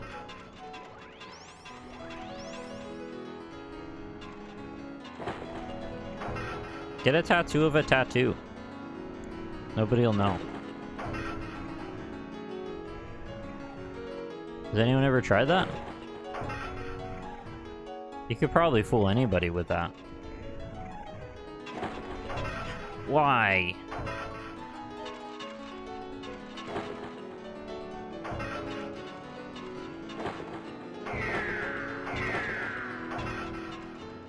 Exactly, yeah, get a tattoo of your own skin. They'll never see you coming.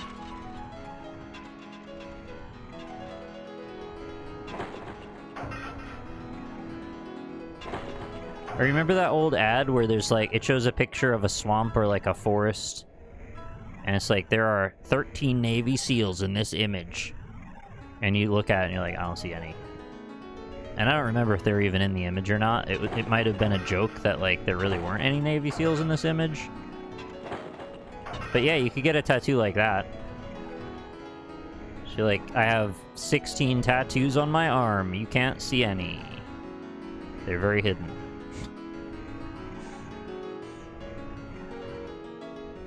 Once I saw a tattoo of a woman, and the woman depicted did have a tattoo of her own. A meta tattoo. See, it can be done. That's a tat 3, actually. Nope. Terrible jump. Goodbye. I deserve that.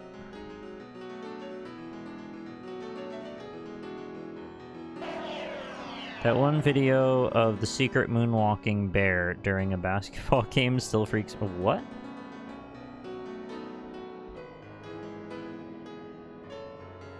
Moonwalking bear is scary? You know the reason that bears can moonwalk, right? I don't see people talking about this anymore, but bears can't fall backwards. And so if they try to walk when they're facing the wrong way, they'll simply moonwalk. It's like Samus, actually. She does that too if you hold down a Y button, I think. It's a very strange option, actually. Now that I think about it. Did anyone ever use that feature in Super Metroid? There's a specific button you can toggle on and off to allow Samus to be able to walk backward while shooting.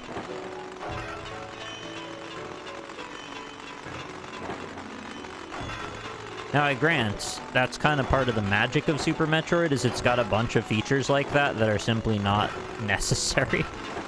They kind of, like, over-engineered some parts of it, like, you know, the various weapon combinations you can do to get special power bomb effects, and you know, all of that kind of stuff is wacky and pretty cool, but most people don't ever even realize that stuff's in the game unless they watch the pre-roll demo thing.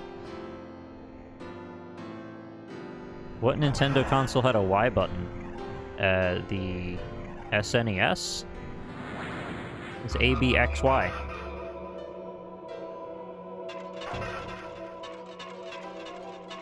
Also, why not? Speaking of Metroid, is it true that there's a Metroid Prime remaster? I was not even looking at the game. Not that I'm aware of, no. That sounds like someone's projecting that into the world, hoping that it'll happen, but there has been no news that I'm aware of about any of that. Remember, I think we're supposed to get a Silent Hill announcement. What did I say? Was it 11th or 12th? I think I tweeted it. I forgot now which day. It was 11th or 12th. So that's all gonna kick off again.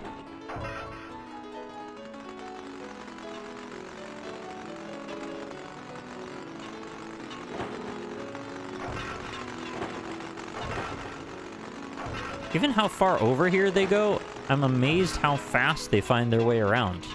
Look at them go. They zoop right in. They don't even care.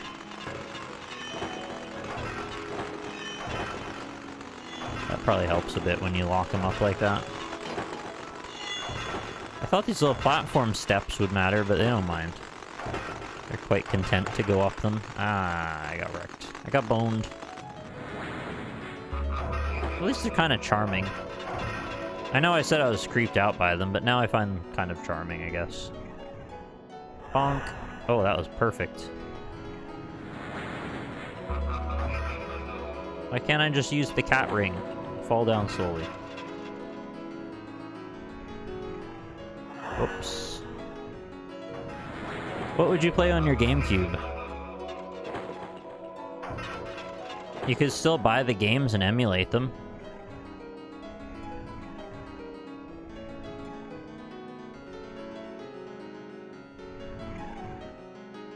Although it's still baffling to me why Nintendo don't understand that people want to permanently own their back catalog digitally. It would really, really be obviously smart to just start allowing people to buy GameCube games for their Switch. I know they have to, like, emulate them and all that, but you know what? Other people have already figured that out, and Nintendo could pay those people.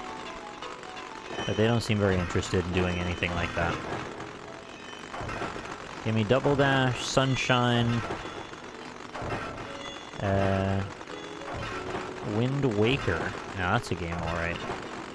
Remember when every time you'd, like, boost on the boat and it would go ding, and then when you boost a lot, it gets really annoying. And then if you watch a speedrun of Wind Waker, it goes ding, ding, ding. Anybody remember that?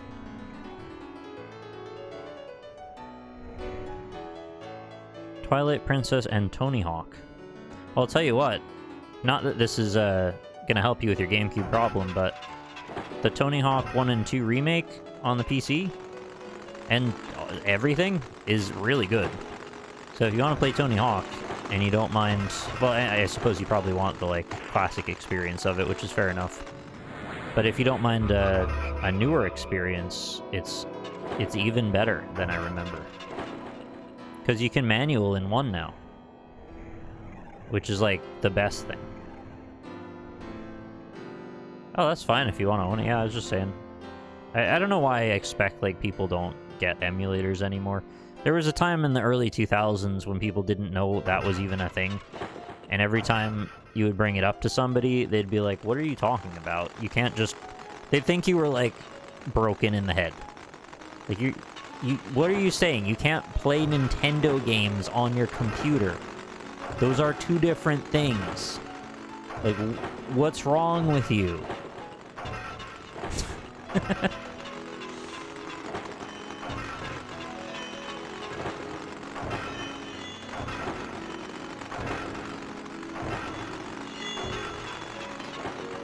You'd be like, I used to come to you at GameStop for what I thought was a well-nuanced position about video games. I thought you were well-researched and knowledgeable about these topics, but now that I understand you don't actually understand the difference between a Nintendo Entertainment System and a Windows PC, I'm sorry, sir, I will not be shopping here anymore.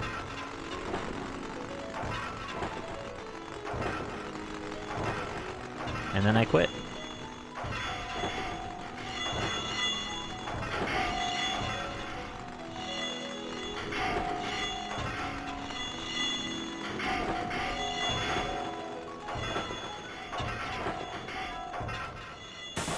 Alright, laser time. Sounds like a Monty Python sketch. Yeah, that crazy snake. You know how many people named their snake Monty after that? Several. Several, and they all thought they were very clever. Every single one of them.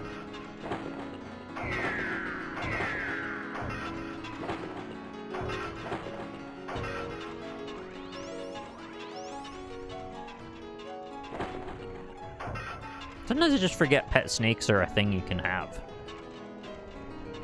Because I've never had a pet snake. I know several people that have, but I've never had one myself. So it seems kind of like a fictional thing sometimes. So you got this, what is it, like a green tube that just like sits in a box all day? Alright, that's cool. I mean, I have a garden hose too, but I don't talk about it all the damn time.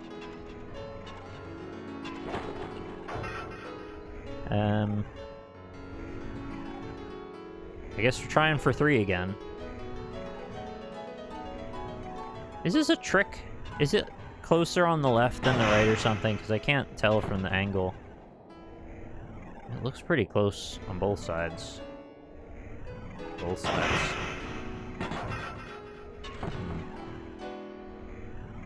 Maybe I should try this side just for the shits and giggles. Look at the rich guy over here with a garden hose. Well, you don't hear me talking about it all the time, right? It's the first time I mentioned it in ages.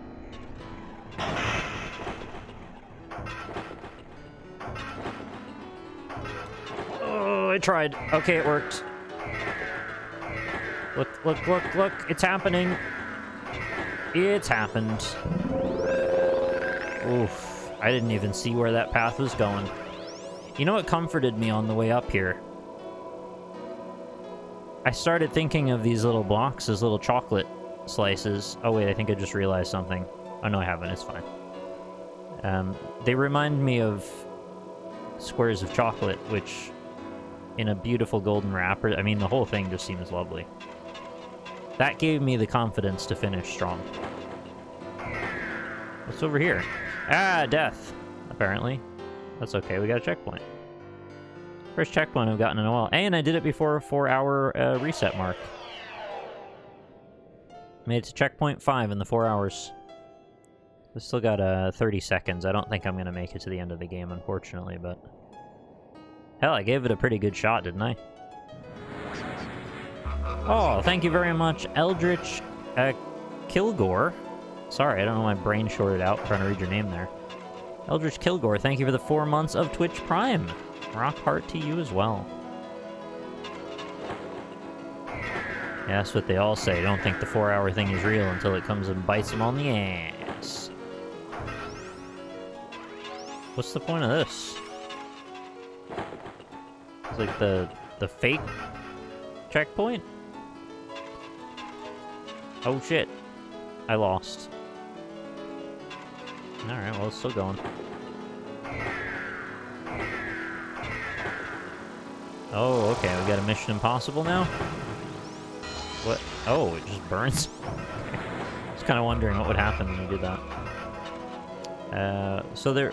What were those? They look like cannons.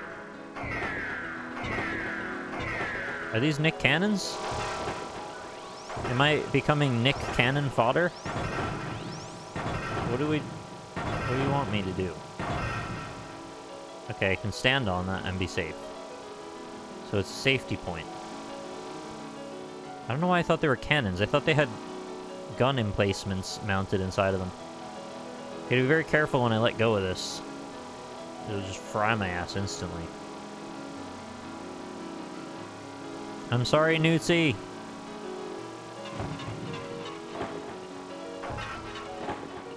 Oh. Oh god. Oh, Resident Evil 1 flashback. Oh god. Oh, good, you're fine. Well, that was close. Crisis averted. Crisis core averted. Oh. Don't you love when you stand on a button and it doesn't do anything? I guess that wasn't far enough forward. Hey, is everybody having an okay time? I hope nobody's frustrated watching this. I know it's been a bit silly. Oh, that was... Alright.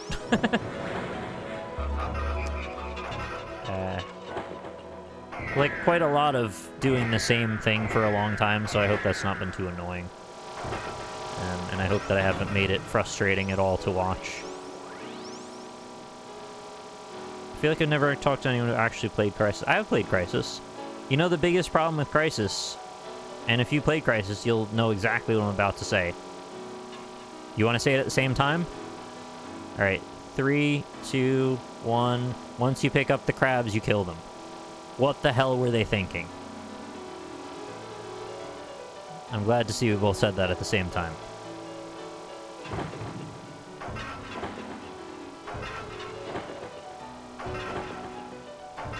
Help. I don't know where the lasers are. I can't see the other direction.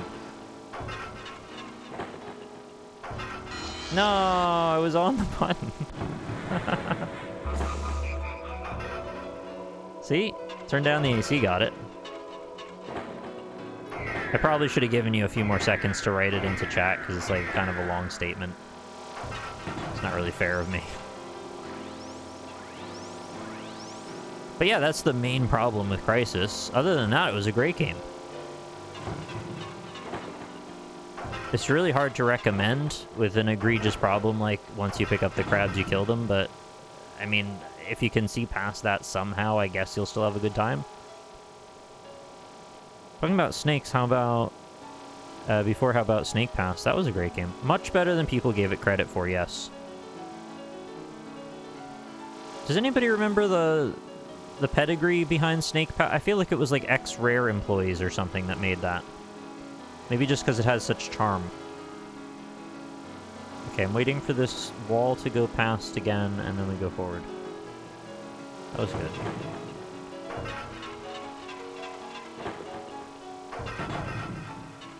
Also, apparently the Rayman people are, like, looking forward to... Oh, that was close. Maybe there's, like, an Ubisoft presentation and they'll announce another Rayman game or something, but apparently this is a thing that the Rayman people do all the time. Oh, shit. And, they are often disappointed. Oh, it put a wall straight behind me. Okay, I didn't know what it was gonna do. 222.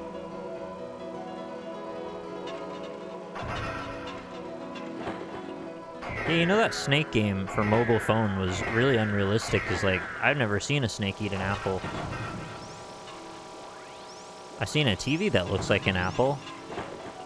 I've seen a Fiona apple that wasn't even engaged to Shrek, which is a problem in and of itself. Oh golly. Oh golly. Oh gee willikers.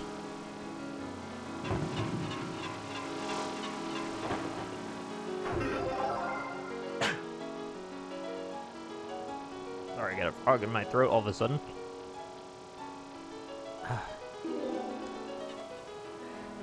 Talking about snakes, what about Solid Snake?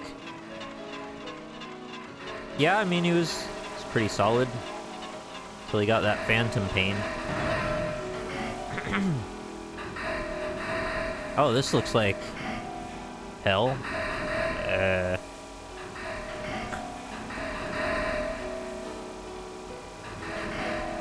You remember that absolutely ridiculous procedurally generated game, the leaderboards, that Ryan infamously hated that I used to like? I can't remember the title of it now. Oh my god, my brain is so shit. Cloudberry Kingdom. This looks like a Cloudberry Kingdom level. So as soon as I let off this, the laser's gonna push me forward. So I've got to commit to running into that. I'll give him this. It's pretty clever level design. The way they're doing push and pull kind of stuff. Carrot and stick behaviors. Is it the one with the Grandma Nut? Oh! Holy shit, really? No, I don't recall a Grandma Nut. What's that?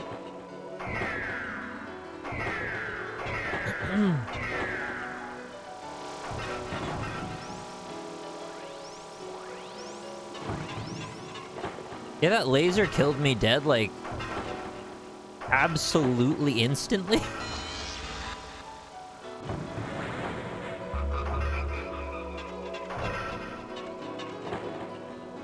Oh. I guess I'll die. Wonder if you're really skilled, can you just, like... Oh, you might be able to, you know. You have to jump first. I don't know why I care. I shouldn't do this. If you jump first and then you fall in, you might be able to just kind of wiggle-waggle over the top. How did that laser kill me absolutely instantly? Whoops.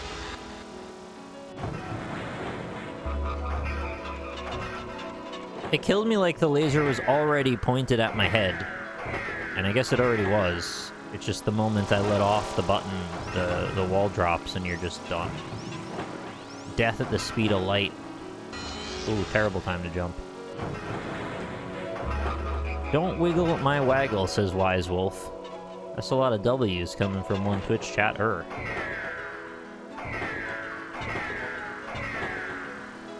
Whoop.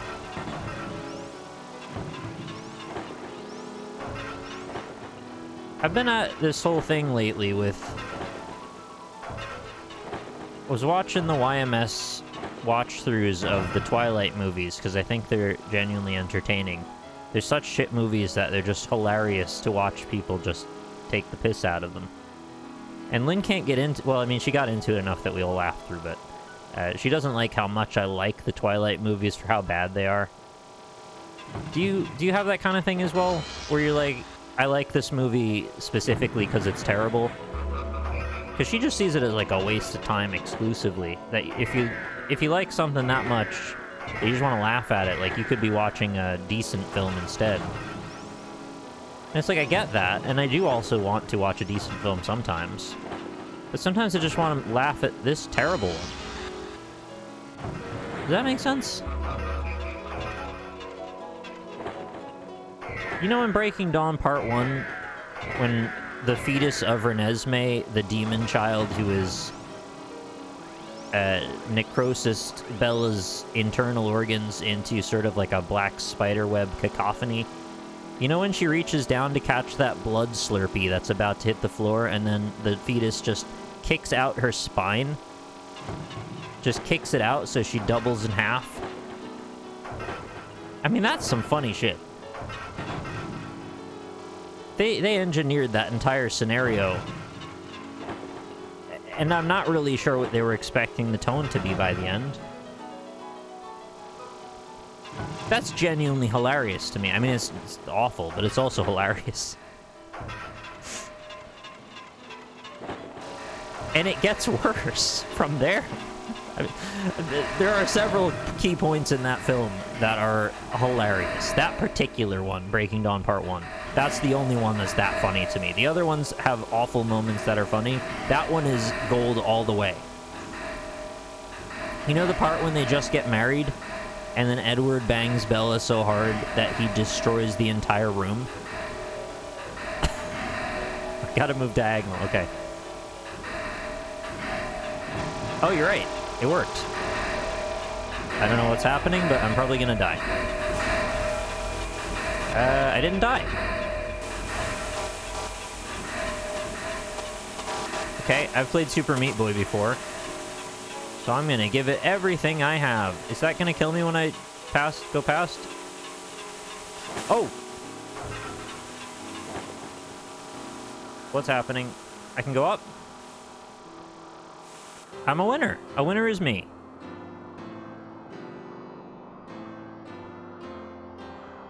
I did it.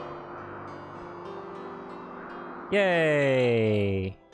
I am very cool and smart. Please don't kill me instantly. Hey! That wasn't bad at all.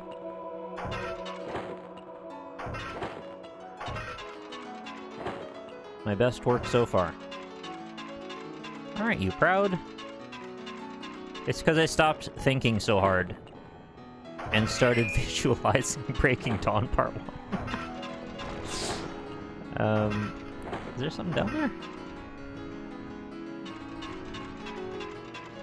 That was not that many attempts, right? That was, like, pretty fast, relatively speaking.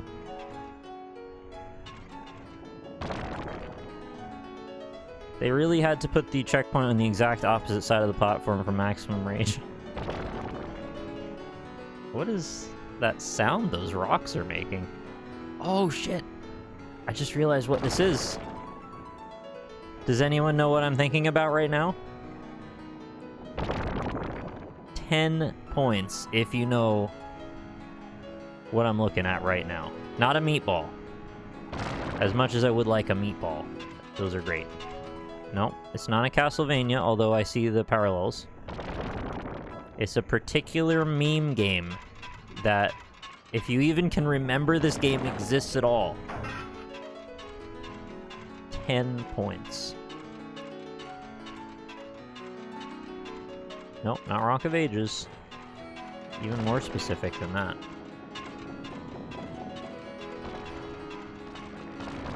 The game that when you go up the stairs... That game on the NLSS where you go upstairs and it sucks. That one, yes. Can you recall the name of that? It's a pun. And I am the punished. Death Stare. Wise Wolf, 10 points. 10 points for Wise Wolf. You've done it. Congratulations. Yeah, I didn't think any single person other than myself, having been traumatized by Death Stare, would remember that game.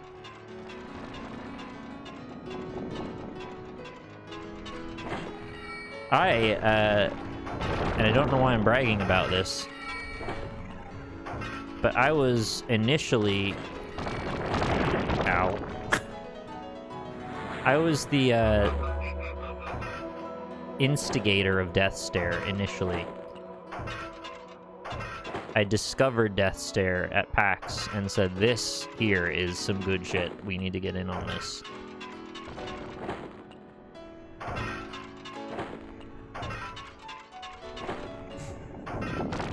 I tried really hard, you know.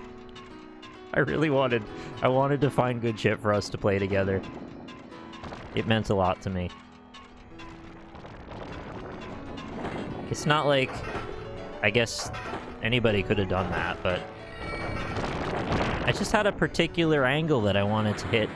And I feel like we came up with so many similar but viable options.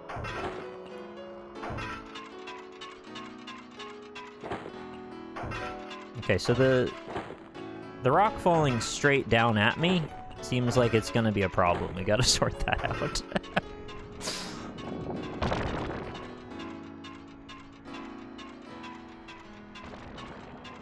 Yeah, for all of the shit that Verdi, as it became affectionately known as, got, memes aside, I still think it was not a terrible game, all things considered. We turned it into a terrible game. Oh, I see what's going on here. Okay, so I can only pop on there for a sec. So we want to avoid that until the last possible second. Yeah, Verdi was a steampunk one, yep. It's called Vertiginous Golf. It's not a great name to say the title of, but for search results reasons, it's probably alright for a name. Can't say you'll come up with a lot of other game titles with vertiginous in them. Unless that becomes a trend later. Yeah, Goofball Goals is like, maybe second or third favorite for me. I can't say it was anything but Codenames at the top. As I said, I could play Codenames for 12 hours and still have fun with it. Hey, Fruit Sorbet. How are you?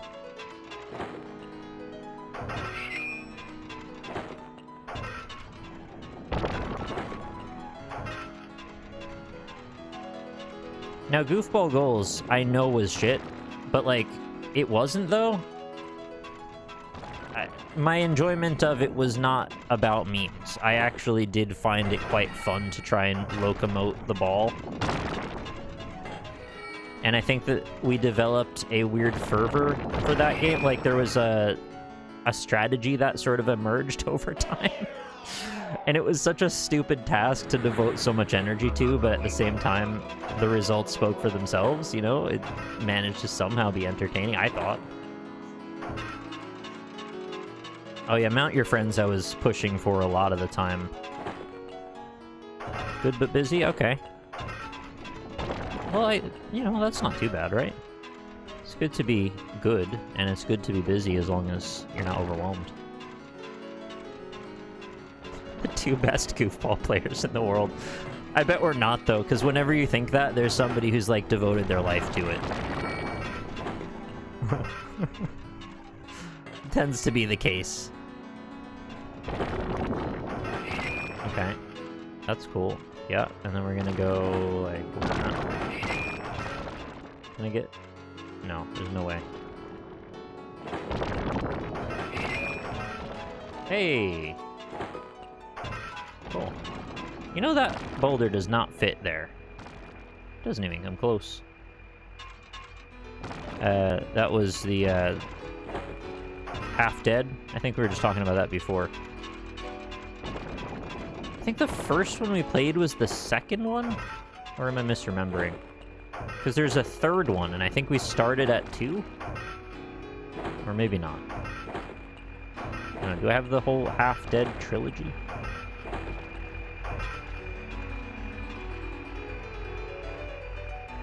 I feel like Gang Beasts had a lot of untapped potential, but I'm not sure how. Gang Beasts was great, but it was so broken that it was hard to get a full segment out of it some of the time. Yeah, that's what I thought. I mean, we made it work. There were times when it just got completely just busted, but like it was still fun. Oh, I see. This is a cool tower. It's the, what is it? Corin Tower?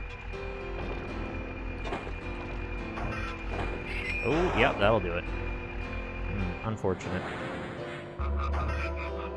Oh, I have very much was done with Ben and Ed Blood Party. I did not want to see that game anymore. It was just like a bullying venue after a while.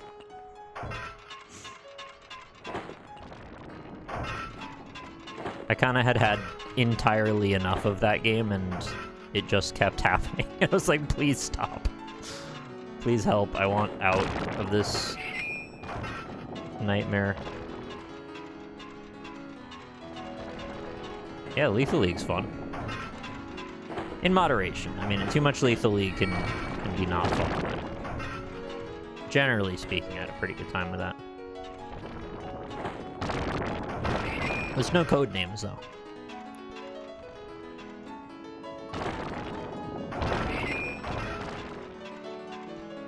Is there a faster way up? Maybe I can skip a cycle somehow.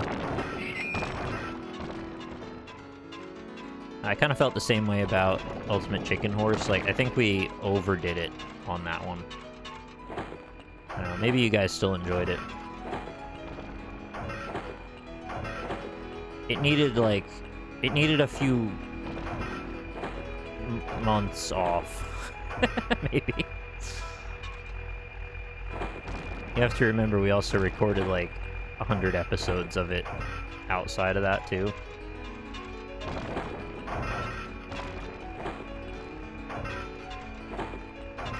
Yeah, I mean, at this point, if you want to go revisit Ultimate Chicken Horse, I have no problems with that. It's been freaking, I don't know, 3-4 years since I played it now. We could get a community room going. What? Alright. Not sure how I slipped off that.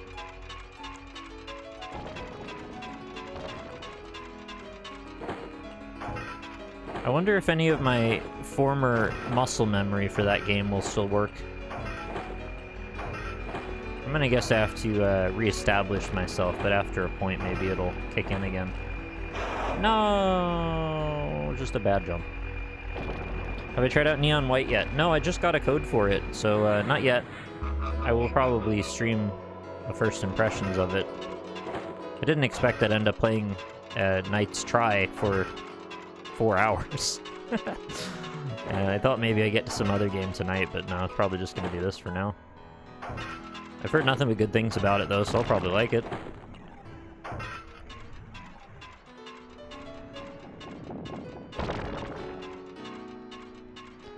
You know, I always thought that the platforming in Ultimate Chicken Horse was, like, not the best. I found it very awkwardly slippery a lot of the time. I kind of got better at it after a long period, but yeah, that wasn't going to work.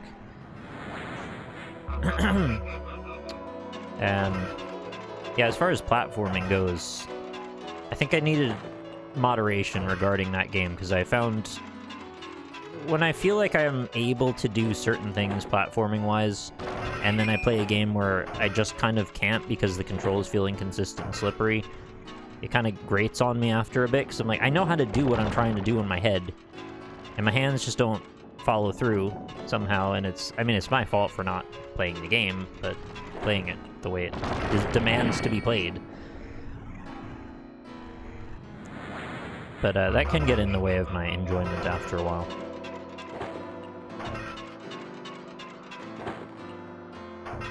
I've heard Neon White compared to Lovely Planet more than once, which I found weird. Didn't know Lovely Planet was widespread. Did you know Lovely Planet actually has, I think, 4 games in it now?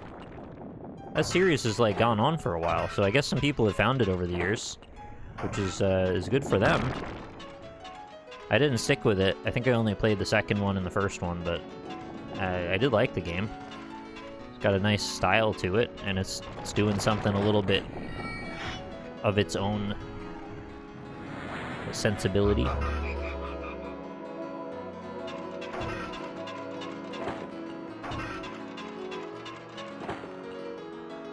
They've kindly sent me codes for all of them too, and I apologize, I've never actually gotten around to playing the other 2.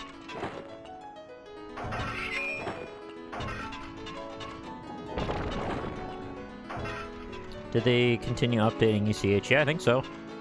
I really haven't checked in on it since, you know, the last time I probably played it on the NLSS.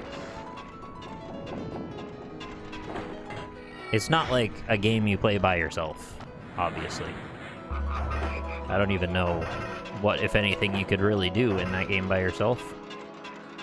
I forget, does it have just, like, matchmaking? Can you just find a game of it?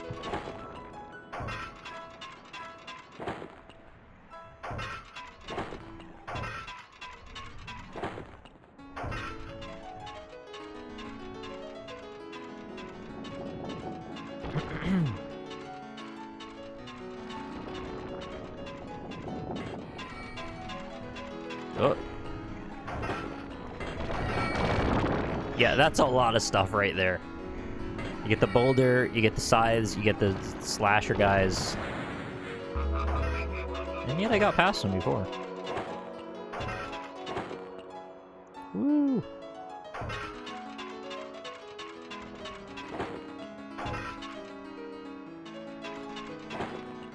I hope there's more games of this particular... whoa, just the boulder just bounced. Okay, I guess there's randomness to these boulders. It just hit one of those platforms and bounced off. What was I saying? Oh yeah, I hope more of this particular type of game come to exist, because I find these very fun. Even if they're sometimes too hard. I don't think this one has been.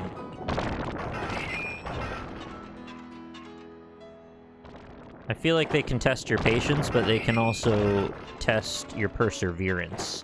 You know, the other side of the same coin. You know what else I need to do is complete the last chapter of Celeste, which I know is arduously difficult, and I don't even know if I'm up to the task, to be honest, but... And also test your might, yeah. Seemed like such a shame, wasn't it? In Mortal Kombat, when they'd ask you to test your might and they'd bring out this, like, $10 million ruby slab. Like, why don't you just break this? And I'm like, hey, guys, you know you could, like, make about 100,000 rings out of this thing. And you just want me to crush it with my hand?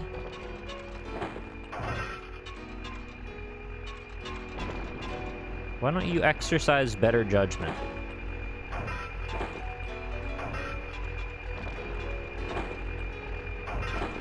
There we go. Okay, so now we're up here. And, oh, we got a big... It's like we're riding the snake in reverse. Look at that nice snake. Just peeking out to say hello. It's a little flat, but he's a nice guy.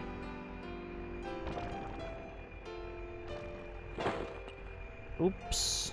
Well, I guess I will not be flirting with that snake today. Up we go again. At least the tower is gentle. Oops. think I saw a streamer beat it with under 300 deaths, which honestly made me mad. Nothing to be mad about. How close am I to the end? I feel like I really can't tell how long this game is. I'm only at 242 right now.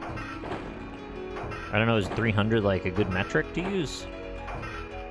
Oh, Celeste. Okay, yeah, okay, that's fair.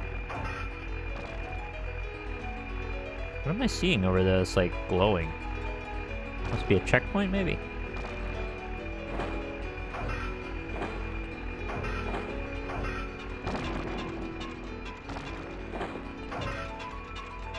Okay.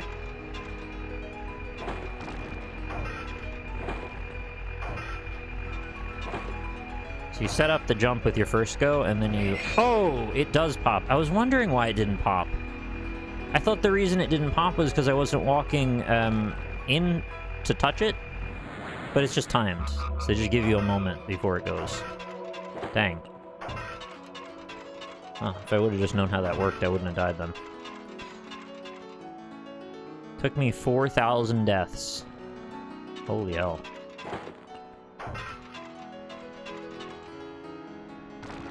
Just the very edge doesn't trigger. Oh, okay.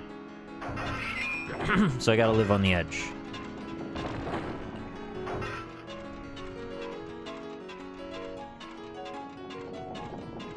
Oh, you're guessing. Okay. I keep mistaking guesses for like knowledge, which is totally fine. It's no problem. I thought I could somehow sneak under that. I need like a quick little ragdoll duck move. Just like toss a little duck out in front of me to deflect the boulder.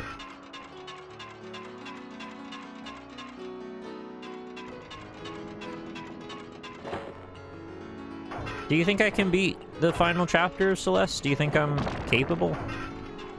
I know that sounds sort of pandery to ask that, because you're probably going to say yeah, but... it's so hard, right? Like, it's just genuinely extremely hard. Absolutely, might take a while, but yeah. Which is somebody who's multiple times 101%ed Super Meat Boy, and now can, like, beat the I want to be the guy level pretty easily. Well, it's muscle memory, so it's not like that's transferable skill. I guess if I've demonstrated anything, it's not that I can beat a difficult game, it's that I can learn the muscle memory to beat a difficult game. That's probably the more notable question in mind. It's not really about the destination, it's can you form the muscle memory to get there?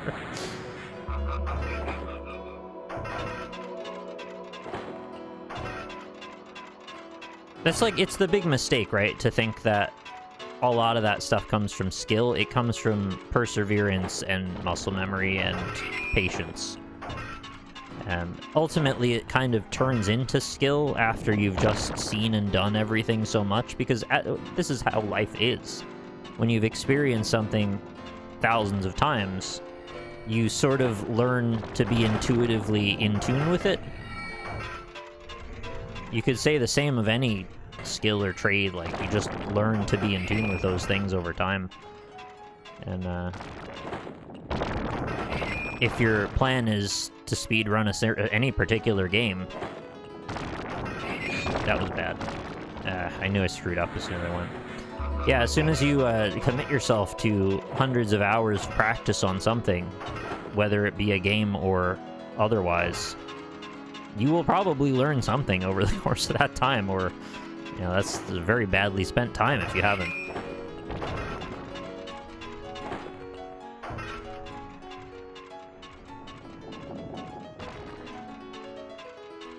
Like, get the golden strawberry for chapter 9. You have no chance but beat it, absolutely. Oh. Okay. What's the big challenge with the golden strawberry? Why is that so outlandishly difficult?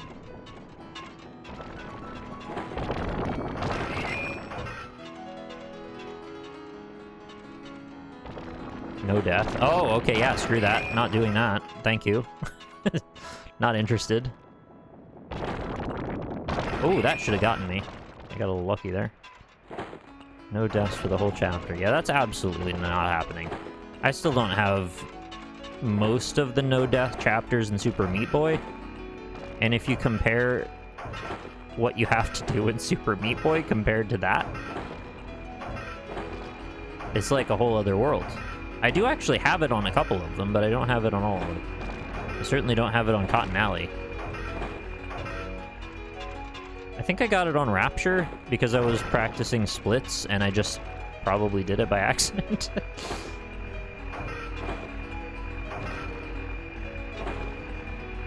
Oh! Dang it. Dang it. What did you learn beating Super Meat Boy with your feet? I learned that your feet are actually way more capable of doing things than you expect.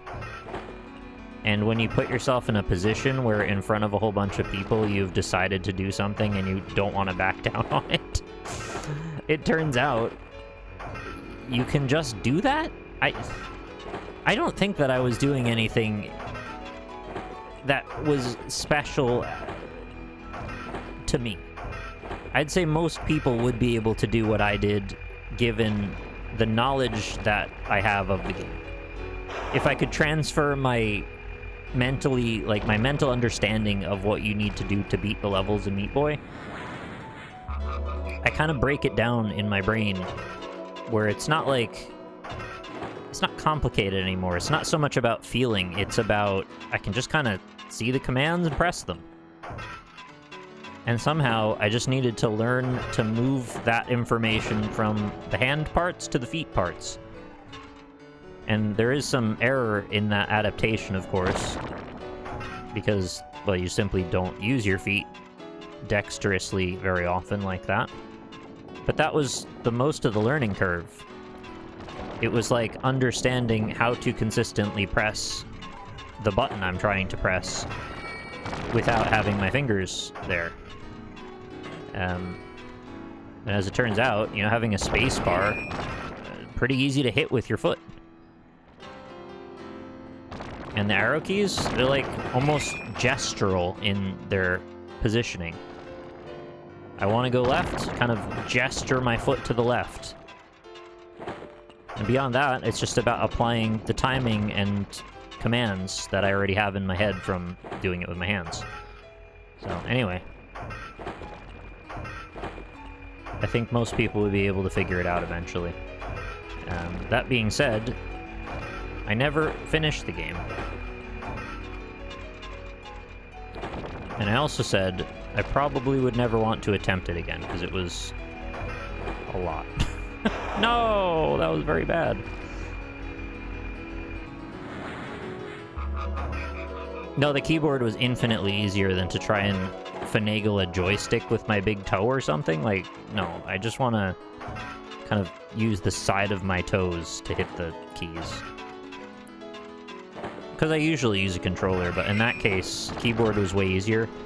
It also removes the analog aspect, which means I can stop on a dime kind of predictably. Why did I do that? That was dumb. Much easier that way. Do it on a DDR pad? Might be doable. I don't know. I think the bigger issue with a DDR pad is going to be the amount of space that you have to move physically to get a command to happen, and a lot of those moves need to happen very quickly. And, I mean, I was able to do it with my feet because, well, the key is right next to the other key. And it's just whether I'm pressing spacebar or not, which is very quick. I had it set to auto-run as well, so that helped. But if we're talking about dance pad, I'm thinking... I don't even really know how that's going to work.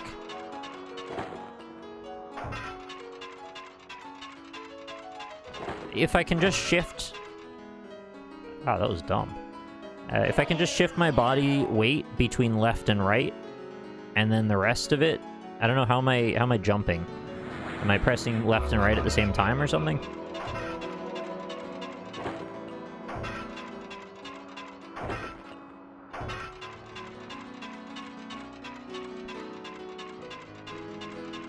it's gonna come down to the minutia of how the key mapping works.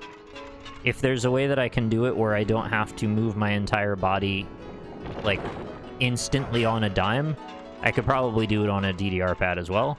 If that's not a possibility, then I probably can't. I need to be able to move very quickly and adjust what I'm trying to accomplish. But also, maybe it's even more reasonable to do than I'm even giving it credit for, I don't know. I can't believe we're just playing Death Stare now. Wow. Twitch plays Super Meat Boy? I tried to do that. I figured out how to set that up in Touch Portal, and we were doing that, actually. Were you there for that?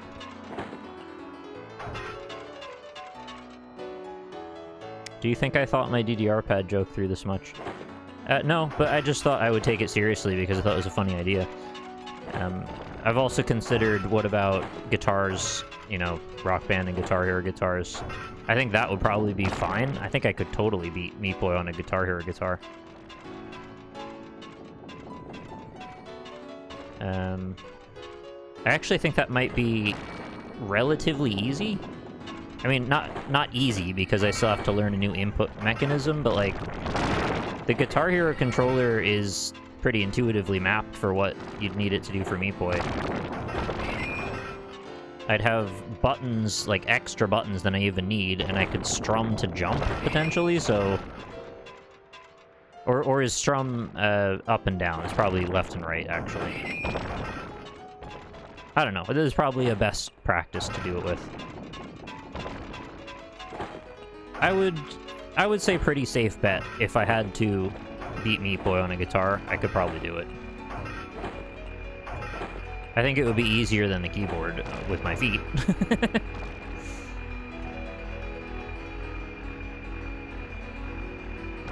I'd only imagine it being hard if you set the directions to the fret buttons and strum to jump. It does make me curious now. This is how you get me to do things, by the way, if you really want to leverage this. Oh, wow, that was such a bad jump.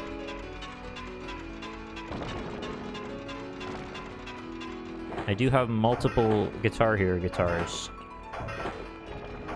Actually, I think my Xbox One that guitar should plug into the computer, I think, right? You ever watch Rudism? He does all sorts of weird controllers, beat dark. Somebody was just talking about that. It might have been you talking about it on the Discord the other day.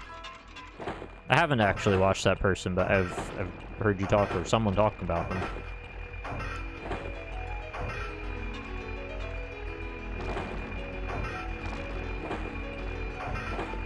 Now, could I beat Meat Boy with the Donkey Konga controller, though? The only possible way that could even work, because there's literally 2 buttons. Drum left, hit, run left. Drum right, hit, run right. Both drums... Or no, clap to jump. I don't know. I don't know if that's possible. I do have a set of Donkey Konga bongos. Donkey Konga bongos. Wow, that's really fun to say. Have you ever said Donkey Konga bongos?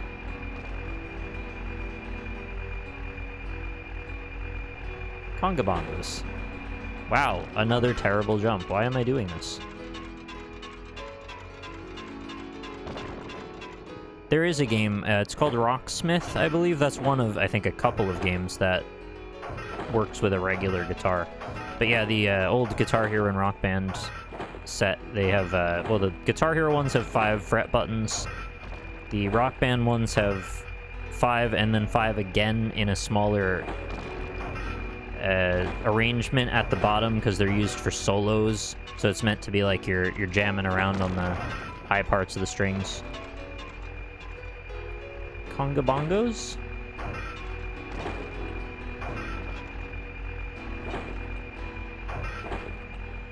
What? I went through it! You saw my foot clipped right through there.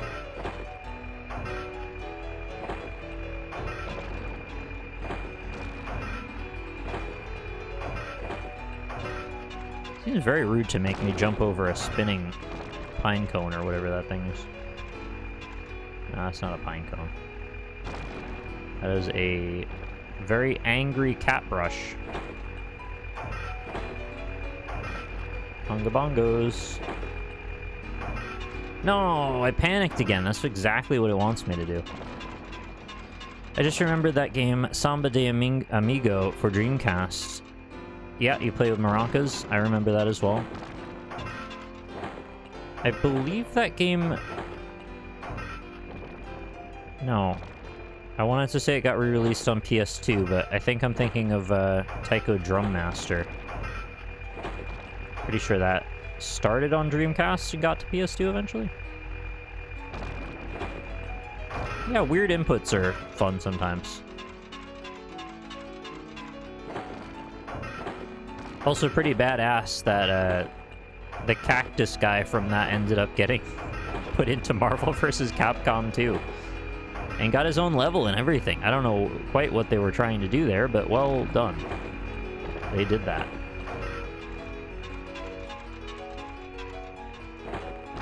No seaman level?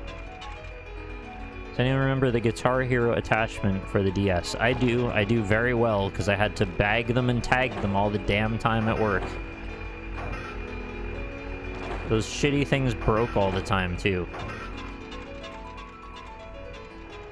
I'm constantly dealing with people trying to return them, because it just, like, you played it a couple of times and then the buttons stopped working. It was very poorly made. Alright, snake friend, I'm gonna jump on your head, okay? Please allow me. I'll be gentle as I can, even though I'm a man of iron.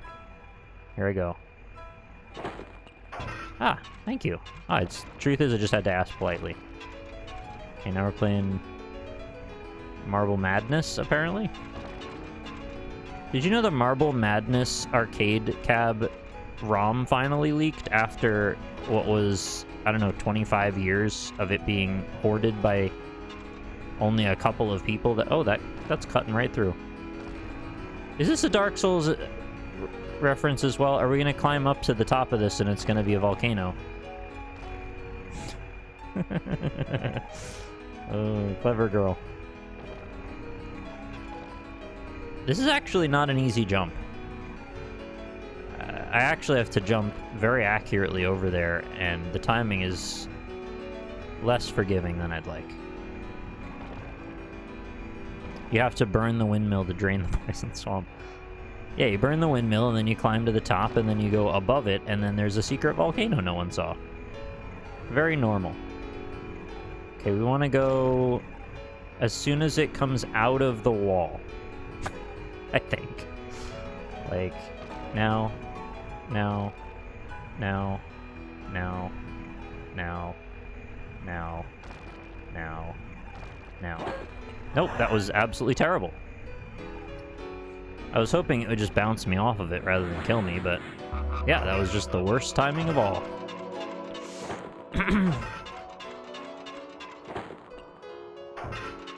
Crumpled like a paper tiger.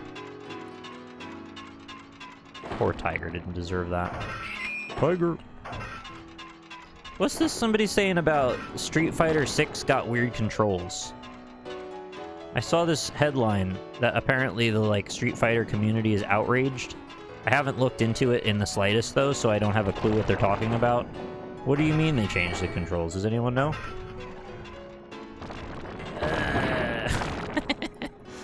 Not good. There's an easy... Is that seriously what they were complaining about? So, like, stylish mode?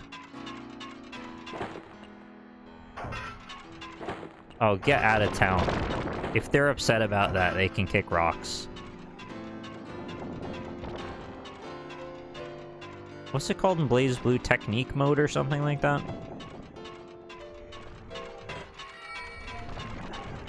Ah. You know what they can do is not use that, if they'd like. They could also use it, or they could not use it. Those are the options. More options, usually better. Very silly. You know what? That's all I need to say about that. It's very silly. Are you sure there's not something else? It's really that simple. It seems like the type of story... For them to say that they're changing the controls, that's not changing it, it's adding extra control if you want them. The pros don't even care. Yeah, they shouldn't, because they're as advanced at the whole thing as they could ever need to be. You think somebody's gonna freaking dial a combo on technique mode and, like, beat one of the pros? Not at all. They've seen it all. They've done it all.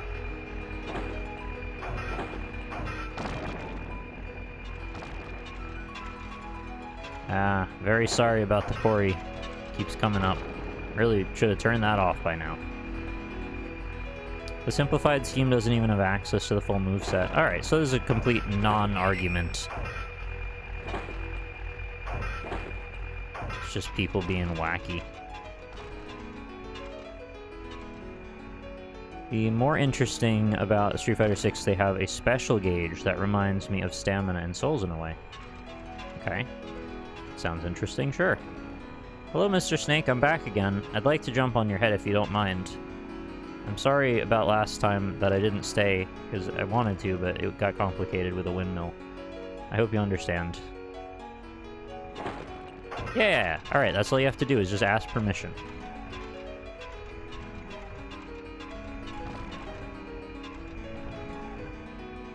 What game has the weirdest controls, but was actually a good game? Weirdest controls was actually good. I feel like I should have a good answer to this.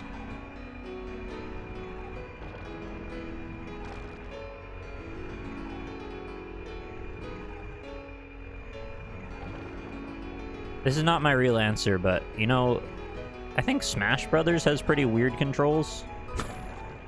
Probably not a popular thing. Yeah, I don't know when to jump this. I thought I understood, but there's so much delay in getting revved up here. I need to start jumping, like, as soon as the windmill reaches the top.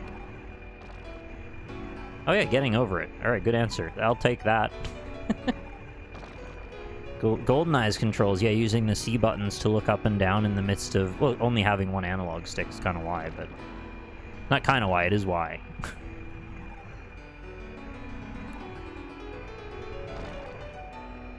Oh, you meant weird methods, not like just awkward controls to use. Steambot Chronicles was a twin-stick mech game. So, like, Steel Battalion would obviously win in that contest.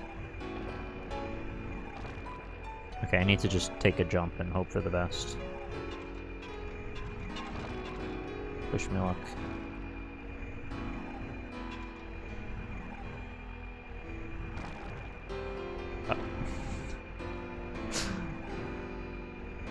I felt like 3 different times when I was about to press forward, and all of the times my brain shorted out and said no. And then I started tingling, so I'm gonna stop and recalibrate.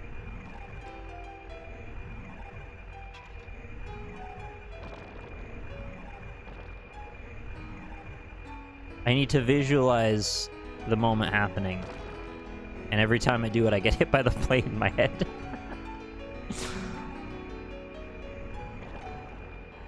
I can't seem to conceive of going soon enough for this to actually work. Is this a trick? Is there like another way to do this? I don't think it's a trick. You just gotta be good. Just gotta get good.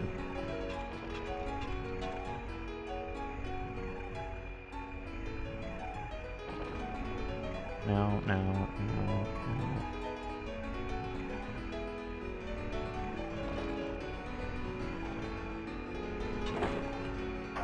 Yo! 10 points, please. I'll take those.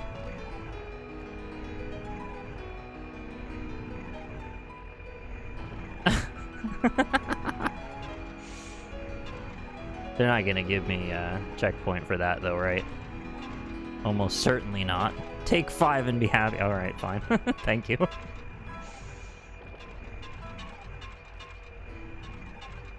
Hey, you know what you can do?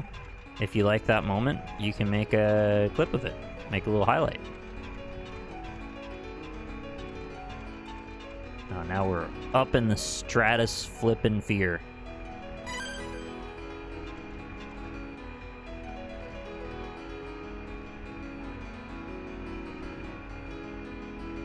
Actual gaming time. Here we go. Hey, negative space. Please don't instantly kill me. Look how low the stairs with the boulders are now. They're so low. They're Han Solo. Dun, dun, dun, dun, dun, dun, dun, dun, dun. Oh, it's tickling the back of my foot. Hey, Wiggle Sausage. Nice to see you. Here we go. Big gaming.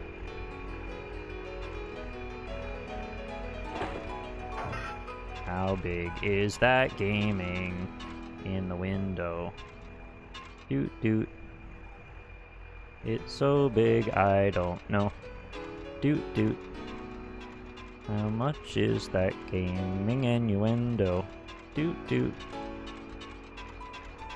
The one with that waggly tail. What is this? Is this Hyde's Tower of Flame? I still never figured out if it's Hyde's or Hyde. Like a German word or... Doot doot. Okay. I made it. Now what?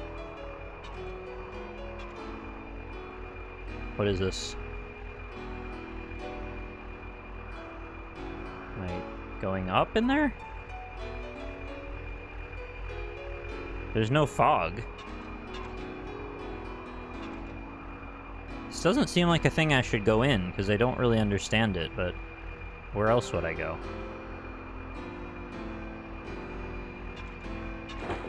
Oh, okay, it is just a... Yeah. Oh, oh, God. Oh, it took me really high. Hey! Please don't... Okay. I heard the sound, and I was like, please don't shoot me, bro. What is that? What is that? What is that? It's Dr. Robotnik with a machine gun or something. Okay, so it's showing me that when I go outside, that thing's gonna be shooting at me. Is Doom Guy? Is it? I couldn't tell. Oh shit, it is. Oh no, he's off.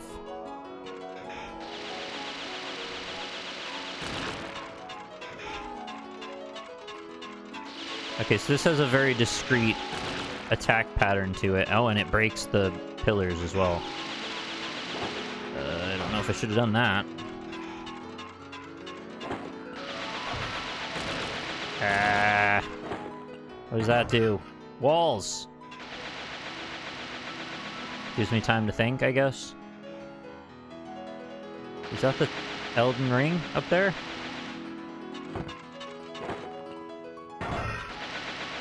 Okay, jump and then we jump. Yeah, and then we jump. And then we jump. Alright, that's fair enough so far, I guess. Is he gonna shoot me right up the butt? Yep. Goodbye. Guess I needed to hide earlier than that.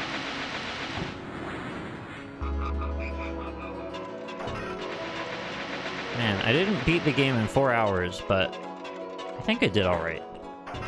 No matter what happens, I think I did alright. Oh god.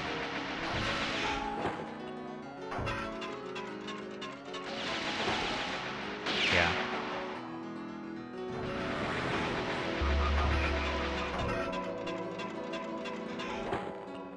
What about a game like this, but each time you die it closes the game and it's called YOLO? I actually had a game like that, if you could believe it. It was a promotional... Oh. I thought he was done firing. It was a promotional deal for a horror game that you were meant to only be able to play once. and I think I never booted it up, so it's like self-destructs on exit. I don't really understand how they did it, but you're only meant to be able to play it once, and when you finish it, that's your score, or whatever happens, and then you're done. So I've always had it sitting in my Steam library, and I'm probably never gonna turn it on.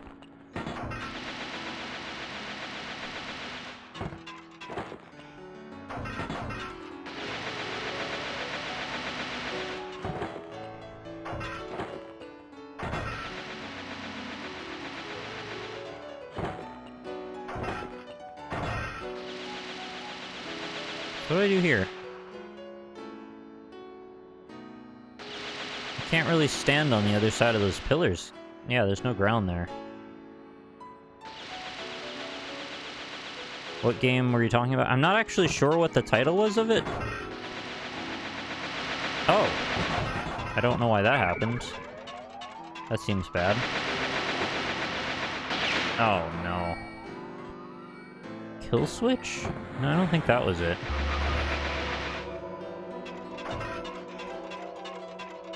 I'm pretty sure the game actually bombed when it came out, but it was kind of an interesting premise for a promotional campaign anyway.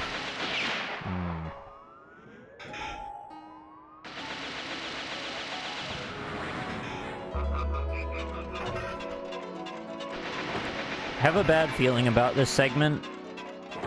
I think it might be the most annoying segment, based on how unforgiving it is. And the fact that you also have to keep stopping isn't my favorite thing, but, you know, I was talking about that already before.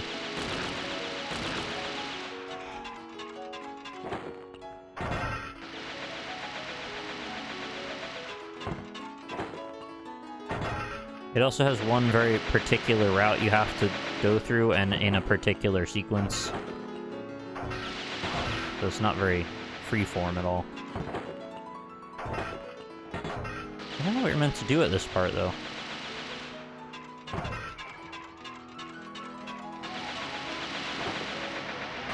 It just instantly gets me as soon as I get up. I keep thinking I can jump behind that pillar, and then it doesn't work.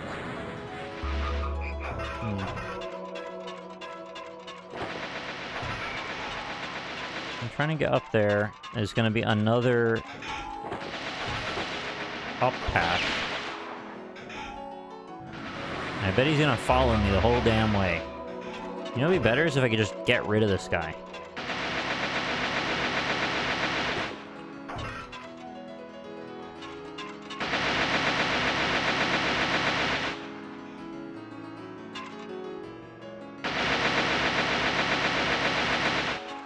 It's nice that the collision doesn't mess up here.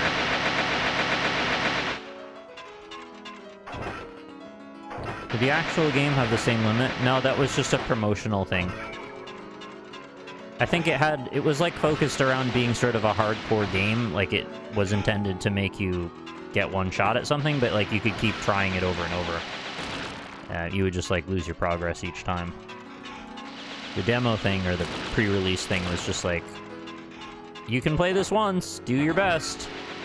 Because they wanted you to film a video of it for YouTube. Which I think is kind of vaguely compelling, provided you don't just, like, brick it immediately upon starting the game, which you might. I don't really know what you do in the game, so maybe that wouldn't be easy to do. So, like, now what? Pretend to go forward until he chases you this way? Okay, yeah. You're going forward. Oh. Okay, maybe this is the trick.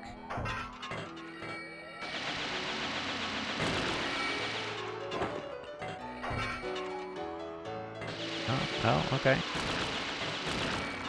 You're really screwing up these pillars. Oh, I think I'm safe there.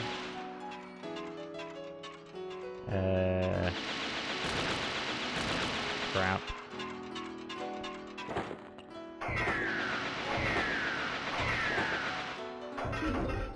What's this? Uh-oh. What? Oh god, what am I supposed to do? He's gonna break through. Am I supposed to climb up?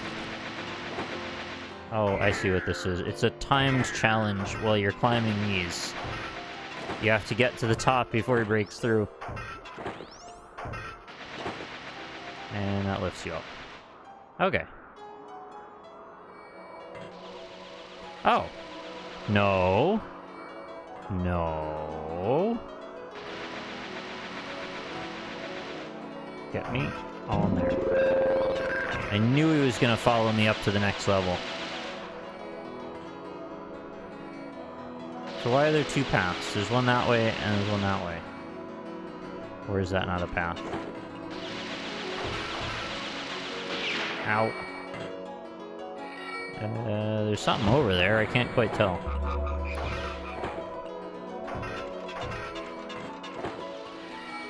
Is it just a star me?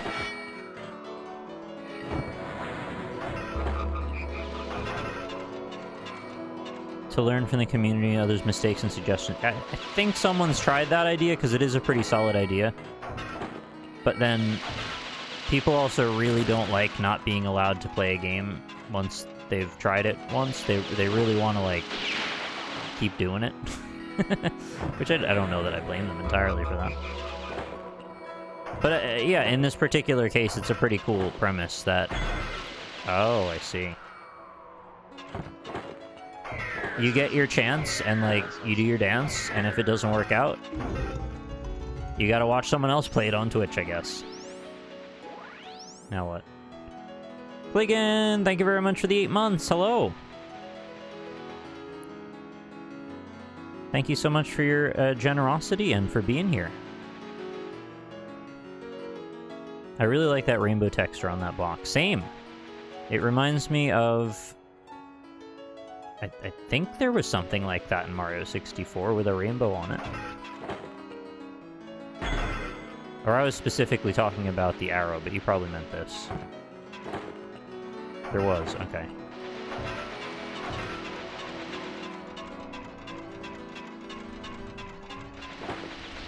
Uh-oh, uh-oh, oh, what?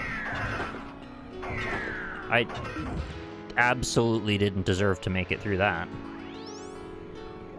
I don't know why it was so generous there. So I gotta go back across, it looks like. Can I not checkpoint again? That would be awfully nice. Ooh, spooky. Spooky dooky. What if I... No, doesn't care. So now we got this area. Still hear him shooting at me. Where are you? There.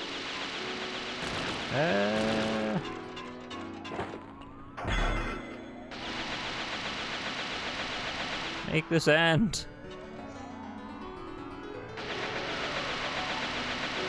Where's he gone? Oh, he's over there now.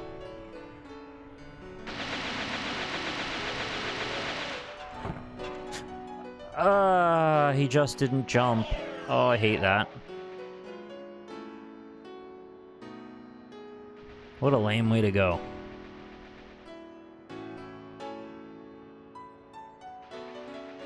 To be fair, generosity is far-fetched since Switch made regional pricing. It's like, what, barely $2 after conversion.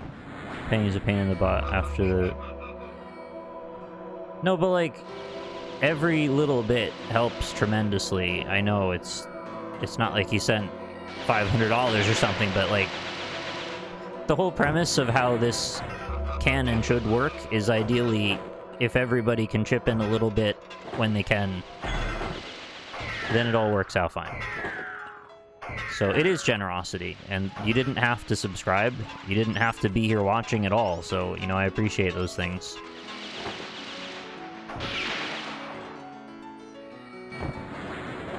So yeah, don't sell yourself short. It's still really cool and kind of you to do.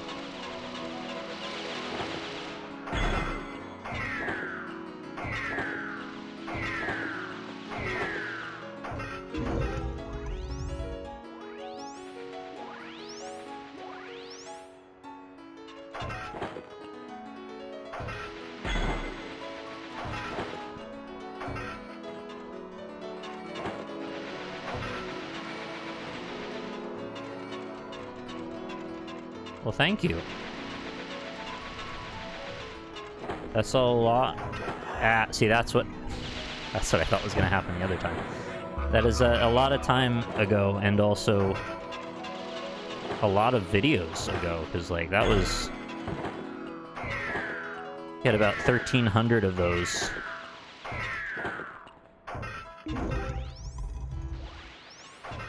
Do I have to hit this button?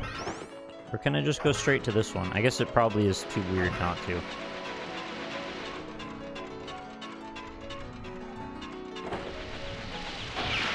I can't... I have to get through the fan, also not land on the other one, and also not be shot. That's like a lot of things in the same moment.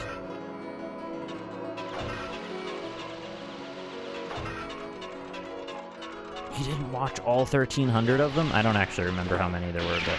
Oh, okay, the wall has to be up, that's why. And you call yourself a fan, you didn't... No, I'm just kidding.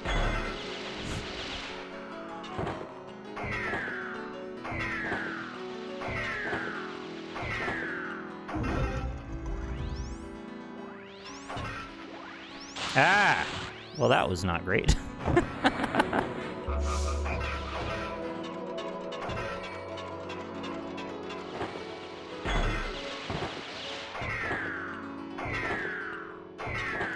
You know, I'd really just, like, didn't play that many indie games for a while.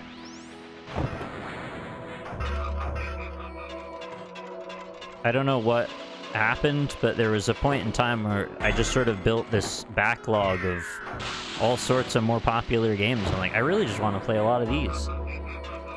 And finding out what's going on in the world of indie games, it could be a many-faceted aspect.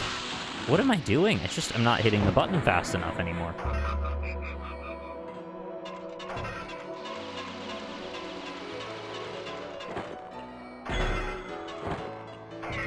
Look, I'll tell you something.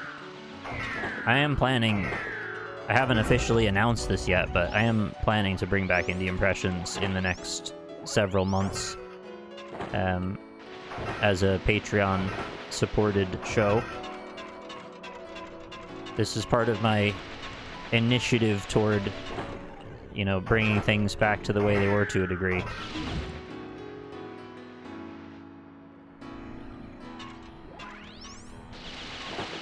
But that has been in my plans for a long time, and I've been taking steps to try and get it going in that direction. I hope that it'll work, because I think a lot of the reason that I haven't done it already is because I'm quite worried that it just won't go anywhere, and yeah, I don't know if I want to feel what that will feel like if that's the case, but, you know, I also can't live in worry of that. And I do need to try something. But yeah, that's the plan. Ideally, after I get sorted and get my PC and that set up over in Ireland, so I can build my video workflow back up again. I'd like to start... That was a bad jump. I'd like to start not every single day, ideally, maybe a few times a week or something like that, and work my way up.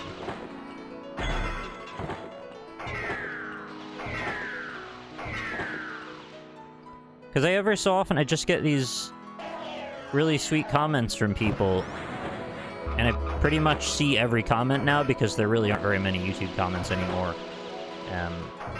And some of them are like scam stuff, and some of them are just like random nonsense. I don't even like understand what they are.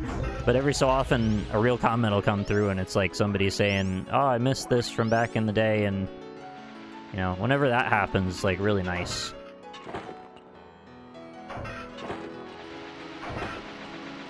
So I wouldn't mind trying to build up a little more of that goodwill hunting for indie games.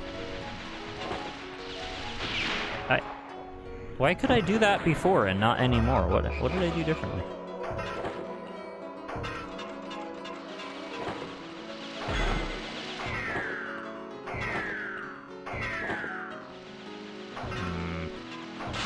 kind of sucks that there's not, like, a way to get back out once you've committed to that direction. Like, if the other platform was just slightly closer, I'd be able to have just jumped it. Oh, crap.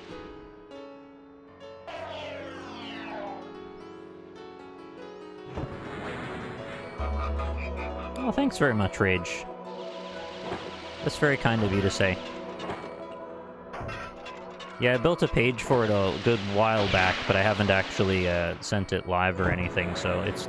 A lot of the basic stuff is mostly already set up. I just need to actually commit to a timeline and schedule for it.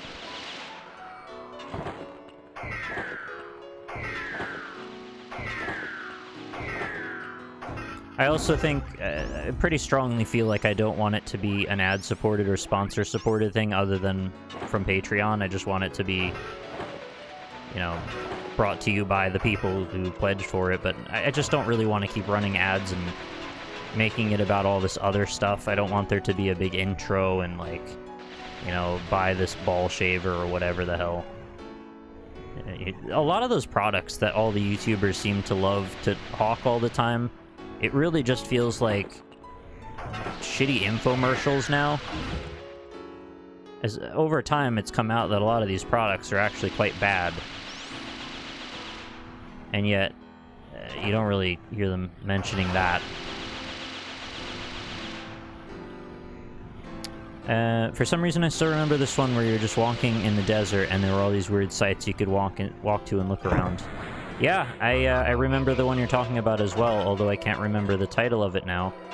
But I immediately know which one you mean.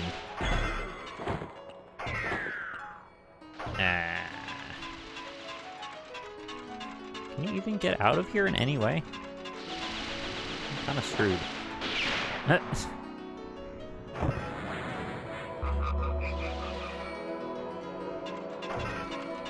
Well, I don't think it's quite that simple either, where it's just that every product that they'd mention are necessarily bad. I'm talking about a few specific ones that have kind of gotten a reputation now as YouTube fodder. And it's kind of the same as, like, hawking mobile games and stuff where, you know, this is... A lot of the reason these things are successful is because they prey on people in one way or another. And they use manipulative monetization practices. And so it kind of says something about someone if they're willing to cultivate an audience and then use their audience in that way. I feel like that's a bit judgmental of me to say, yes, but also kind of true, I think. And then, you know, the actual answer for most people is that's capitalism, baby. And it's like, yeah, but, like, can we not just be better than that?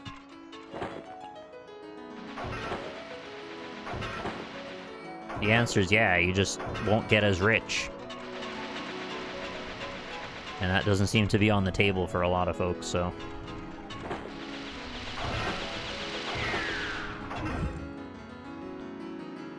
Yeah, I'm not gonna sell you a ball shaver at any point, and nor do I think you really need to hear about my balls. In really any context. Oh, that was a horrible jump. I was too worried about the one on the floor, and not the one on the... well, the vertical one.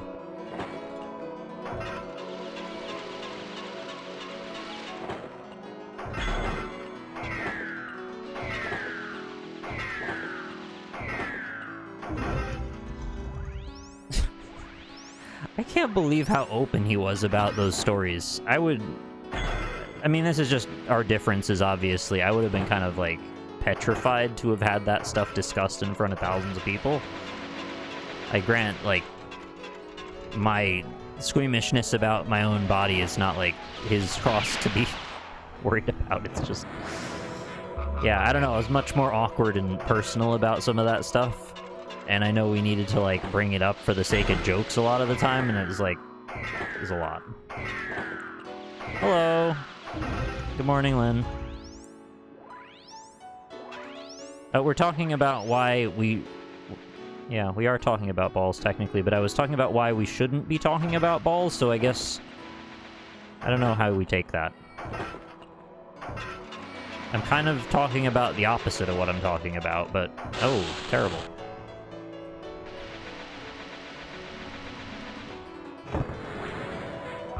Anyway.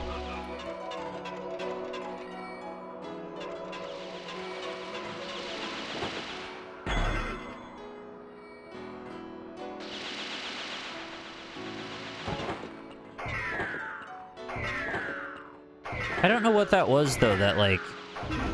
When did we decide suddenly that the way to do ad runs for, like, men's shaving products was to just be as vulgar as we want?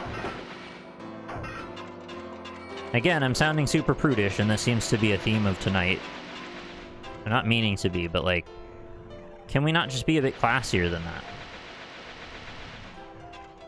We need grooming products, yeah, but, like, we don't have to talk about them like that. There was just very much a line that was generally not crossed, and one day we started crossing that line, and then we got addicted to it.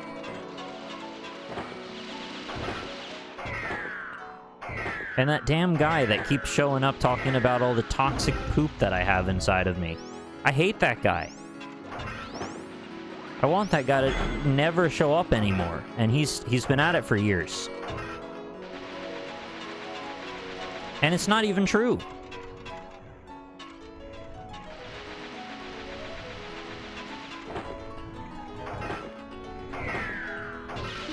Alright. I'm sorry, toxic poop. Yeah, he's like this kind of raggedy looking guy with a beanie on. I think he's got a beanie. He's got long hair, some kind of hat. And it's just a white, plain background. And he just starts going on about... you don't even know, but you have 3 pounds of toxic poop inside of you, or something like that.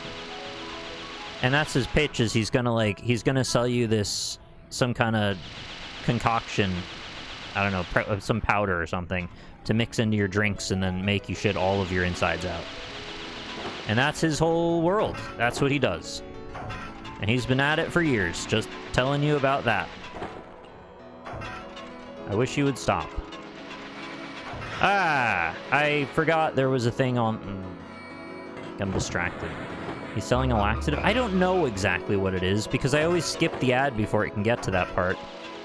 But I've heard the beginning of his pitch about 7 billion times.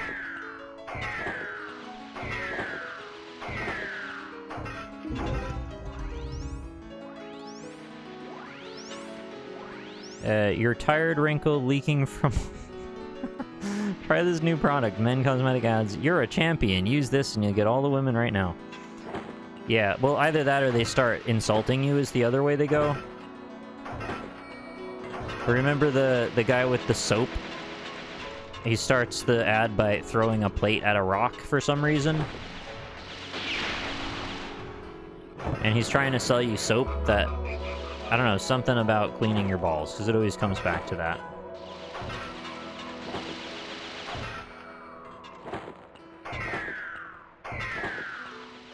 I just think we need to, like, chill on the weird, shitty, fake advertisements.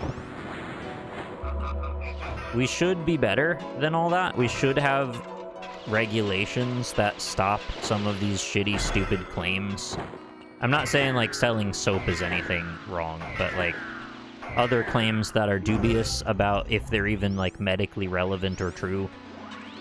None of that stuff should be making its way to YouTube or anywhere. But yeah, there's just, like, no standards for anything, and we just go wherever and do whatever. Ah, that was the worst jump. Try going left after the spinning blades. It will cover you from the bullets. Okay. You're giving a pass to Big Soap? Yeah, I guess. Remember back in the day, the Big Soap ad was, like, Irish Spring, and this lady she'd go with her, like, cutting knife and her bar of soap, and she'd go stand in the stream and then, like, cut bits of soap off a bar. I don't know what she did with it, because I never saw her wash with it, but she's cutting that soap bar up. Maybe she's whittling. And if she is whittling, good on her. Nothing wrong with it. Make a little soap man, or whatever. It's good fun. Yeah, exactly. There's full pseudoscience on YouTube now. It's true. YouTube is often cited as, like, the fastest highway for people to get recruited into the alt-right. And I've seen these kind of ads myself. I'll go to watch atheist videos, and I get Christian videos starting them up. Or that absolutely ridiculous one that Joe Biden is flying immigrants over the border in the cover of darkness. Have you seen this? I get this ad constantly. It's this big conspiratorial-looking bullshit, like a newspaper ad. And then it shows a bunch of pictures of, like, planes flying. Yeah, and PragerU, which, man, that was eye-opening when I made a video talking about deleting PragerU off of YouTube, and then a whole bunch of viewers were like, but you're actually the problem for censoring them. First of all, I haven't censored anyone. I've simply expressed my opinion, which is the thing that you're apparently so for. But the fact that you'd entertain the idea of rooting for them is really strange to me. But yeah, I got, like, a lot of people yelling at me after I wrote or did that video. Oof. I left it up. It's like, at first I was thinking I'm tired of getting these shitty comments. I just wanted to take the video down. But, like, no, I stand by it. PragerU's terrible. They need to go. It's not censorship when you're literally lying people and converting them into Nazis. We have to stop Nazis because that's what we're supposed to do. That's what normal, rational people do. We don't make apologies for them. We don't make excuses for them. We stop them. But I know it's very complicated. It's not, though. Oh, I read that the new marketing ploy for NFTs now is to stop calling them NFTs. That's the difference. They're just gonna call them other things, and they're still gonna be NFTs. So just be aware that's gonna start shifting in verbiage soon. And to, like, still keep your guard up about that crap, because it's still gonna be around. I don't know why I'm not waiting. What do you mean put both sides? Where else can I go?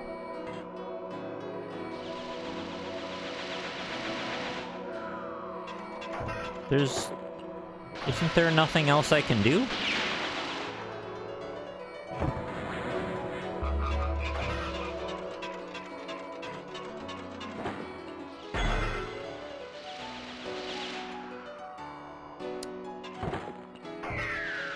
Oh.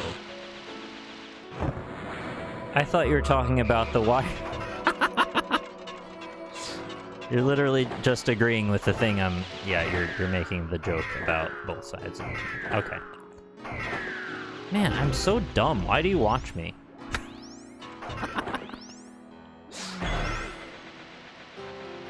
I'm sorry. It is 4 o'clock in the morning, though, to be fair, and I have been playing this somewhat tedious, at times, game for a good few hours. I'm still enjoying it, though. Practice makes perfect. And it can also make slight frustration, but I'm still not really frustrated. I do wish we had a little less of this gun thing. But that's alright.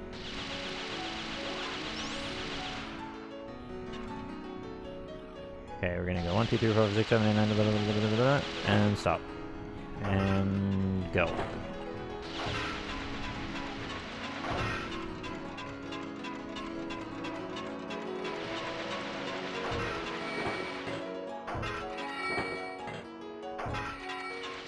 Wait.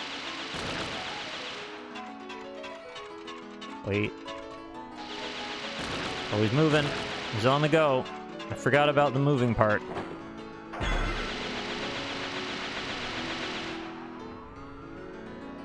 Good morning, Rolf. You done moving? Alright. The last time I attempted this, I just fell in the hole. Which is not my best work. Oof. That was flunky as hell.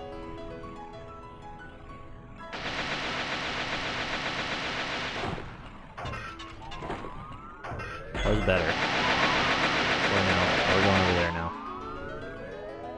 Awkward. There's a pillar at least.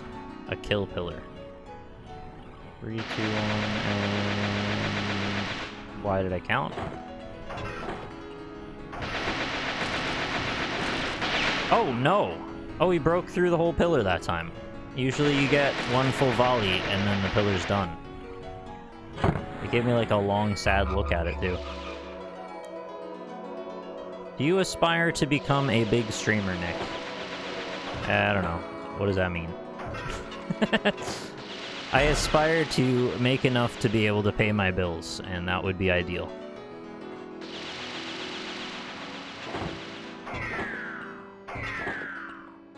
I don't want to be like Hassan Abi buys a mansion in California in a Lamborghini. I don't give a shit about that. I wish those people would stop being greedy. Just want to get by.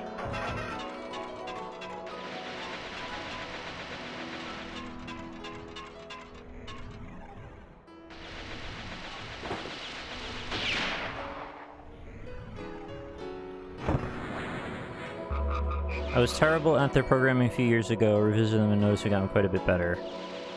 I think I missed the first bit. Was this about... Oh, I can die off the spawn position.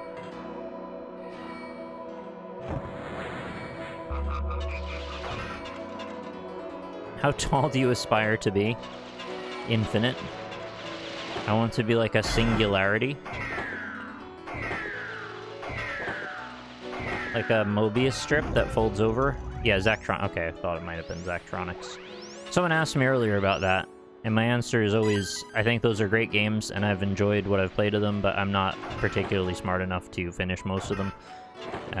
The bits I've played, though, I've thoroughly enjoyed, and I mean, I think they're all great. They're really good games. The developer is, like, kind of a genius, as far as I can tell. Just really, really smart.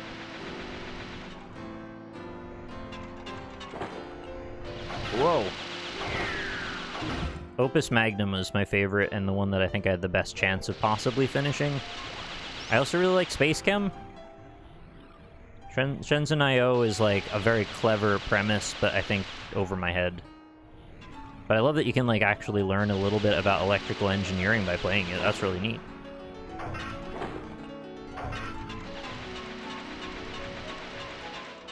There's more, right? I think I'm... Well, the newest one, obviously. I don't really know what that one's about.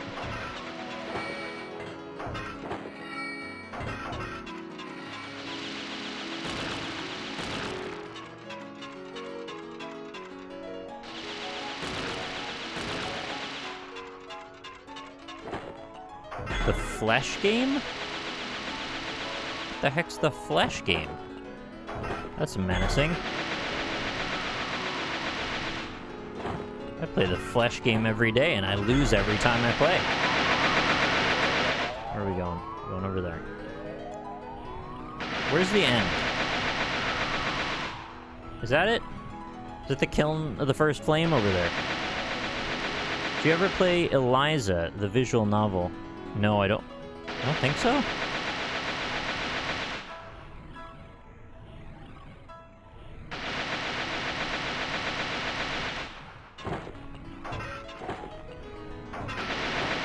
This went badly last time. Oh, okay, go.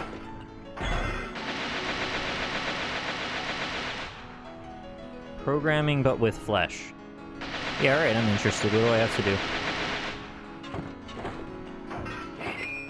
That's too far. Oh, was I meant to jump to the other one? That feels cruel. Yeah, this sequence is feeling a little bit on the tedious side now. I know I just screwed it up a lot.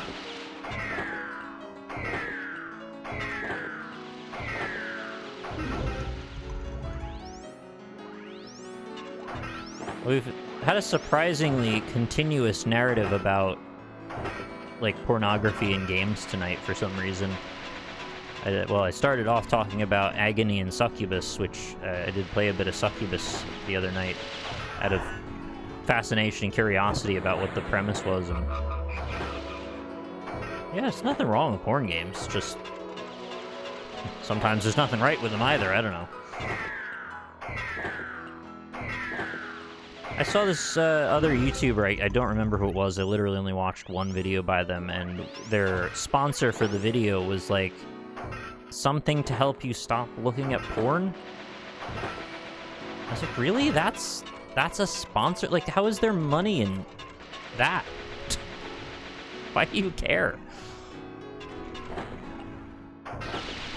I don't know if it was religiously motivated or anything, but that usually tends to be where that comes from, so I don't know why it matters.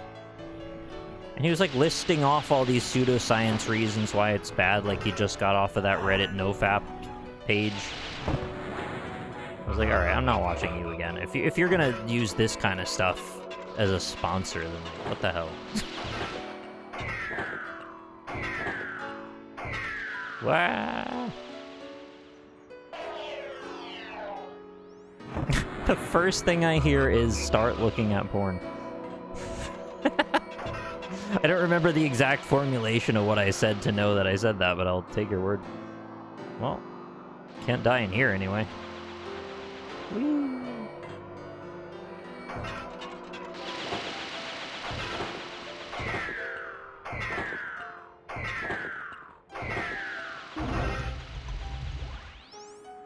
Yeah, it's all about the hairy palms, really. That's the real problem. And you just talk to Frito about his ball shaver, and you can use that on your palms too. It's the perfect answer. Everybody wins.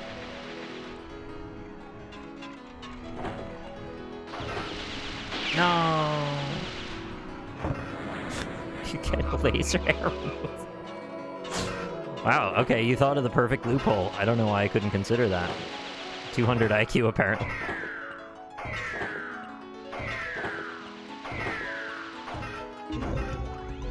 What's the reason behind that? Semen makes hair grow. They should be selling at people with hair loss.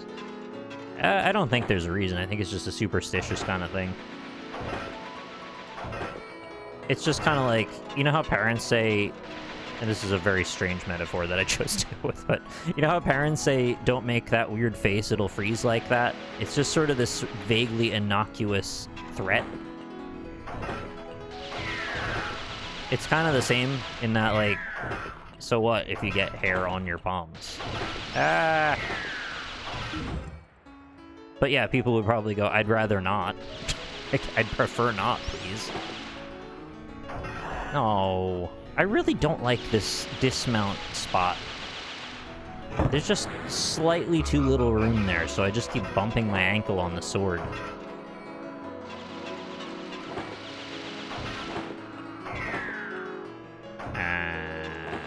You can't make it. It's too far.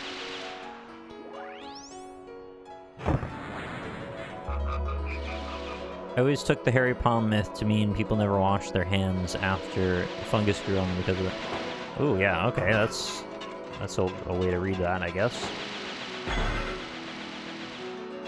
You probably all heard it by now, but you know the whole thing about, like, cornflakes were sort of like an anti-masturbation campaign? It's such a weirdly dissonant thing to say. But I guess they thought if you would eat your cornflakes, you wouldn't want to do that. I don't know. Can't really see how the two are mutually exclusive, really, but what do I know about that?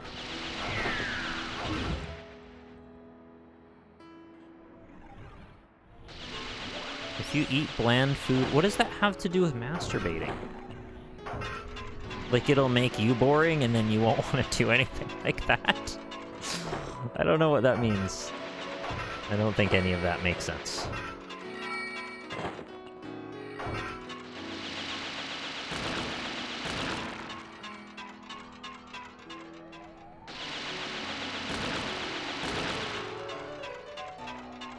Yeah, the whole circumcision thing. Ah! Holy hell. Slipped off the button. Do we want to get into circumcision right now? Probably not. Although, the imagery on the screen. There are some things about that I could get into that are not pleasant to hear. Yeah, probably not. Let's not do that.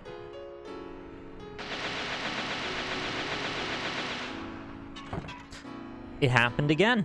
Because there's a slight incline off the button, I guess. It just ate my jump input. That's unfortunate. Okay, I would like to not do this particular bit anymore. I've had enough of this part. I mean, I guess I got through some of the other parts faster than average. Not all of them, but some of them. Lynn, you want to play? Can I pass you the controller? I could use a break. I would like to get a hot dog now.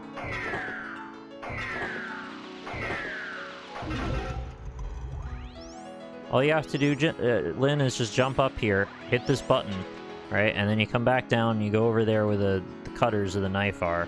You hit that button, then you come over there, and then you go and get shot a lot of times. I'm just gonna get a hot dog if you could just play that through for me.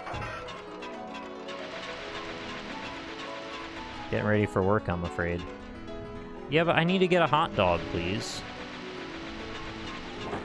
Please?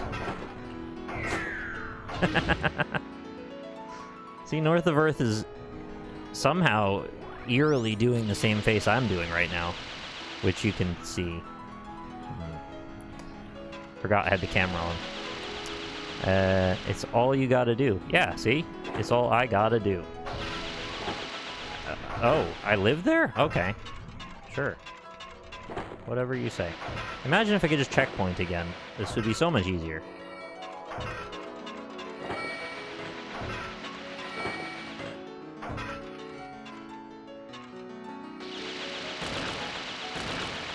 Can you get a street dog? No, I got packaged. I got some, like, Nathan's Franks, you know?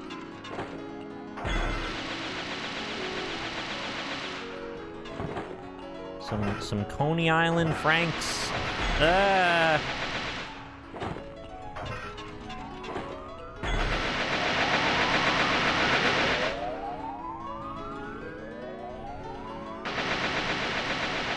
Instead of hot dogs, you can always eat the rich. I'm afraid I don't have any rich available for eating at the moment.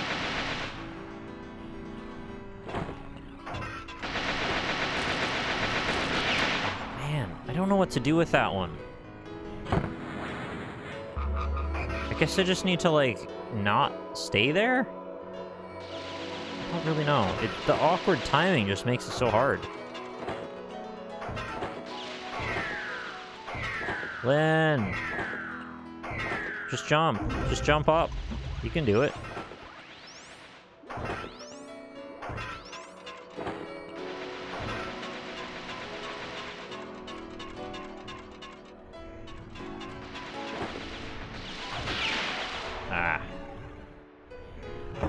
Controller to Chag.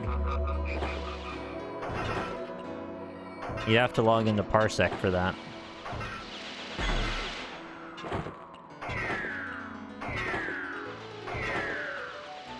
You know, the reason I could build those commands for Meat Boy was because it was just kind of like arrow keys and A. Well, it wasn't actually, because I had to build a bunch of jump varieties for it as well. But for this one, you have to use the whole analog stick and everything. Oh, you know, by you mentioning GTA in chat, has anybody been following the GTA Definitive Edition, and has it been patched in any meaningful way lately? Because I'm still sort of transfixed by how bad of a release that was.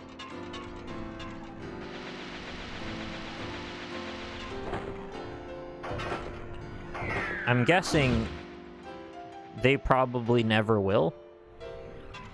That they paid their money to the people they were hiring to do that job, and they've done that job, and now they're out. Oh no! Unfortunate.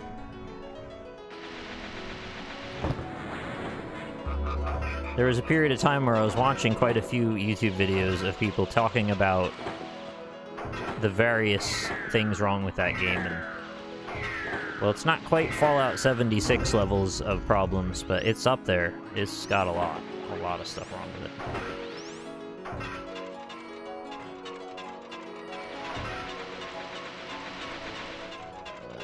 Alright.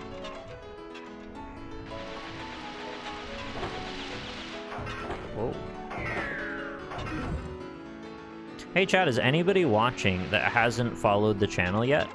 Because if you haven't, now would be a great time to hit that heart button. I would really appreciate that.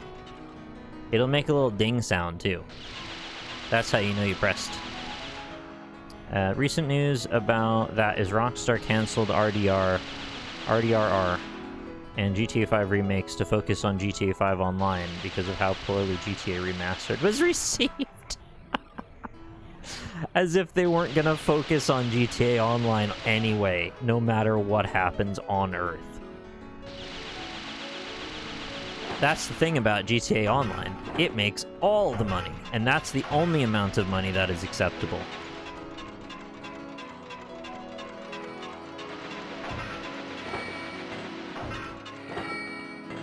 I hate to wish them ill will in any way, because they don't really deserve ill will, but it really wouldn't hurt my feelings too much if GTA Online did a little bit worse. Despite it being something I have played and enjoyed on a couple of occasions. It really would, like, shake things up a little, if you know what I mean. Is this what Onion Knight does off-screen in Dark Souls? He's obsessed with it. He thinks that he's gonna find his sunlight just like Solaire. And the two of them can, like, high-five each other in heaven or whatever. I don't really know how Paladin stuff works. Yeah, I deserve that.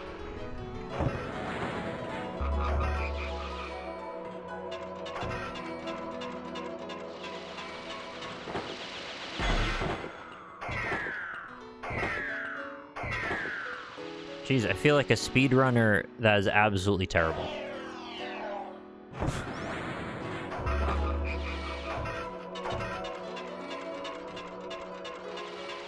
This is like when you're working on your splits, but you don't even know how the run goes yet. Like, you haven't routed it, so you're just idly attempting things.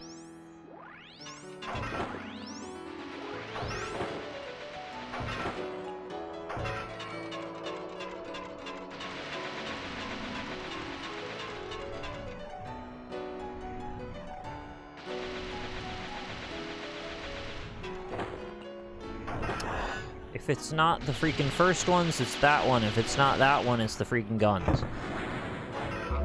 Ugh. And I have to do it in this exact order every single time. I just want to do something different. Well, I want to go to sleep to your stream, but I know you don't do raids and host right now, so I'm going to go and pull up something to play as I sleep. Oh, okay. It's not that I don't do them, like, exclusively. I just haven't really aligned with too many people lately. But you're right, I should do that more. Why? I just can't seem to get around the outside of that now. There was an hour-long tutorial. Lovely. Yeah, I seem to vaguely recall something like that back when we wanted to do it on the show. It was always a problem with that kind of stuff. It's like, we all had to do something to make sure the game would run beforehand, and then if it required any prep work, it would always get in someone's way, and then they wouldn't do it, and then it would be like, well, we have to do it on the show now.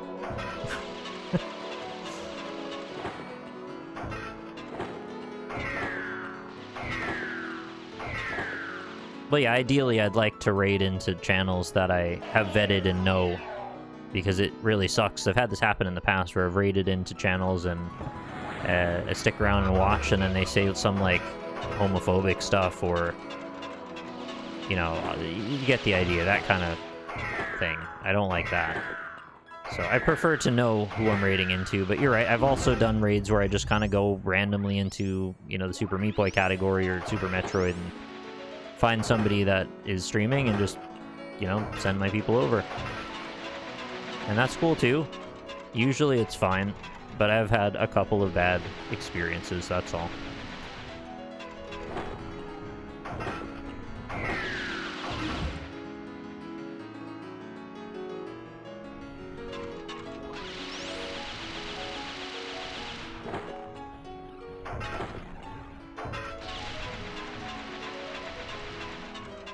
it, like, reflects really poorly on me, too. Like, I know you guys would understand that I didn't endorse that they said that, but at the same time, like, it would be better not to give them platform if they're gonna say gross stuff on Twitch. So it's made what shouldn't be an issue into an issue. I would say if you're streaming on Twitch, that should be a sort of prerequisite that you wouldn't say those types of things. But I don't know if you've gotten out of a certain bubble that some of us seem to be in, but there are a lot of really toxic Twitch streamers out there. And you would hope they wouldn't be that bad, but no, there's some.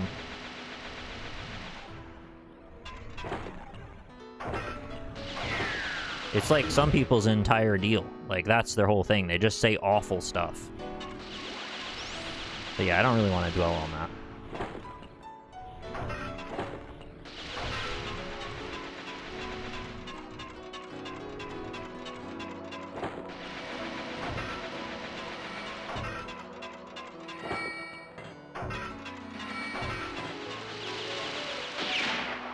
Oh. I thought it was behind the pillar. Yeah, I don't know what that link is. Photos.app.google. I mean, it sounds like it's a Google link.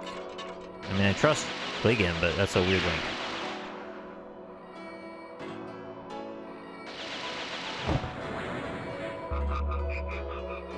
There was one raid I was part of and everything was going good, then shortly after following, they went off on a huge transphobic and homophobic rant. I thought that was kind of what I was talking about having happened, yeah.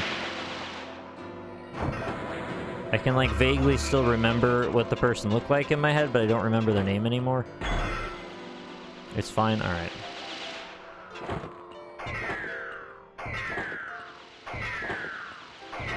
Who is shooting you? So rude.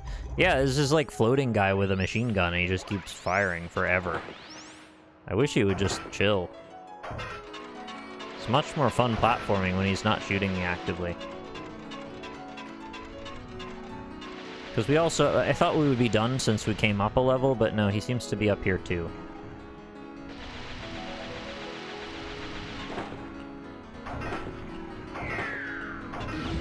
Good morning, Life in Boxes. It's like the iCloud thing or whatever, but for Android. Okay. Yeah, links are fine, by the way. You don't have to, like, really ask for permission or anything about them. It's just, if they're sort of a confusing-looking link, that's all. It's just, you know, hard to vet.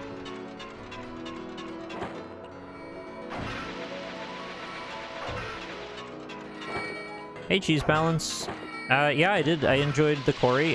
So Lynn and I played through in 2 sessions, and by the end... Well, I won't spoil what happened, but... Things got weird, as you might expect. Oh god, why did I stay? I was talking and then forgot to move. So yeah, we generally enjoyed the game. It had a few bugs, and I think I might have a way to fix those bugs later.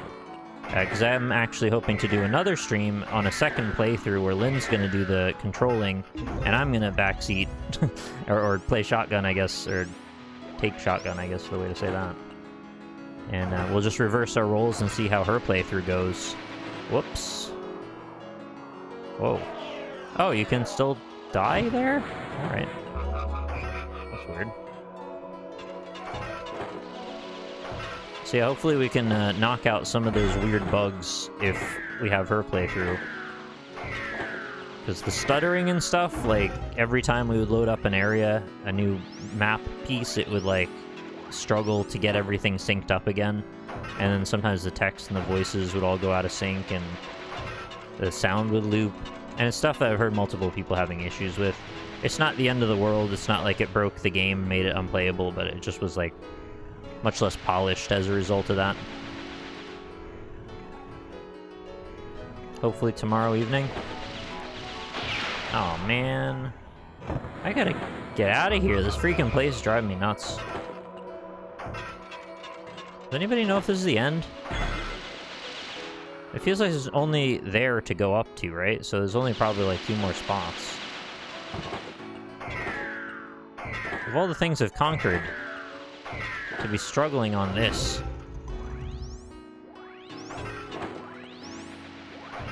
Yeah, Lynn will have to prove her shotgun prowess, as I did.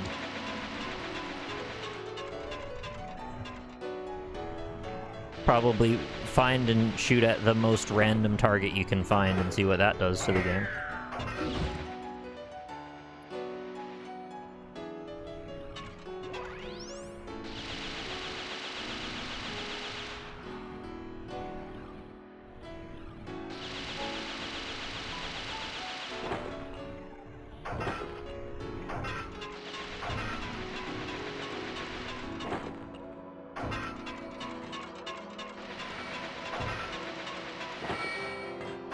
Okay, just concentrate for a sec. Don't get kill-pillared.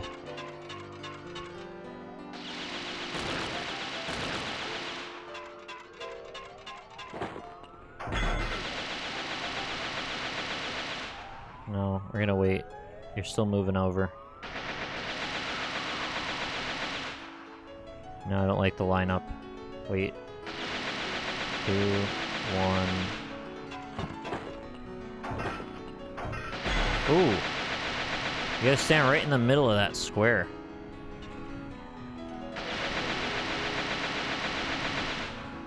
I wish you would not keep doing this.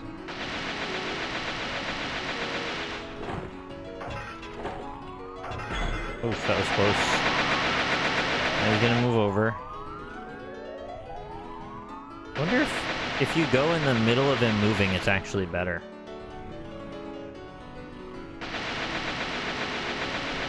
Yeah, installing on SSD might help, but there's another thing that I found you might be able to do, which is, it's really dumb, but this game has a launcher from 2K, and even though you launch it on Steam, it then opens the 2K launcher and then launches the game through that. And evidently, if you just create a shortcut in the actual local files, so you just have a shortcut of the game rather than open it through Steam, it apparently circumvents the 2K launcher, and somebody on the Steam discussion board said that fixed the stuttering for them, so I don't know if it will, but it's worth a try anyway, because it takes like 5 seconds to make a shortcut. If I had known that before, I would have tried it when I did my playthrough. I just thought it was just inevitable that it would do that. Alright. I've got to jump over there. It's pretty far.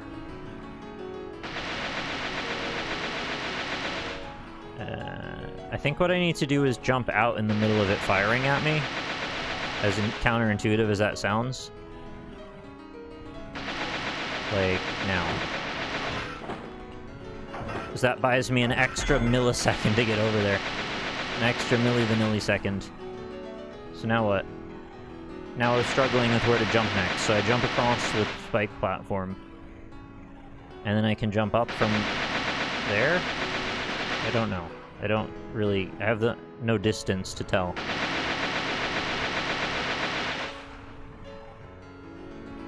Hopefully that's doable. I don't know. We'll see. It was doable. Okay, why would I press that button? I don't know. Is that button useful somehow?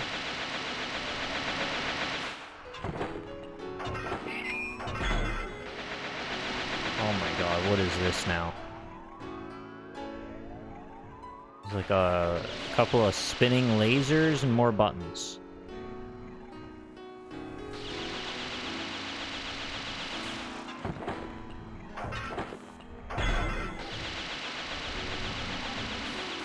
Yeah, you gotta have a launcher for your launchers. You gotta have your pops. We gotta get all the way over there. Oh my lord, and then that's happening too. Oh no. Lynn, can you play this part for me, please? I wanna get a hot dog. Here come the lasers. Okay, I think I can go after the next one.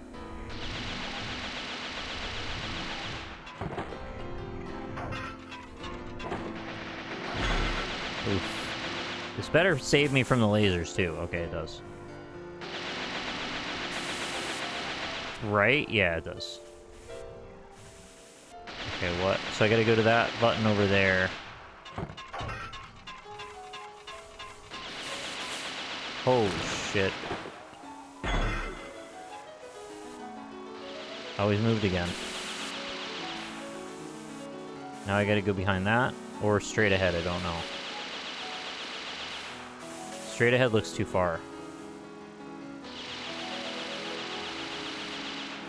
Oh, this sequence is awful. It's so long.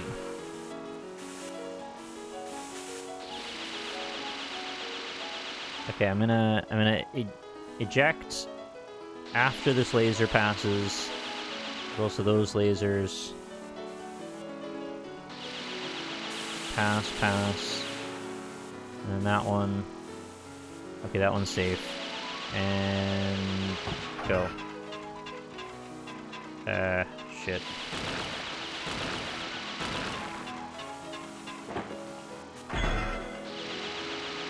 Now what? You expect me to run straight at it? I can't even tell what you want me to do now. Is there like a special button I have to hit that helps?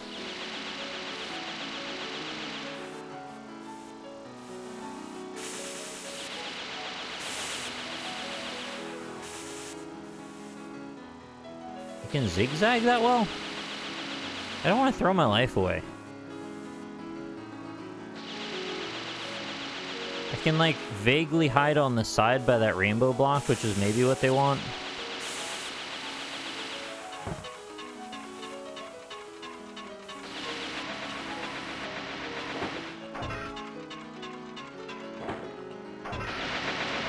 Oh my god. Now what? How do I kill him? What do I do?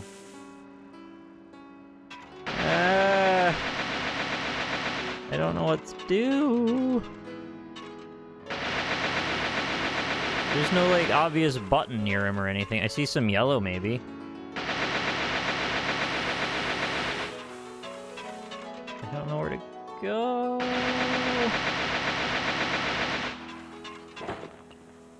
There's the button! I'm gonna die. I didn't die.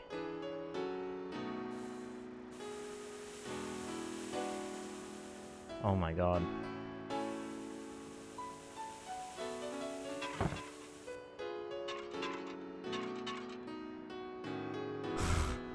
I don't believe that worked.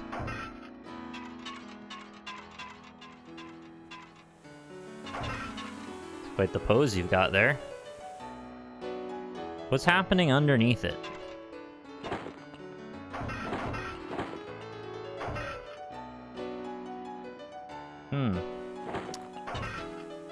I was hoping I could stand on that and it would rocket me up, but then I accidentally made a really strange pose. Quick grab the minigun. No, I can't.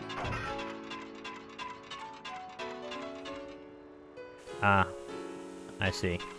I have to re-navigate the laser grid. Get up these stairs and God knows what's going on up there now. Why didn't they just let me have his cool floaty platform? That would be preferable. Alright, these are very slow lasers, and I can jump over them.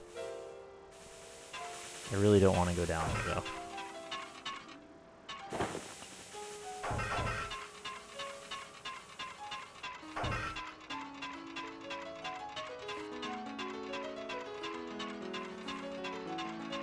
See your arrows. Please don't screw me. Was that guy the final boss, maybe?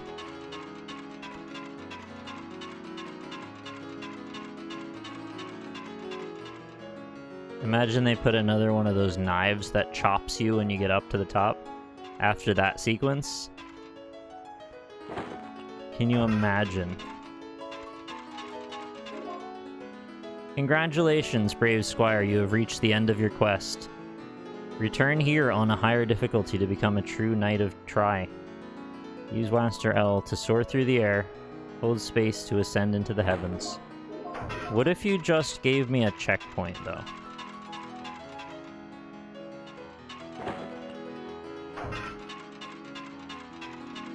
What am I looking at there? There's like people everywhere. Oh, it's the Sunbros. Well, that's fine. You don't have to explain to me how to fly into the air. Whee! Whoa! It's like when you get the flying cap. I did it! It only took 6 hours.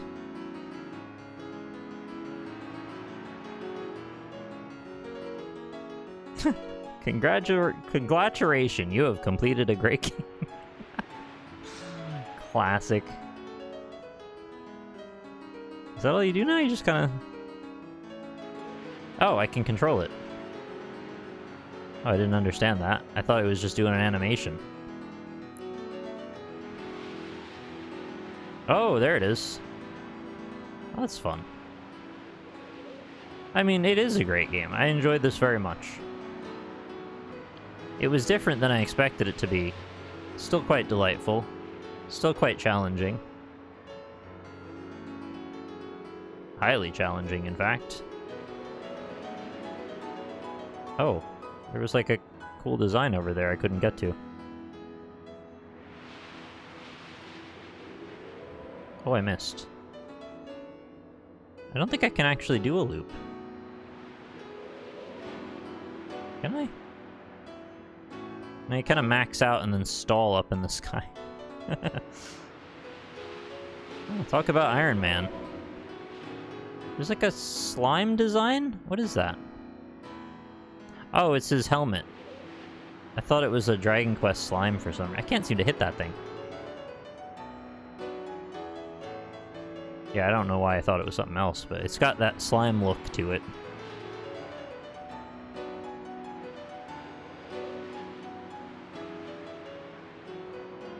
I'm having a hard time judging my distance.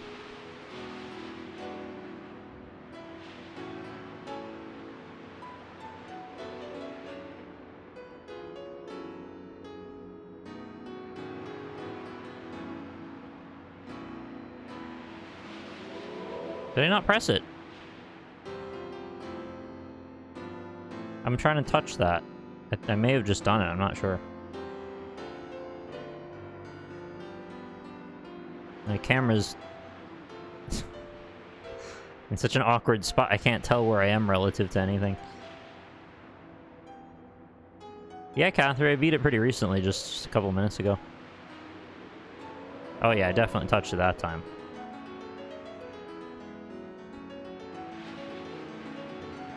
It was pretty hard, but I mean, it was tough but fair. Took a lot of patience, but 331 deaths. I don't know. How good is that for people's first attempt? Maybe it's alright. Yeah, I definitely touched it. Oh. There is that. Oh, I can do that now.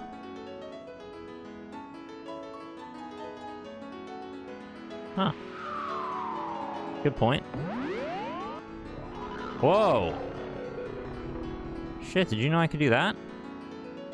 This guy's full of surprises. Oh, did I kill him?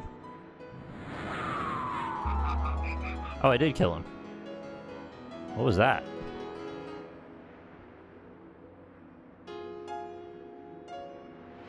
And we listened to every part of the soundtrack. So you do this, and you can kind of like hover in place, I guess? No, it's still going. I don't know what that is. It seems to just kill me, I guess.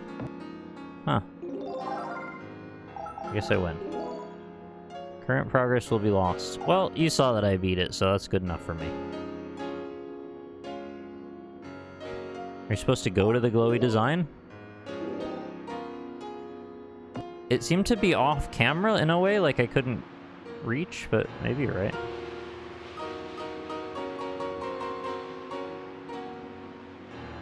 Oh, maybe you're right. Okay, it was just like out of bounds because of the draw distance or something. There we go.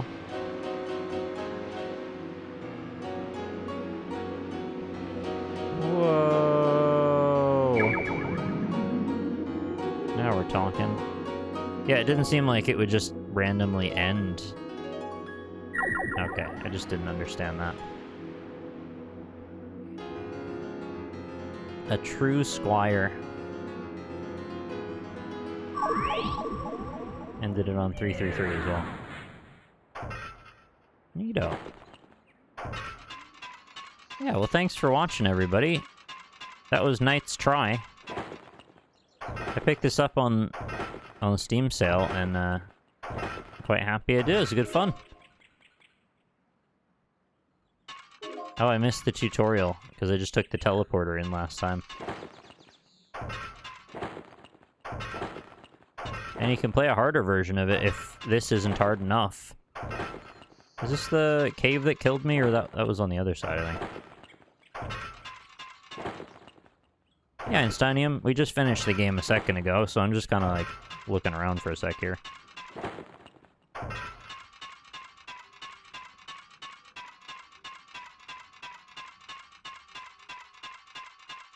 don't know if there's anything else to do other than beat the game on a harder difficulty.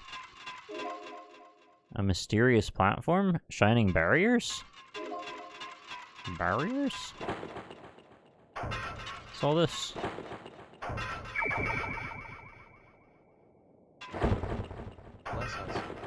Oh, thank you so much, Einsteinium, for gifting a sub to a wild Zangoose. What is this? Do I get, like, another switch to open every time I beat the game on a harder difficulty mode?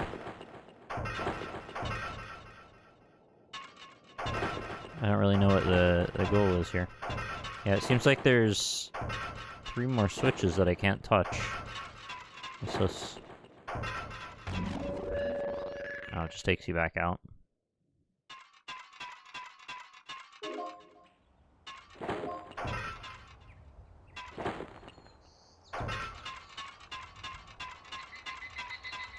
Yeah, it's nice here.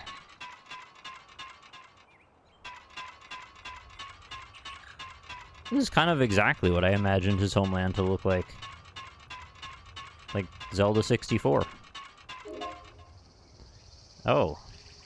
What is this? Use right mouse or press R to enter first person and sit down using tab or Y. Oh my god.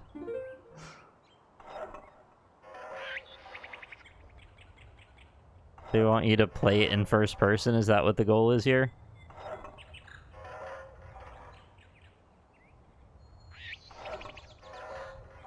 Do you have any recommendations for mysterious puzzle games that don't give you much in the way of hints?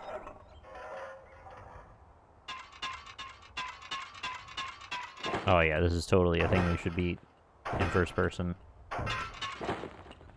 Yeah, I was gonna say Witness, but I don't know is... I guess it doesn't really give you that much in the way of hints. Played both, but appreciate it. I haven't played Talos Principle, but I've heard it's very good. Abduction as well. You should try Abduction. It's by the people who made Myst.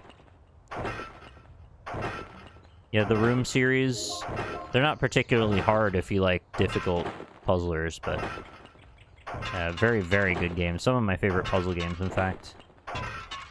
Ah, Looker's good fun.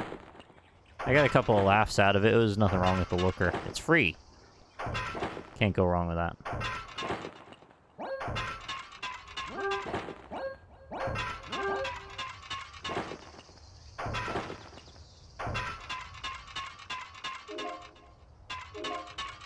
Is there a trick to this?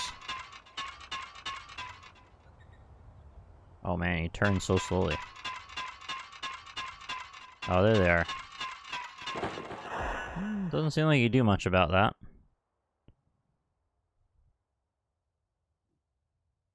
Yeah, you might want to try Abduction then.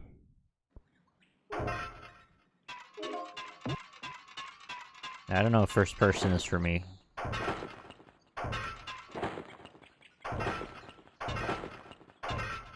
Cool. Let's try. That's fun.